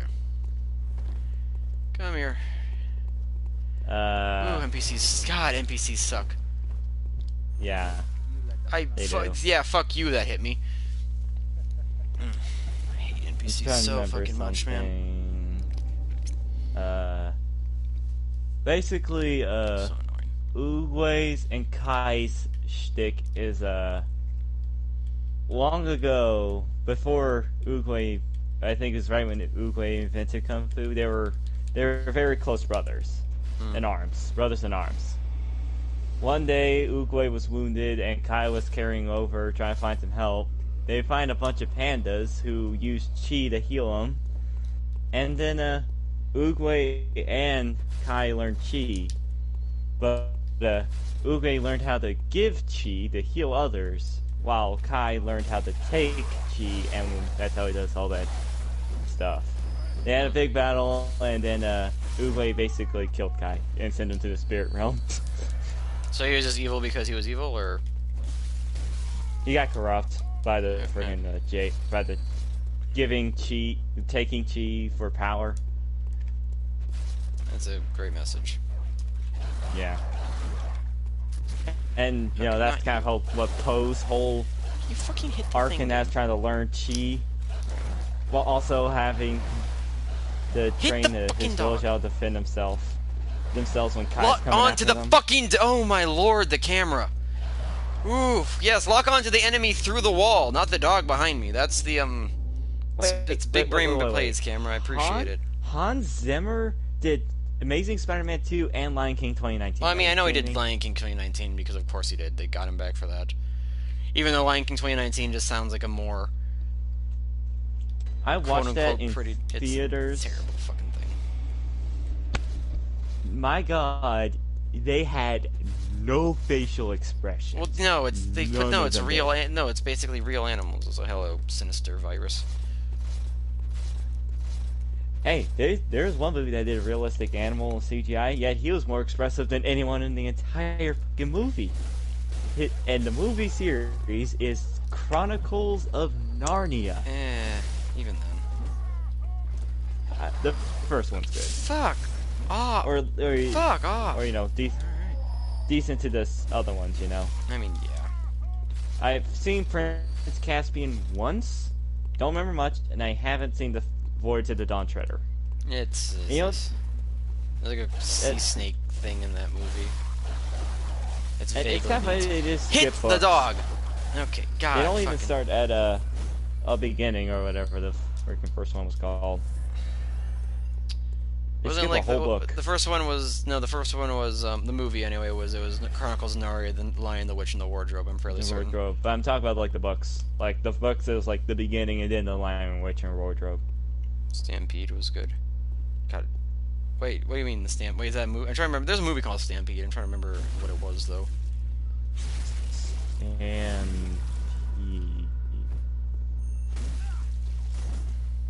Dragon Wars. Okay, I've heard of Dragon Wars. Fuck. I feel like I've seen that a long time ago. That sounds very familiar. Wait. Hang on. Dragon Wars. Just fucking. Can you just please like? Oh what? My god! I remember this movie. Yeah. Oh my god! Jesus Christ! It's with those huge snake-like dragons in the city. Stop it! God. Oh my lord! Oh my god! NPC hunters, man, just fucking transform your goddamn weapon so I can actually fight you. Giant snakes fighting for who gets to be a dragon. Oh my god!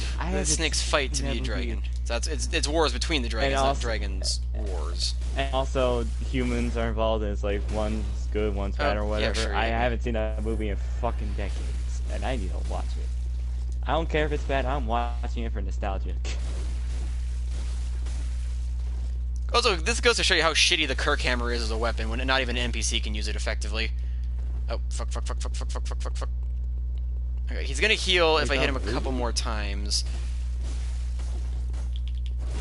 Wait. I really thought he was gonna heal there. Oh. Don't heal. Okay, I'm trying to keep him from healing because I'm worried he's gonna heal the second I, like, let off of him. Fuck off. I hate that he can fucking, like, one-shot me if he gets lucky with a gun. God damn, the guns are so stupid. Yep, there he goes. He heals there. Amanda Brooks. Oh, this boss. This. Fuck off! I hate these infinite fucking bullets, and they just, like, two-shot me. It's so fucking retarded. Yeah. So yeah, fuck you and your Kirk hammer. It's shit. It's like using this weapon in PvP is actually terrible. I have an entire character like dedicated to strength just using this weapon. It's the worst. You're never gonna hit anyone in PvP unless they're actually retarded. Well, then you'll be good. Best you can do is maybe a trade with somebody else who has a slow weapon, but every other slow weapon in the game is better than the Kirk hammer. Like every great sword, except for maybe the fucking boom hammer. Yay, I love it. He shot me and I died. I love it, everyone. Such a fucking amazing NPC. Ugh. I mean, sure, the music in 2019 was fine. I don't think it fits the... I mean, the original one, once again, I think... nothing about 2019 is better than the original, which is the thing that sucks. Like, why bother remaking it? If you're not going to improve or do anything better. Wait a minute, this movie was a box office success? What, Dragon Wars? Yeah, or D-Wars, it's called in Korea. Was Korea the reason that it was a success?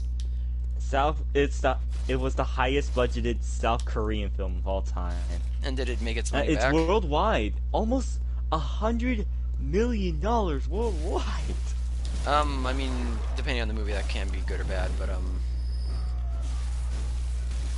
I guess, like, wait, where did it make most of its money? Because if it made most of its... I can see sometimes, like, movies, like, making a lot of their money overseas in, like, Asia and shit. Oh, it's going off that legend of, like, who's gonna go to heaven and whatever, become a fucking dragon or whatever. Incarnations and shit, whatever. Hit the fucking dog.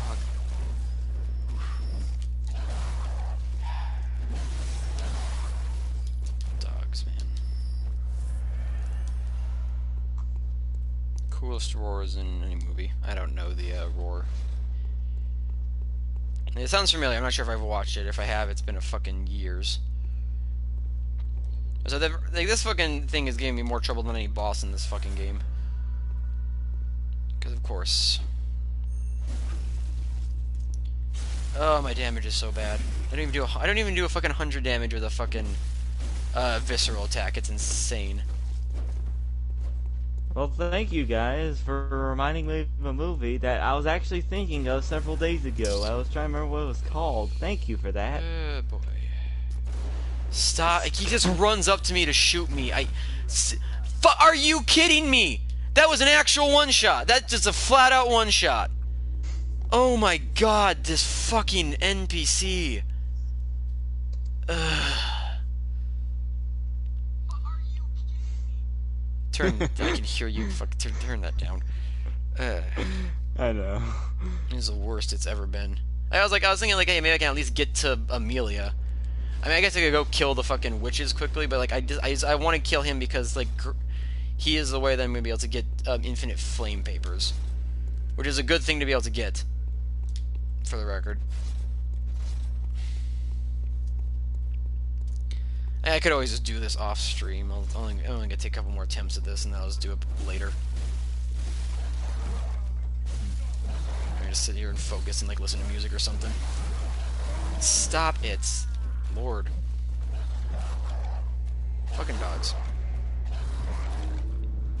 Oh yeah, it's not just those like humongous snakes in the movie they had to worry about. Like they also had whole armies of like these weird dragon lizard things. This is a strange movie. I don't think I've seen it now thinking about it. I remember seeing like the ending where they were like fighting on top of the skyscrapers. Truly, it's like the Monster Hunter movie. Monster Hunter before Monster Hunter. What year did it come out? 2007. So it was with Monster Hunter, sorry, yeah, but no, Monster Hunter movie before Hunter movie. Oh yeah. How fun! Can't wait till we get that. That's still going. Is it still happening, or did COVID eventually kill that thing, or is it? I'm assuming they've probably already filmed it. They're just fucking editing and fucking probably reshooting, maybe redubbing things. I do not know. I haven't been. That's how you make movies nowadays. You don't just make the movie. You have to fucking make it and then remake it 3 times. I mean, granted, that thing can happen in old movies, but like, fuck, man. The way movies are nowadays, it's like every movie nowadays seems to just always like have like insane like reshoots and reshit. It's like really like, fuck, man. Can we just have a simple, just make, film, edit? There you go. No, you can't make a good film. Nothing was good about the Dragon War's success for the CG for the Snakes Dragons. Yeah, I've heard, that's what the reviews are saying, that the effects on the dragons actually kind of look pretty cool.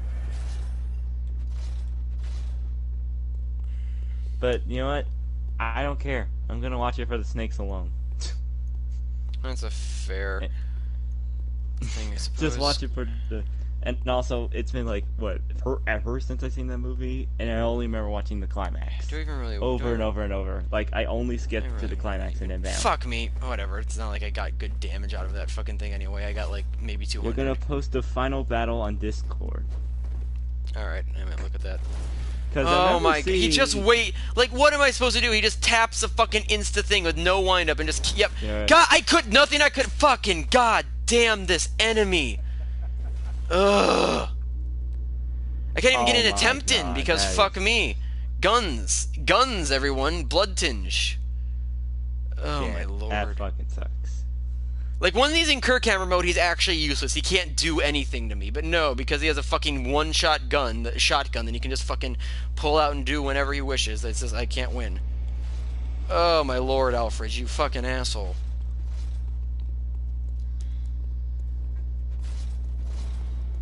I wonder if I should have gotten the axe, because I know with the axe you can cheese this guy pretty easily, but...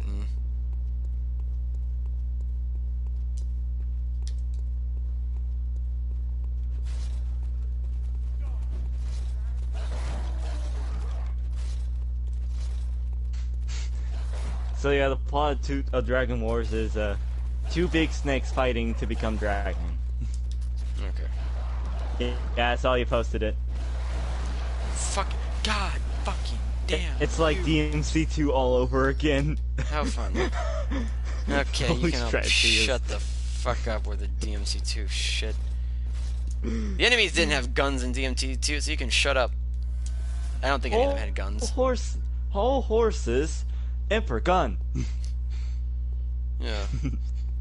Truly the most powerful stand of all, gun. You know, before we're gonna do part 5 of those. Yeah, it's the worst gun stand. Sex pistols, whatever. Yeah, it's Sex Pistols. Just please don't shoot. It's like I don't want to try to parry him because trying to parry him just like, oh, let me just shoot you once and kill you. and my parry can maybe lead to me doing 84 damage. It's like, fuck, man. Gone. Okay, maybe I'm just gonna. Okay, I'm gonna fucking lame it out and wait. Okay, good. Yes, do that. Did he just block my fucking attack with his Kirk hammer? Is that a thing he can do?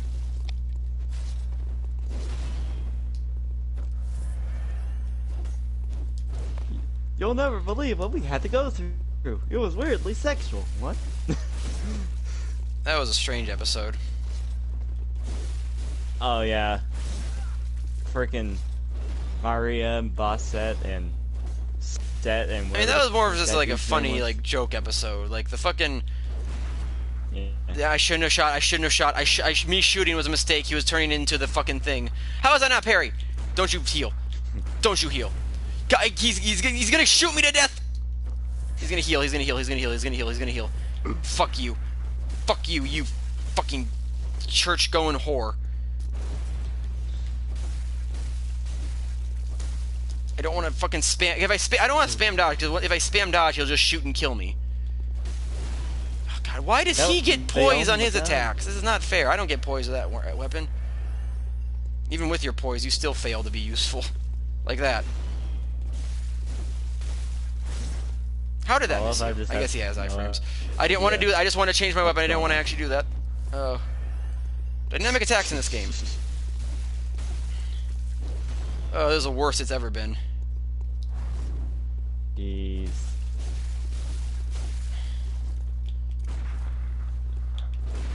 Help everybody. Raisculus is getting salty. We must do something about it. Fucking call me Raisculus. Motherfucker! Don't you ever fucking call me that again. Oh my god, I'm sorry. He was right there. I was doing good too. I think he only has one. I'm hoping he only has one fucking vial. I am hoping he only has one vial. Yeah, that was my fault, folks. I'm sorry. Okay, motherfucker, let's go. Oh my god. Maybe this is giving me more issue than any of the bosses up to now have.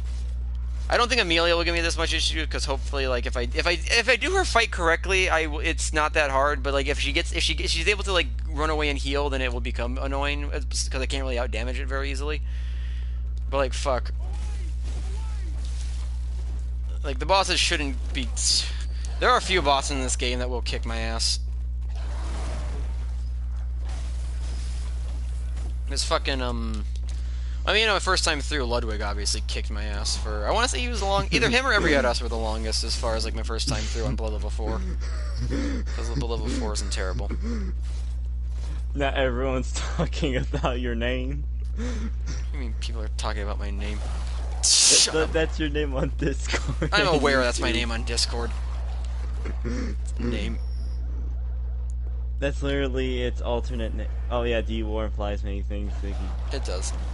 Really, the only thing I remember much about Dragon War, other than like the fight scenes, like the one on the skyscrapers and shit, is the posters. The poster looked kind of cool. The box art, at least, you know, like you see them like roaring and they're climbing up the building. You don't forget that. Alright. Alright.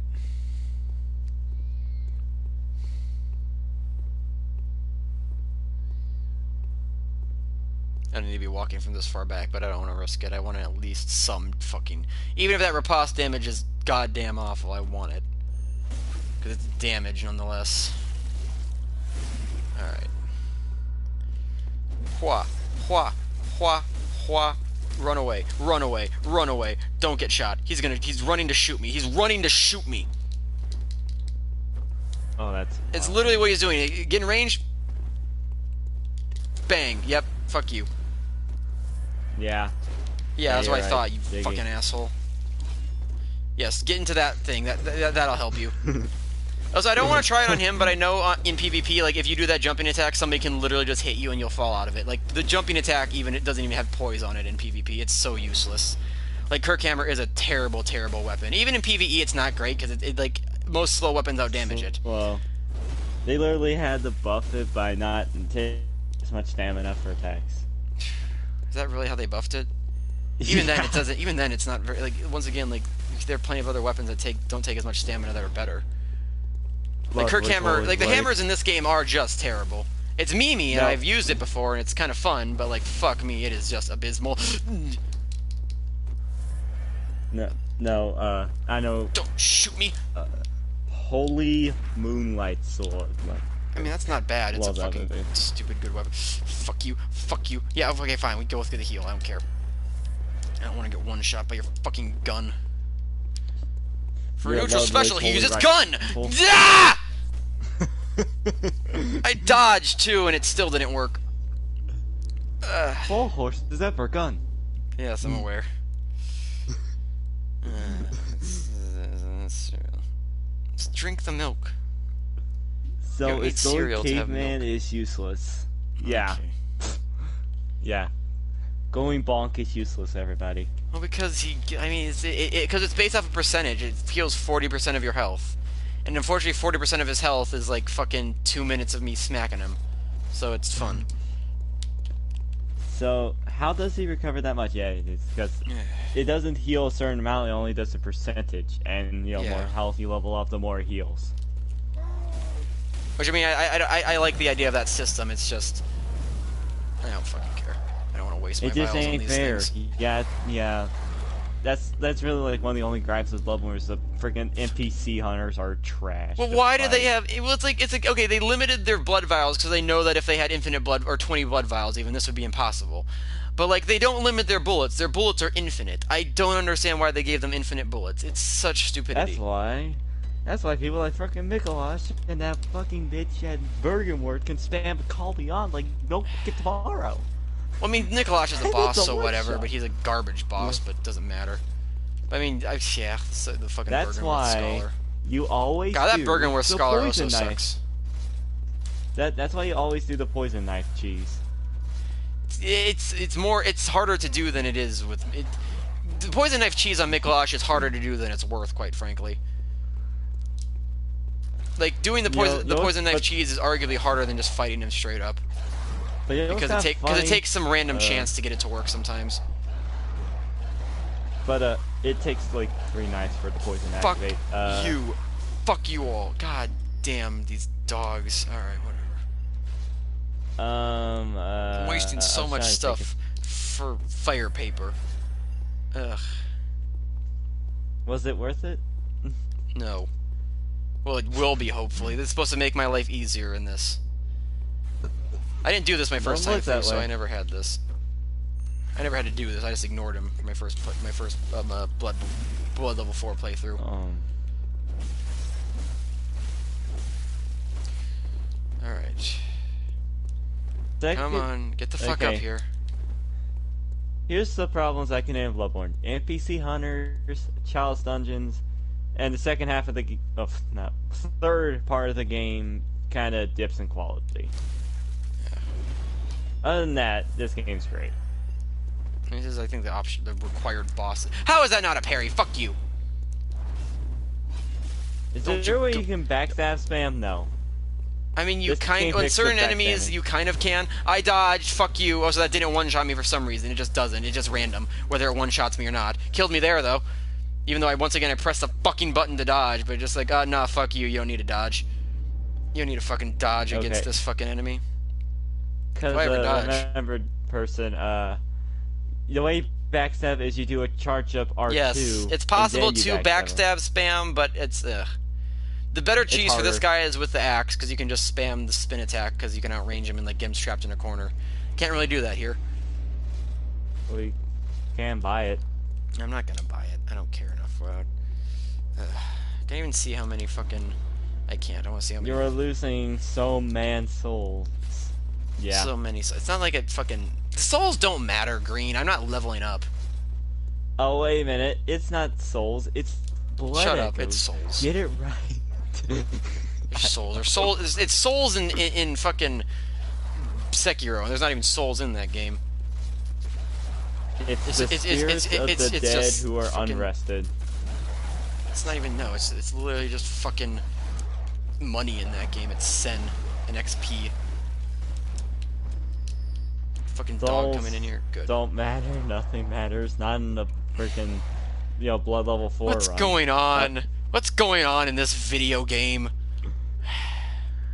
You trying to do a blood done. level 4 I'm run. fucking. This game's falling apart.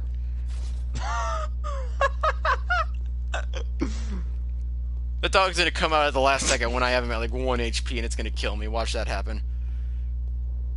Oh yeah, you'll have the time of your life, Ziggy. I'll tell you that.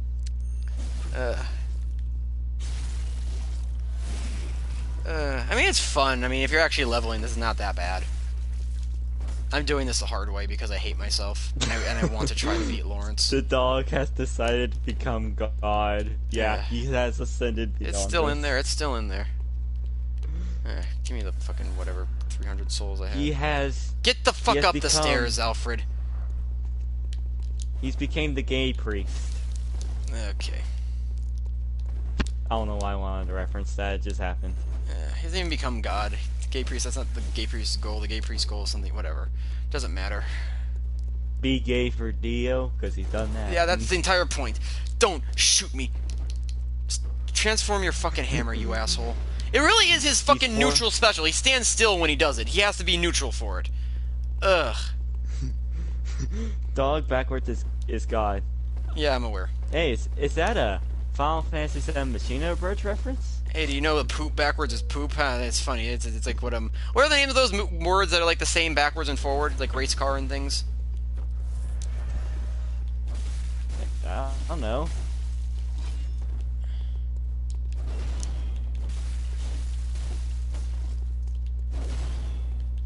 I'm gonna drop some Wallace wisdom right on your ass. Don't fuck up.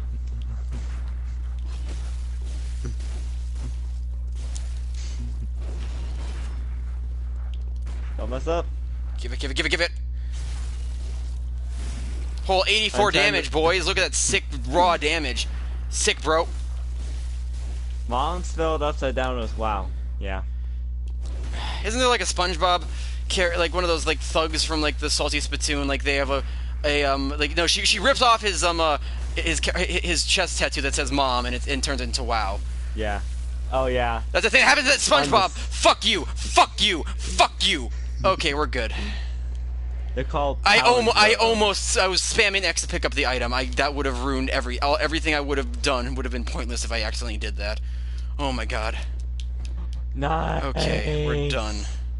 Now I need to go kill Henrik, but at least I have fucking Eileen for that. Okay, Hitbox, fuck off. You miss me. We're done. Palindromes, thank you, though. Yeah. I don't know why I thought of the fucking mom wow joke. I guess because Ziggy said it, but yeah, that was a cool SpongeBob thing. How tough am I? Yeah.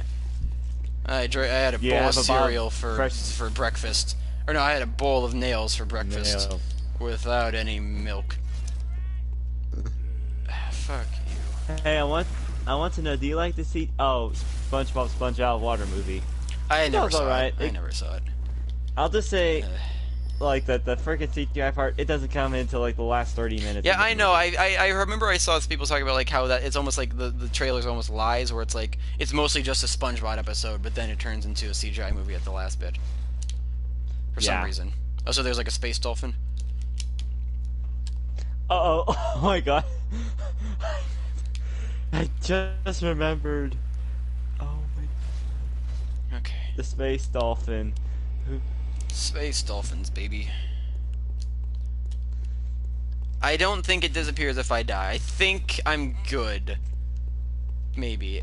You hear him? Okay, where is Eileen? Eileen, get in here now, Eileen. He can one-shot me with his gun as well, so I want Eileen in here now.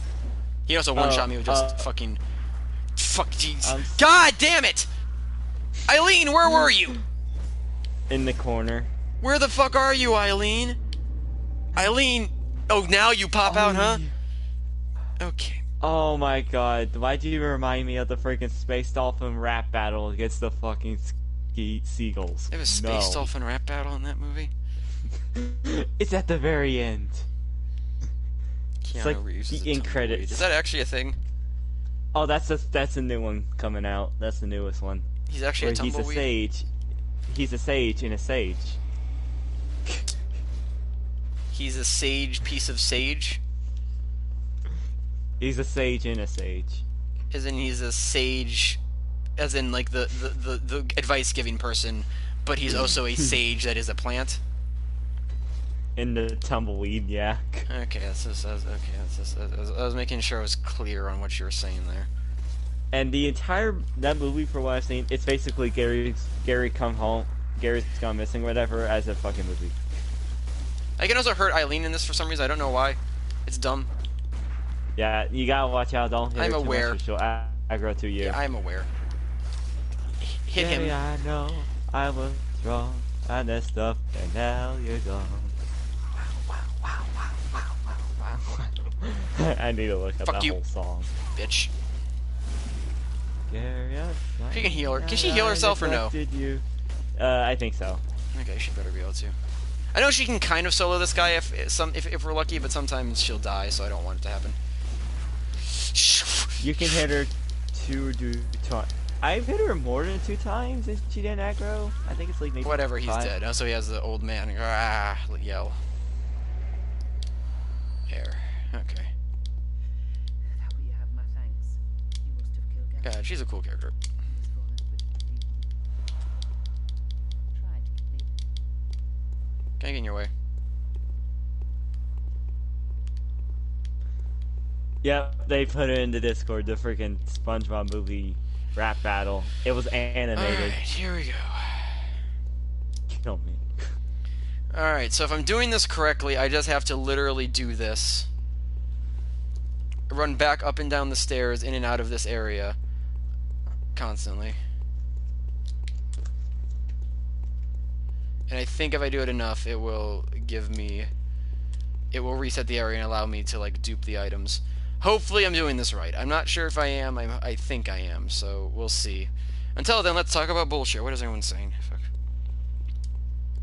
It's to the lamp, he said. Right up to the lamp. You have to walk all the way up to the lamp? Alright, well, whatever.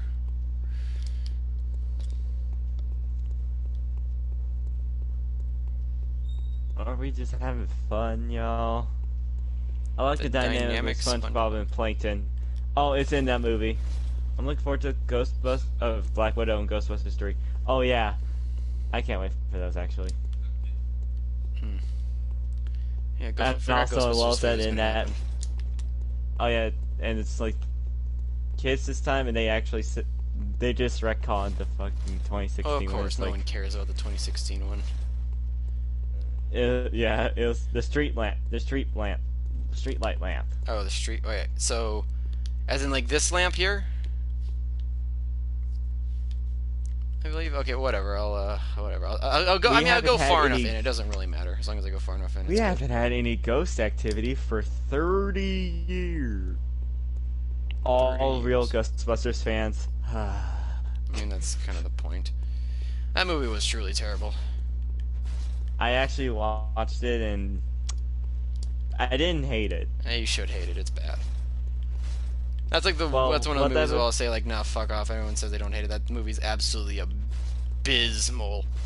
First time watching it. Movie's trash. Now that it's just like, no. But I don't think that movie had a script. I'm pretty sure it's like they just improv like so much shit, and it's just like. Well, it was freaking. It's such SNL actors. It's like really bad SNL skit humor that's like to the level of just retardation. It's the worst thing ever. So it got me to notice Leslie Jones and Kate McKinnon more in SNL, which they are pretty good notes. Yeah, there's some funny SNL stuff. But yeah, and I feel like SNL's gone downhill in recent years. I remember it used to be like really good. So was your all guys' days?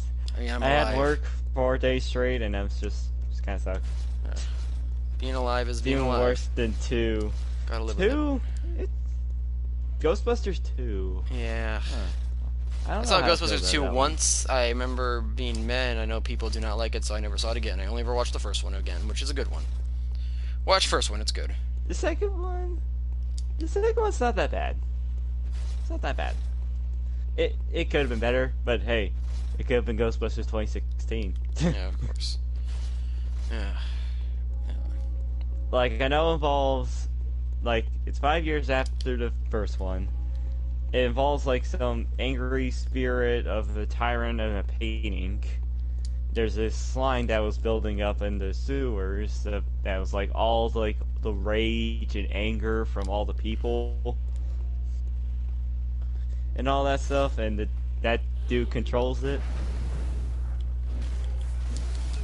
Oh, that was a cool move. Oh yeah, I forgot the fucking baby. The lady that Venkman was with had a freaking child. I thought she died. And you remember the? No. They were possessed, but then they were. I could have sworn she died. I don't remember. I've not seen Ghostbusters 1 in a long time. And you remember the receptionist lady and that nerd dude? They hook up. Okay. Yeah. Played it too safe. Okay. Actually, yeah. Yeah, that's kind of true. But, hey, it's at least a decent watch. You could be watching worse movies. I'm not going to mention Ghostbusters again. But, what's another bad movie? I mean, it's always in the situation. You just go back to the first one or the ones that are good. It's like, okay, want to watch Ghostbusters? Sure, which one? It's like, you know which one. It's the first one, the only one that matters. Want to watch Terminator? Oh, which one? You know which ones. The first two, the only ones that matters. Want to watch Star Wars? Which ones? The first 6, if we're gonna do a marathon. Yeah. Want to watch Lord of the? Well, of course, Lord of the Rings is its own thing. So yeah, you'll watch all 3 of those movies. Lord of the Rings is great. Neither and usually not The Hobbit, but. I actually like the Hobbit movies. There did not need to be 3. There needed to be 1. Yeah. That book is not. That as a little kid, my sister and I shared a room. She would have the Ghostbusters play when we went to sleep, but it always gave me nightmares. Ha! How? I mean, I guess they're ghosts, even though, I mean, they're all funny. I mean, there was that one scene I remember in Ghostbusters 1 where it's like in the taxi cab with that zombie thing. That was kind of creepy. Ugh. But, I mean, it had Slimer. Yeah. Which, then in the animated shows, the real Ghostbusters, which actually wasn't that bad. The Ghostbusters X or He was something? basically the mascot. He was that... I mean, yeah. Yeah. But, hey. I mean, you have something else to watch. If you don't want to watch Ghostbusters 2, you can watch that show. Even though obviously none of the voice actors returned, but the ones who were there did a decent impression. The Who You Gonna Call? Why was that scary? Song. Who You Gonna Call? Ghostbusters!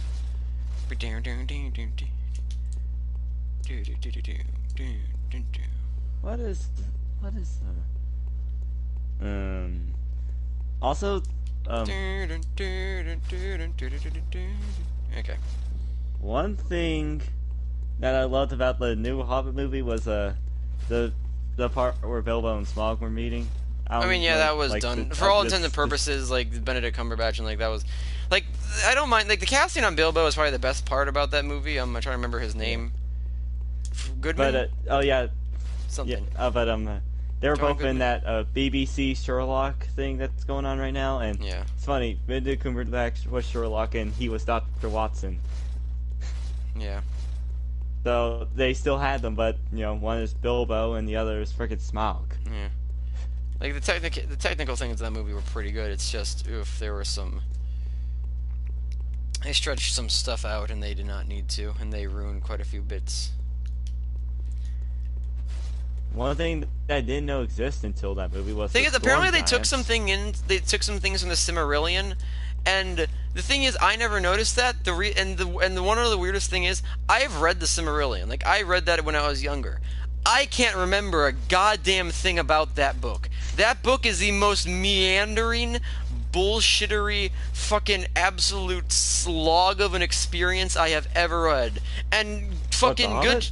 No, Silmarillion.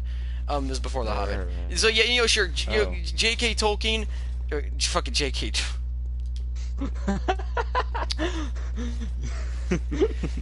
I mean, J.R.R. Tolkien, you're an amazing writer, man, but fuck, and like you have amazing world building, but fuck me, the Silmarillion was just too much. Like I read that book, I think God. Like I remember how that book opens. That book opens with like 10 pages of a bunch of mythical jargon being like, the old gods spoke the language Samarachlach, and Karlum and Thizamb were the ancient ones that did not like the Vedum and the Cimarilla and this, and then they eventually turn into the new language that's the same as the old one, but not really. It's just a new, different name of it called Tharum. It's like, fuck, man. Just start a goddamn story. I'm sorry, I don't know why I'm suddenly really angry about the Cimarilla. I'm just remembering it now, but like, fuck. That book, man. Ugh. It's such a slog. One book series that was not translated well in the movies. Percy Jackson. No, fuck My that. God. No, God, Jesus Christ, no. Not even bit. No. Not even remotely. I can watch the first one. I can point out all the differences, and I can call it bullshit, and I still can watch it. The second one, though, what the fuck? You just screwed yourself over. It's such a dumb thing. Which sucks, the books are pretty good. Yeah, I've actually read the freaking book series, and I loved it. I'm pretty sure they kept the damn whole joke running through multiple series. I don't know, really. It's been a bit since I read them. Like, I was even reading the freaking Heroes of Olympus series, the sequel one where you talk about the Roman gods. Yeah, I remember. Yeah, I read that too. That one was also pretty alright. It was really just a continuation of the old one, so I mean, it was fine. I got to the third there was book I remember I read the Egyptian one. That was a weird one. It wasn't as well written. It was all right. There was some cool stuff in there, but like, yeah, that was a strange one. And then there's Magnus Chase, which is the Norse one. I have not read that at all. Basically, the reason why it's connected is because of that character, and that one is Annabeth's cousins. Yeah. I don't know. I don't see why he needs to connect them all. I mean, I guess if you want to, really, but I don't really see the need to. I know that in the Egyptian ones, like, they were their own contained story, but they were like after the books, like they're like little like side stories after the books where it's like, oh fucking, I forget the kid's name, but kid meets Percy. I honestly forget. Was it Sid? Kane? I forget the name of the kids in. I never read Kane. The Kane. The last name were Kane. Yeah, wasn't it? Whatever.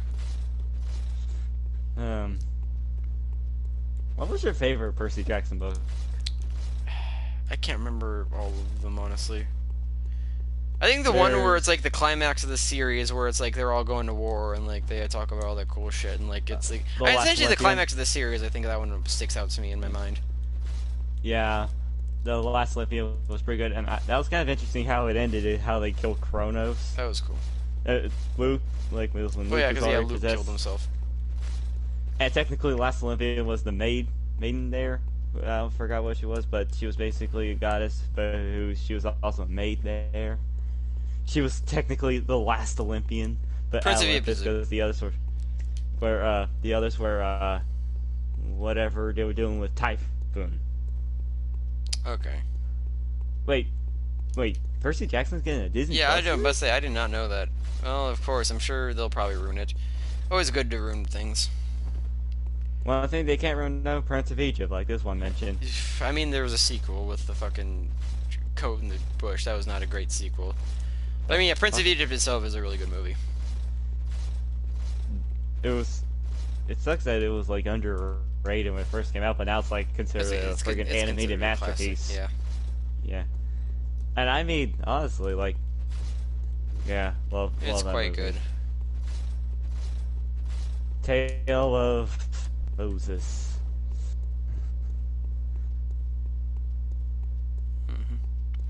Alright, I've been doing this enough. I'm fairly certain I'm probably good at this point. Okay, so now if I remember correctly, I just have to run back there without reloading the zone, and this will be the test to see if it worked or not. Infinite fire paper. Infinite, yeah. As long as I don't pick it all up, because I think it's like, because once I like get 99 or 100 or whatever, like I'll max out the inventory, so then I can't pick any more up, and then if there's the item still there, I can keep doing it later if I wish. I believe that's how it works. Wait, does it have? Oh yeah, because enter. I don't know. It's weird because I know that it also ends up double sending things on mobile sometimes on YouTube and Twitch, which is a strange thing. It's always fun. Thanks, YouTube. Appreciate you, idiots. Fools. Alright. Oh, wow. Not like they're gonna listen to our complaints. Of course not. I remember, I think I left that dog in the ceiling.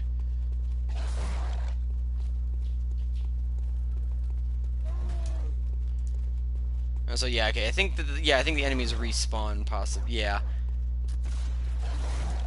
Or no, I did die. Never mind. So they do respawn. They'd be back anyway. Oh yeah. You. Oh God! It happened again. This is recreatable. All right. Well, whatever. All right. Where is the item? Please don't be gone. Okay, it's there. All right. Moment of truth, everybody. Let's see what happens. Moment of truth. Oh. There we go. The dog. Oh, it's working. Dog has ascended. Ziggy, I agree with you. I'm not religious at all, really, but I love Prince of Egypt. Yeah, no, I think everyone can agree that that is an amazing movie. Hey, it's worked. I'm hoping I did it. I'm hoping I did enough. I'm not sure if like, cause I'm pretty sure like one up and down probably like gives you like one respawn of it. So I'm not sure like how many times I need to do it. Oh. But I did. I sat there for a while doing it, right? Like I hope I did it enough. There's one part we all say was probably one of the best parts of the whole movie, and that was the 10 Plagues song. Oh God. Oh my God. Yeah. That's just from the song itself, which is fire, kind of literally, because of Yeah, I get it. It's like plagues. Hellfire. Yeah, but Hellfire is also a pretty good song. Hellfire. Yeah. Dark fire. I've How only many seen that do movie I have? once. All right, 71. I guess I'll keep risking it. Keep going. All the way. I've only saw that movie once, and I actually enjoyed it. And yeah, that's definitely one of, but not the darkest Disney film. That honor belongs to the Black Cauldron. Yeah, that's getting a remake apparently too. Wait, seriously? Yeah, but that's what I've heard. I thought- I'm pretty sure I saw that. Like, yeah, Black Cauldron's getting a remake. That's banger. But the Burning Bush theme is amazing. Oh yeah. Okay. The Burning Bush. That's also pretty good. All I right. need to listen to that soundtrack. The the Ascended Dog. Pretty much.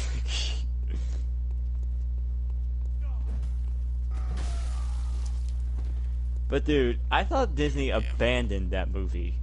They weren't. They have, but now I guess they're remaking it because they want money. So let's dig up any movie we can. They're gonna remake that. They're gonna remake Hercules. They're gonna fucking remake Treasure Planet.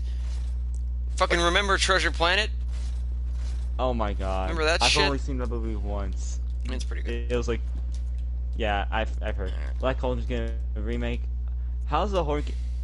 There's one thing, the Horn King will never be as terrifying as he was in that one, because Well, no. it wasn't just from the it won't look, be. It'll be but terrible. also his voice. Well, yeah, That they ruined voice, Jafar's dude. look and voice in their sequel. So they made Jafar a fucking joke in the live action one. There's no way they're gonna make the I fucking never watched that one. King scary. It's bad. They're remaking Stitch. No. Yeah, no, that's leave gonna be a weird one live action. Fucking Stitch. Leave That's a- that that's a shit alone. terrible, Lilo terrible and one. Stitch is perfect all by itself. I'm sorry to hit my mic there, but I'm pissed. Yeah. No.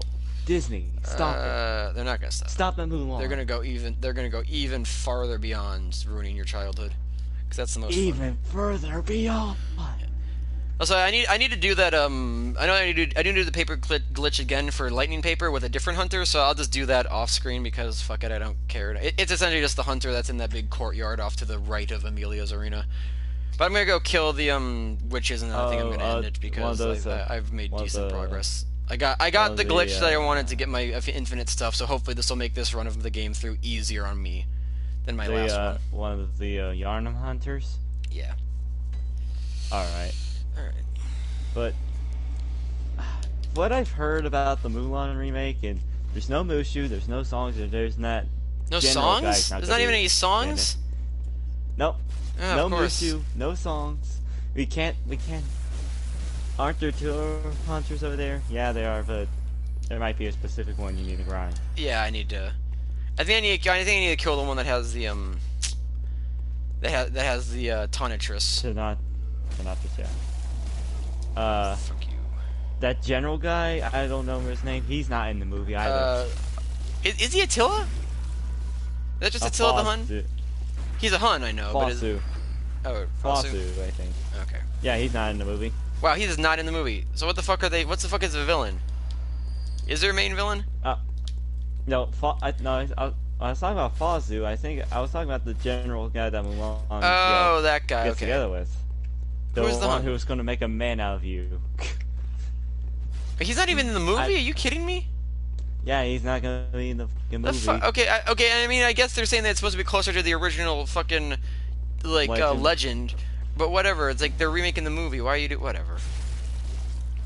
Once again, it's like why not actually improve on the thing? And what? It's such a fucking Disney is a fucking strange, terrible company. But you know what? They're the biggest thing around, so nothing can stop them. They can just obtain more power. Yeah, consume monopoly, more, which is illegal, but no one's pointed it out. Shut up. Disney decides what is and isn't legal. You want to fight Disney's legal team, sir? Fuck you. You'll wind up dead in a ditch somewhere. Yeah, like with the music. Play 1 second of it, and bam, you get 3 copyright strikes and dead. Mm-hmm. Like fucking Last of Us 2 at this point with that shit. They're removing the Mulan character due to things make a man out of you. Yeah, that song's not even going to be in it. Yeah, no. There's no reflections. There's not even going to be. What was that song called? Bring glory to us all. Fighting for. No, I was that's a good one as well. But I was talking about a girl. What am I fighting for? Yeah, it's like. A girl like, we're fighting for. Yeah, and they all talk about that. Yeah, that was a fun song. No, you can't have that because that would be sexist. Even though that was the entire point of the original movie and how it was with fuck God, fuck them. They're ruining it all. Because you can't. So these dogs have like fucking metal and shit in them. They're brutal. Because history doesn't exist. Do less damage. No history. No, shut up. That's not what these people think. Sir, don't you know? Women are this hot new thing. I'm not sure if you're aware of this, sir. Women in movies are this incredible new invention that Disney and whatever other like recent companies have invented. It's a really big thing. I don't know. Yeah. You gotta give it the time, sir. I don't know if you've ever heard of this insane idea. These great women protagonists in movies that we've never had before ever. Can you think of a good woman antagonist, sir? Azula. That's right. I meant protagonist. Fuck. God, fuck. Azula's so cool. God damn. Now I'm thinking of Avatar. But can you think of a good woman protagonist? That's right. That's right. I thought you couldn't. That's exactly. You can't. Exactly. So that's why Disney has to make some, or make new. Black Widow. Shut up. Shut up. That doesn't count. No, because she's the weakest Avengers. That doesn't count. I guess. I don't know. The weakest Avenger. I mean, she kind of is. Yeah. Yeah. But I mean, Hawkeye at least has better ranged game. Can't have sexism in our movies about standing against sexual standards. Also, I know you probably all know this, but let's just point it out. The reason why a lot of these badass female characters are bad is because they go for badass female characters instead of badass characters who just happen to be female. Yeah, it's almost like look at the freaking like original Charlie's Angels. Look at the original. Look at fucking Aliens. The entire point of that movie is that none of the characters had genders before they were cast. That's why they all have like gender-neutral names, like fucking Ripley. Also Ripley. Yeah, that's generally the go-to because Ripley's such a fucking badass. Yeah. I didn't know they dropped that. And that's because she was put in a situation where basically there was like no hope. Yeah. So I believe because I have insight, the thing will spawn here. No? I thought if I had enough insight, like a thing would spawn there. I guess I must be wrong.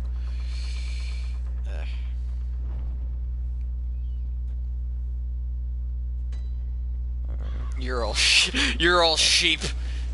Wake up, sheeple. As I see the wake up sheeple as they fucking blare Rage Against the Machine. Fuck you, I won't do what you tell me. Fuck you, I won't do what you That's one of the best fucking videos on the internet, where it's just the fucking... It's just the fucking little dancing troll face and a stick figure, and it's just the entire, just fucking... It's the entire song, just... But it's only the line, fuck you, I won't do what you tell me, just placed over the entire thing. That's the only lyric. It's just like, fuck you, I won't do what you tell me. Fuck you, I won't do what you tell me. Fuck you, I won't. She has iron. I just want to point that out. It's this weird little neat thing that it's kind of neat. Yeah, I know. Wake up, sheeple. You're in a you're all in a fucking simulation. You're all in a dream. You need to wake up and smell the Kool-Aid. You're in a simulation, inside a simulation, inside a simulation. Some Inception shit. And that was also a little Rick and Morty reference, even though I haven't watched that show in a while. You seen the latest season? Latest season, whatever. Not yet. It's alright. I feel like that show almost doesn't really know what it wants to do at this point. It really just feels like it's just a show they're running with no really coherent idea. It's like they want to pretend that they have an idea, but they actually don't. And every season just seems like it's like oh, we're baiting progression or development or something, but actually it's just gonna kind of just always be the same status quo. Or so she has a mallet, or just all in all, it's kind of just nothing's gonna change because we still need to have this crazy hijinks. So anything substantial doesn't happen, and then if it does happen, it's all rushed and weird. Maybe that was the point. I mean, that can be your points, but even that's the point of your story, that can kind of be that's kind of a shitty point. I feel. Oh no, it's a point for us to go nowhere with the show. It's like, okay, if you're really trying to be meta there, but doesn't make a satisfying show. This is very especially when you bait that you're gonna go somewhere with it. So don't bait it if you're not gonna fucking do anything with it. It's very off topic, but do you guys remember that one movie that was some teens made banned because they got eliminated from a specific vending machine? What Lemonade Mouth? Wait. Movie where the teens made a ban because they got eliminated from a specific vending machine. What, Lemonade Mouth or something? Wait, Lemonade... Okay, wasn't that like a show on Disney Channel? That was a movie on Disney. Remember Disney Channel, everyone? Remember that? No, not Disney. I think it was Nick. Disney Channel's still doing... No, it was on Disney Channel. I'm fairly certain Lemonade Mouth is one of those shitty live-action things on Disney Channel, because Disney Channel had a lot of those. Remember that Zombies movie they made? I don't even know what you're talking about. You better not look it up. They made a sequel of it. Okay, well, of course. But I'm thinking like the old fucking live-action things like Wizard of Waverly Place or Sweet Life of Zack and Cody and shit. Oh my god, yes.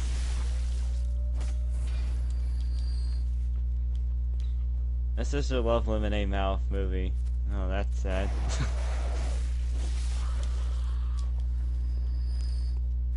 Remember Sky High? Yeah, I remember Sky High. That was a fucking while. Hey, y'all forgetting that masterpiece of a movie with no flaws called The Adventures of Shark Boy and Lava Girl. Yep, I remember. With our literal sleep paralysis demon, Mr. X. That was his name, Mr. X? No, Mr. Electric. Mr. Electric, sorry. Okay, what was I say? I just remember it was George Lopez's face on a weird CG fucking screen electric thing. That was trippy. What's up? God. Why was that like that? And you had to explain the joke as well. Yeah. Kurt Russell was... What the fuck? God. Shark Boy Lava Girl, the greatest. That movie was the greatest anime of all time. Master movie. Yeah. You remember that? About that movie. He ruined my dream journal. You don't remember that? I did not. Mr. Electric, no, Princess office and have them expelled. Oh boy, this is a strange time we live in. Dream. Oh my god, I'm gonna have to watch this. You're going crazy, sir. You're slowly losing it. Who said I had it? I'm pretty sure, wasn't it just a dream? Or no, it was a dream, but the dream became real because then, like, the monster showed up and, like, fought them in real life, and then, like, the girl was actually magic, I guess. It was because of that ice heart, not ice heart shit. Ice heart? I don't remember. Yeah, the necklace. Yeah. Oh, the necklace was magic? The necklace was magic because of the...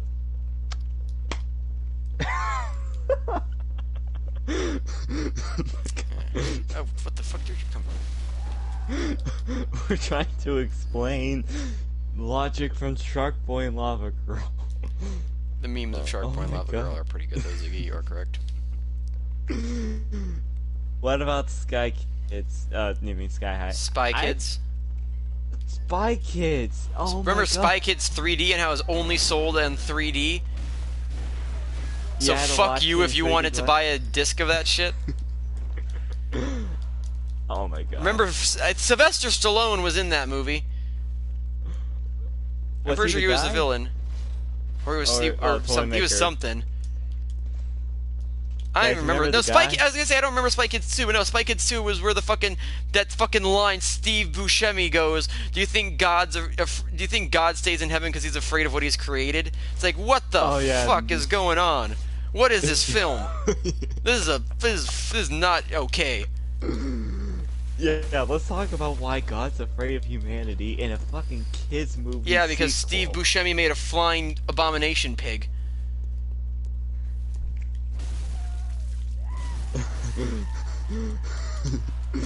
Here we are ranting about old, like, live-action kid movies. Okay. There was that was the strangest time. I remember watching Wizards of Waverly Place as a child. Oh yeah, that's a show in the movie. It was a show. Remember watching Hannah Montana? I did not watch Hannah Montana. I never got into that. You got the best. Don't even. I'll hate you all. You know what? This game sometimes, man. That was a mistake. This game breaks you.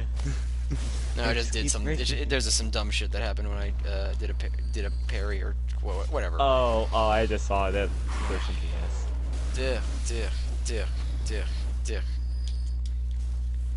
Give me Drake and Josh. Yeah. Oh fuck yeah! Fucking Drake and Josh also has some pretty strong memes nowadays that made a bit of a comeback, which I appreciate. Like the one where they were trapped in that like thing, whatever. The treehouse, like, yeah. Hey, where's the door? Josh, where's the door? I put them in the market. I don't know why I remember I saw recently, me and fucking Drake were just shitting around for some reason. We're just fucking around, and we saw a fucking like edit of that meme with like it's so dumb. It was a McCree and a May, and like I forget. No, Josh is the friendly one, and Drake is the quote unquote asshole, right? Yeah, I guess so. So Josh was McCree, and Drake was May, and in the background, and they're doing the pose of like, where's the door? That scene, and it was just fucking in the background was May put up an ice wall and locked a diva ult in front of them, so they couldn't get out. And it was, I don't know why, that fucking broke me. It was just so funny to me for some reason. Just a McCree sitting there going, May, where's the door? Like, I don't know why. That was just the funniest shit. If I can find that, I can like put it on Discord or something. It might have already been on Discord, but fuck. That was funny as shit. That's so great. Yeah, that's great. Oh my god. Literal spider monkey. Yeah, that was a good thing. I always preferred Nick. Yeah. What else was Nick live action shows? I'm trying to remember. No, Nick had iCarly, didn't they? Oh yeah, iCarly. That was a fucking strange show. I love that show. God, that's a weird one. I know. You see, somehow the world will change for me. I don't know why. I don't know why. I don't remember a lot of that show because like it's been a while, like since I was like a child and just like randomly fucking watched that shit because it was the only thing. It was like one of the only things on. But I remember for some reason this one fucking random joke where it's like, because I know that the running joke is that Spencer the brother's name? Yeah, the older brother. Yeah, I think like Spencer would like he would like light things on, like he would constantly end up causing things to start on fire like whenever he did something. Yeah. Yeah, and I remember one time, it's literally he has a drum set, he fixed it up, and he was just playing it, and it like nothing could go wrong, and he just hit it, and it just started on fire. And I have no idea why that was so funny to me as a child, but that stuck out to me for some reason. Oh, I know what you're talking about. I remember that episode. I remember that clip. That's a weird one. I don't know why. That's what sticks out to me anyway. Yeah, that was iCarly was something we should not have had. It was too perfect. Remember when Fred Ficklehorn was in an episode? I don't even know. It's Fred Ficklehorn. That's the one that has like the annoying voice. My mom always said that. Oh, is that? I don't know. Is that the one? The Fred? Yeah. God. Yeah. Didn't he like eventually like have a huge falling out with Nick or something because like he hated doing? Because I mean, I would personally hate doing that fucking. Even as a child, I found Fred fucking annoying. I was like, God damn, why do people like this? They had 3 fucking movies. 3 movies? Oh God, yeah, Fred movies. He said those were things. Those were awful to make. Fred himself said it was awful to make. That's not his real name, but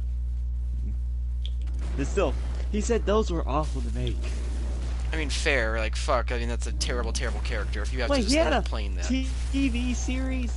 What the fuck? Yeah, well, I thought he had an internet series, or no, because he was a YouTuber initially, right?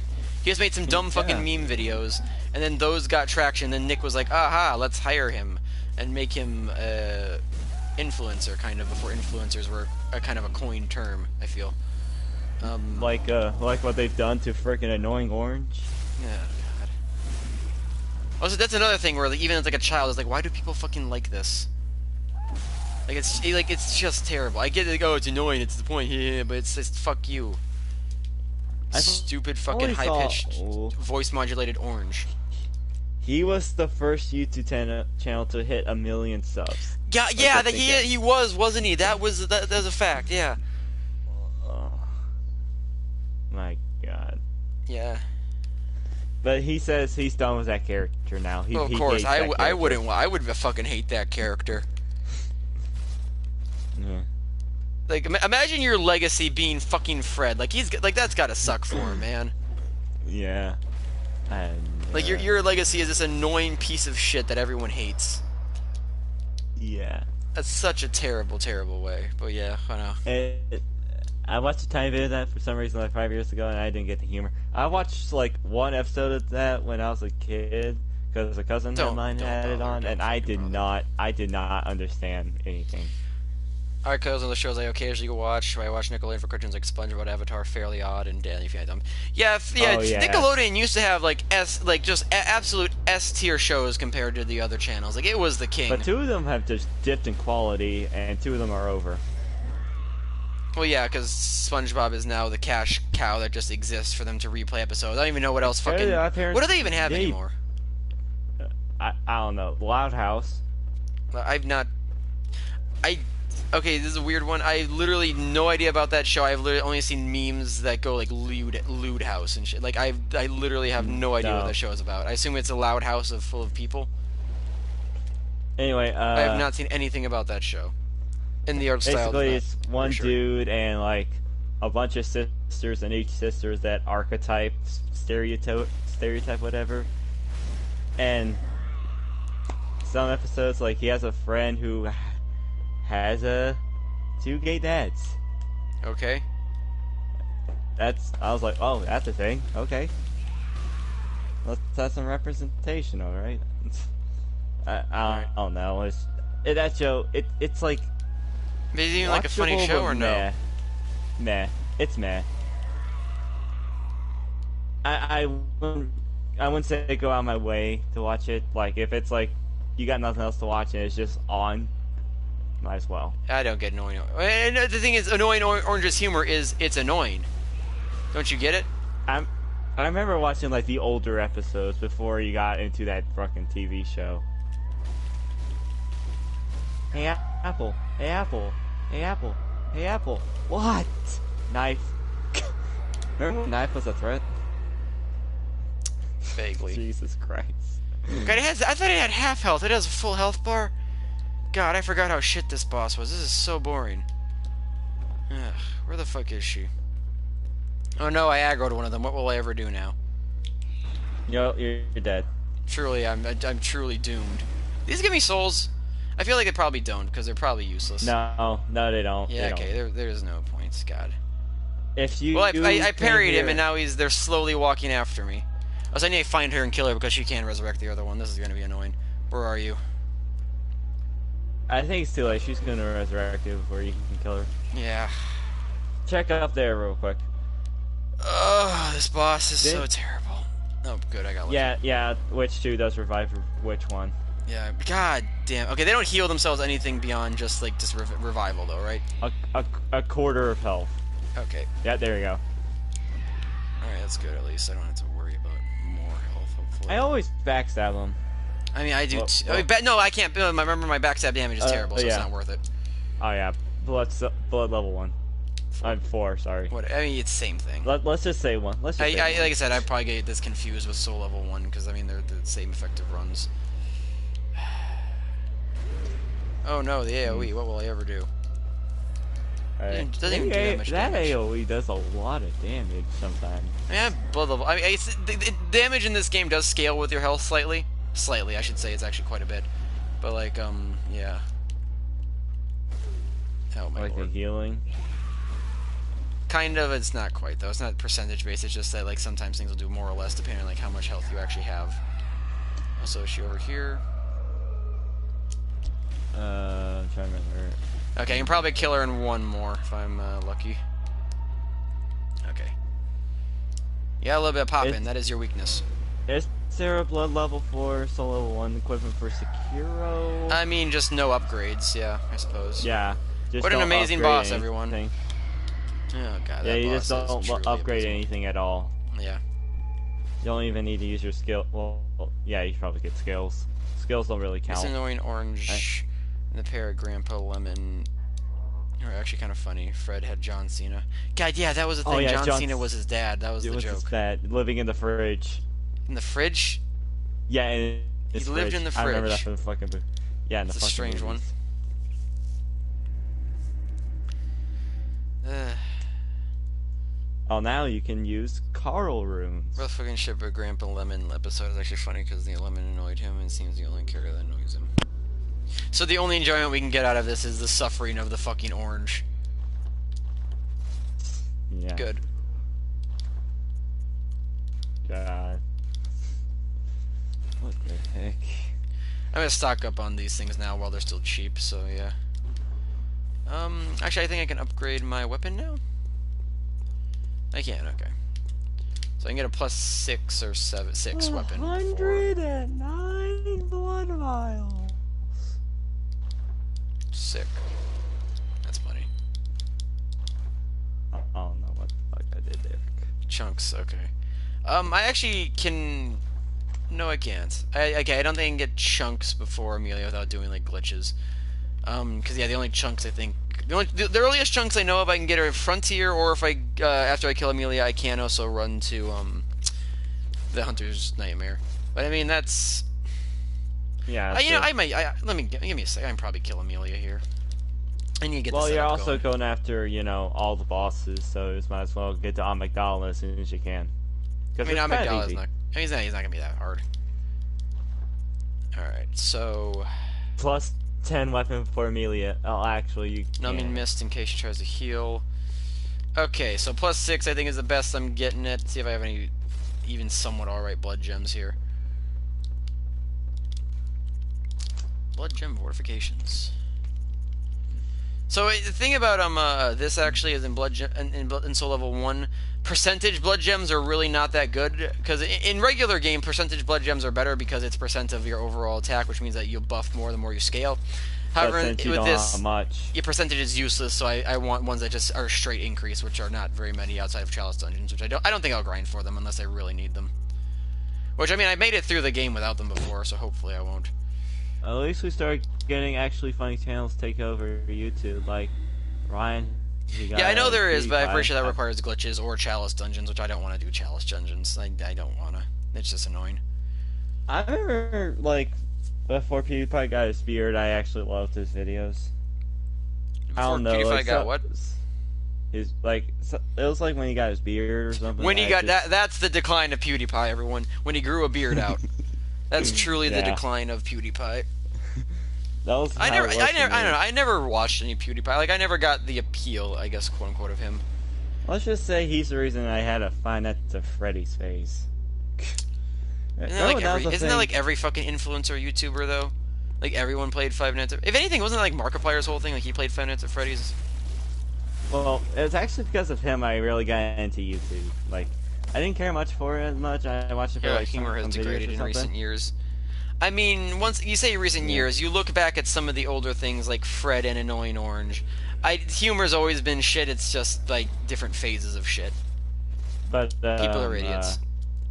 But overall, I'd say nowadays is not great though. You're correct. I got introduced to him via the Sonic EXE video. That was when I was really into that kind of stuff, and I found him playing that. And Markiplier's titles is the King of Five Nights at Freddy's. The Jacksepticeye is supposed to be loud. That's his whole thing. Top of the morning to you laddies. Oidy doidy doy. I'm an Irish. Listen to my Irish. Oidy oidy oidy oy. Like a boss. I want to fucking... I'm gonna fucking drink my issues away. And I'm gonna go fuck a potato. Because that's my Irish impression and my entire image of Irishman. Well, actually, I like watching Markiplier more, but Jacksepticeye is my favorite personality-wise. Yeah, fine. I don't know why. Like, yeah. It's because PewDiePie I actually got introduced to them and I love their content. I haven't watched them in a long time. I have not watched any of them in so fucking long. Like, I remember I tried with PewDiePie. I was like, I watched some Markiplier's like older horror games, like older, more like a few years ago. Like I remember watching his Amnesia. Remember that game? Oh, Amnesia. But still long fingers. Fucking long fingers. But has anyone watched Markiplier's Tattletale playthrough? Jeez. Even is Tattletale like a horror game? It's a horror game with Furby-like creatures. Oh, what? Oh. I mean, I suppose Furbies are somewhat horrifying in their own way.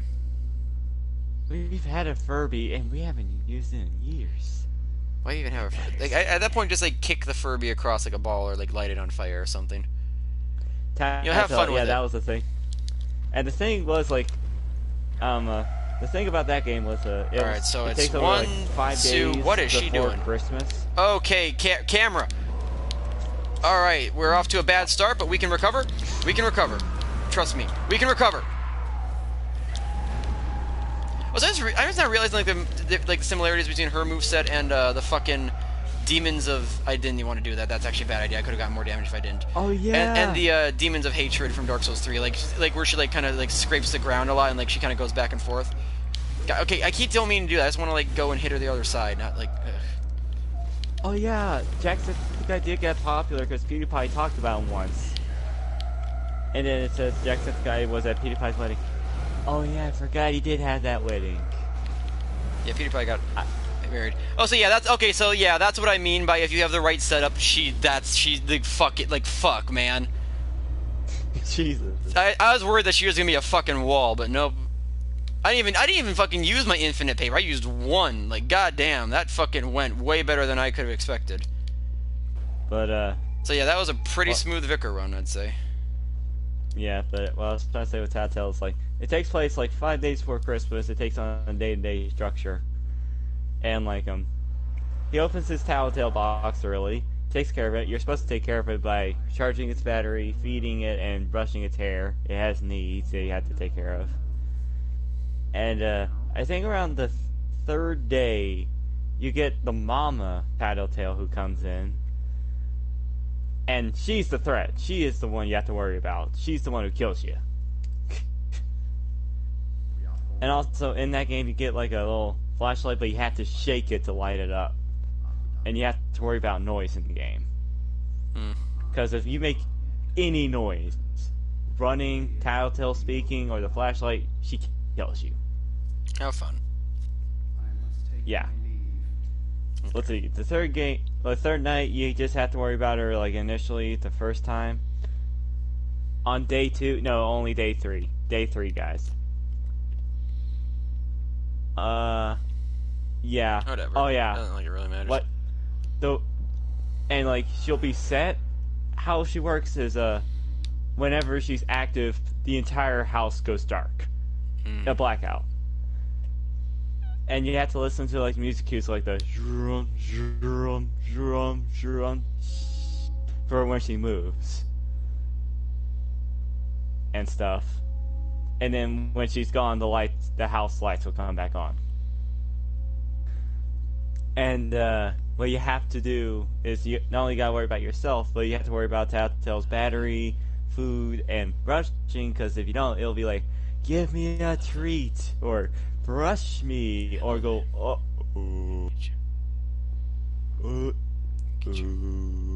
oh yeah, Mama's eyes glow red, like that, but whatever. And her head can turn 360. Yeah, of course, because owls are creepy, I guess. They're more so cool, I'd say. Owls are neat animals. They also make for cool-looking villains. Or wise old things in animated movies. That's the thing, owls are either, like, villains or, like, wise old, like, advice givers in animated movies, aren't they? Like The Secret of Nim? Yeah, or I was thinking about, I was trying to fucking finish Ori and the Will of the Wisp recently, and, like, the main villain there is, like, a weird vulture owl thing, and in the first game it was owl. I need to play those games. Yeah, but Hollow Knight. Mama's not an owl. She's a toy thing that looks like a cat. They look weird cat things. Alright. And, let's see, what I'm trying to remember something. Yeah. Night 4, you have to worry about hide and seek. And, like, goes from 30 seconds to a minute 30 seconds while worrying about Mama. While taking care of Telltale's needs. And on the 5th day, the Tattletales, they kind of have a mind of their own, but they need you to help them. Yeah, night 5, you have to do a ritual to get rid of Mama. You have to banish her. A ritual, okay. With a tape player of the trailer, but like you see through the other cameras and that she's killing people during the trailer. Wait, she just flat out kills people? Like, actually is on screen? Yeah, like you see the bodies, like, or as Markiplier says, "That's a body. You can't with me. That's a body." Okay. This There's multiple bodies. Multiple bodies. You don't get like a fucking, you don't get an explicit like scene from Monty Python and the Holy Grail where like a little cute like stuffed animal kills everyone. No. That's a pretty strong scene from Monty Python though. Oh yeah. Oh, it's just a harmless little buddy, isn't it? Yeah. And then they bring out the holy hand grenade that must be thrown within 5 seconds after you pull the thing. And 3. Is 3 seconds? Oh yeah, it's not 4, but 1 less than 4, but not only 2 or 1. 2 over 1, but 1 over 2, and no more than that. 6 divided by 2, which equals 3, but more than 2 because you must be 3. And then it's like it just goes on for bullshit. And then it's like 1, 2, 5, 3, sir. 3.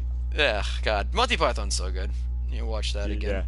Yeah. Okay, and what you're supposed to do with the ritual is you take Telltale to in any this case, thing this is probably gonna actually be the end of it though. Because I killed Amelia, I made progress, that there wasn't really a wall. The hardest thing in the fucking thing was killing Alfred and getting the infinite paper. You got to the first third of the game. But yeah, I mean, there. So that's done. The easy part of the game is over. Pretty much every boss from here on out is gonna start to absolutely fucking suck. Blood level 4. The first actual wall is probably gonna be is probably gonna be the I remember my first playthrough. The first actual wall is probably going to be the Shadows of Yharnam, because it's a triple boss that can easily kill you, and once you get past the phase 3, you've won. But like until then, it's hard. So yeah, I'll be back at some point in the series, but I think this is done. Yeah. And why can't Microsoft just show us Banjo 3 for the X series? Because Microsoft is idiots who can't show gameplay, and Banjo-Kazooie is never actually coming back. It's all dead and never returning. So goodbye. Always remember, everyone, your favorite franchises are dead.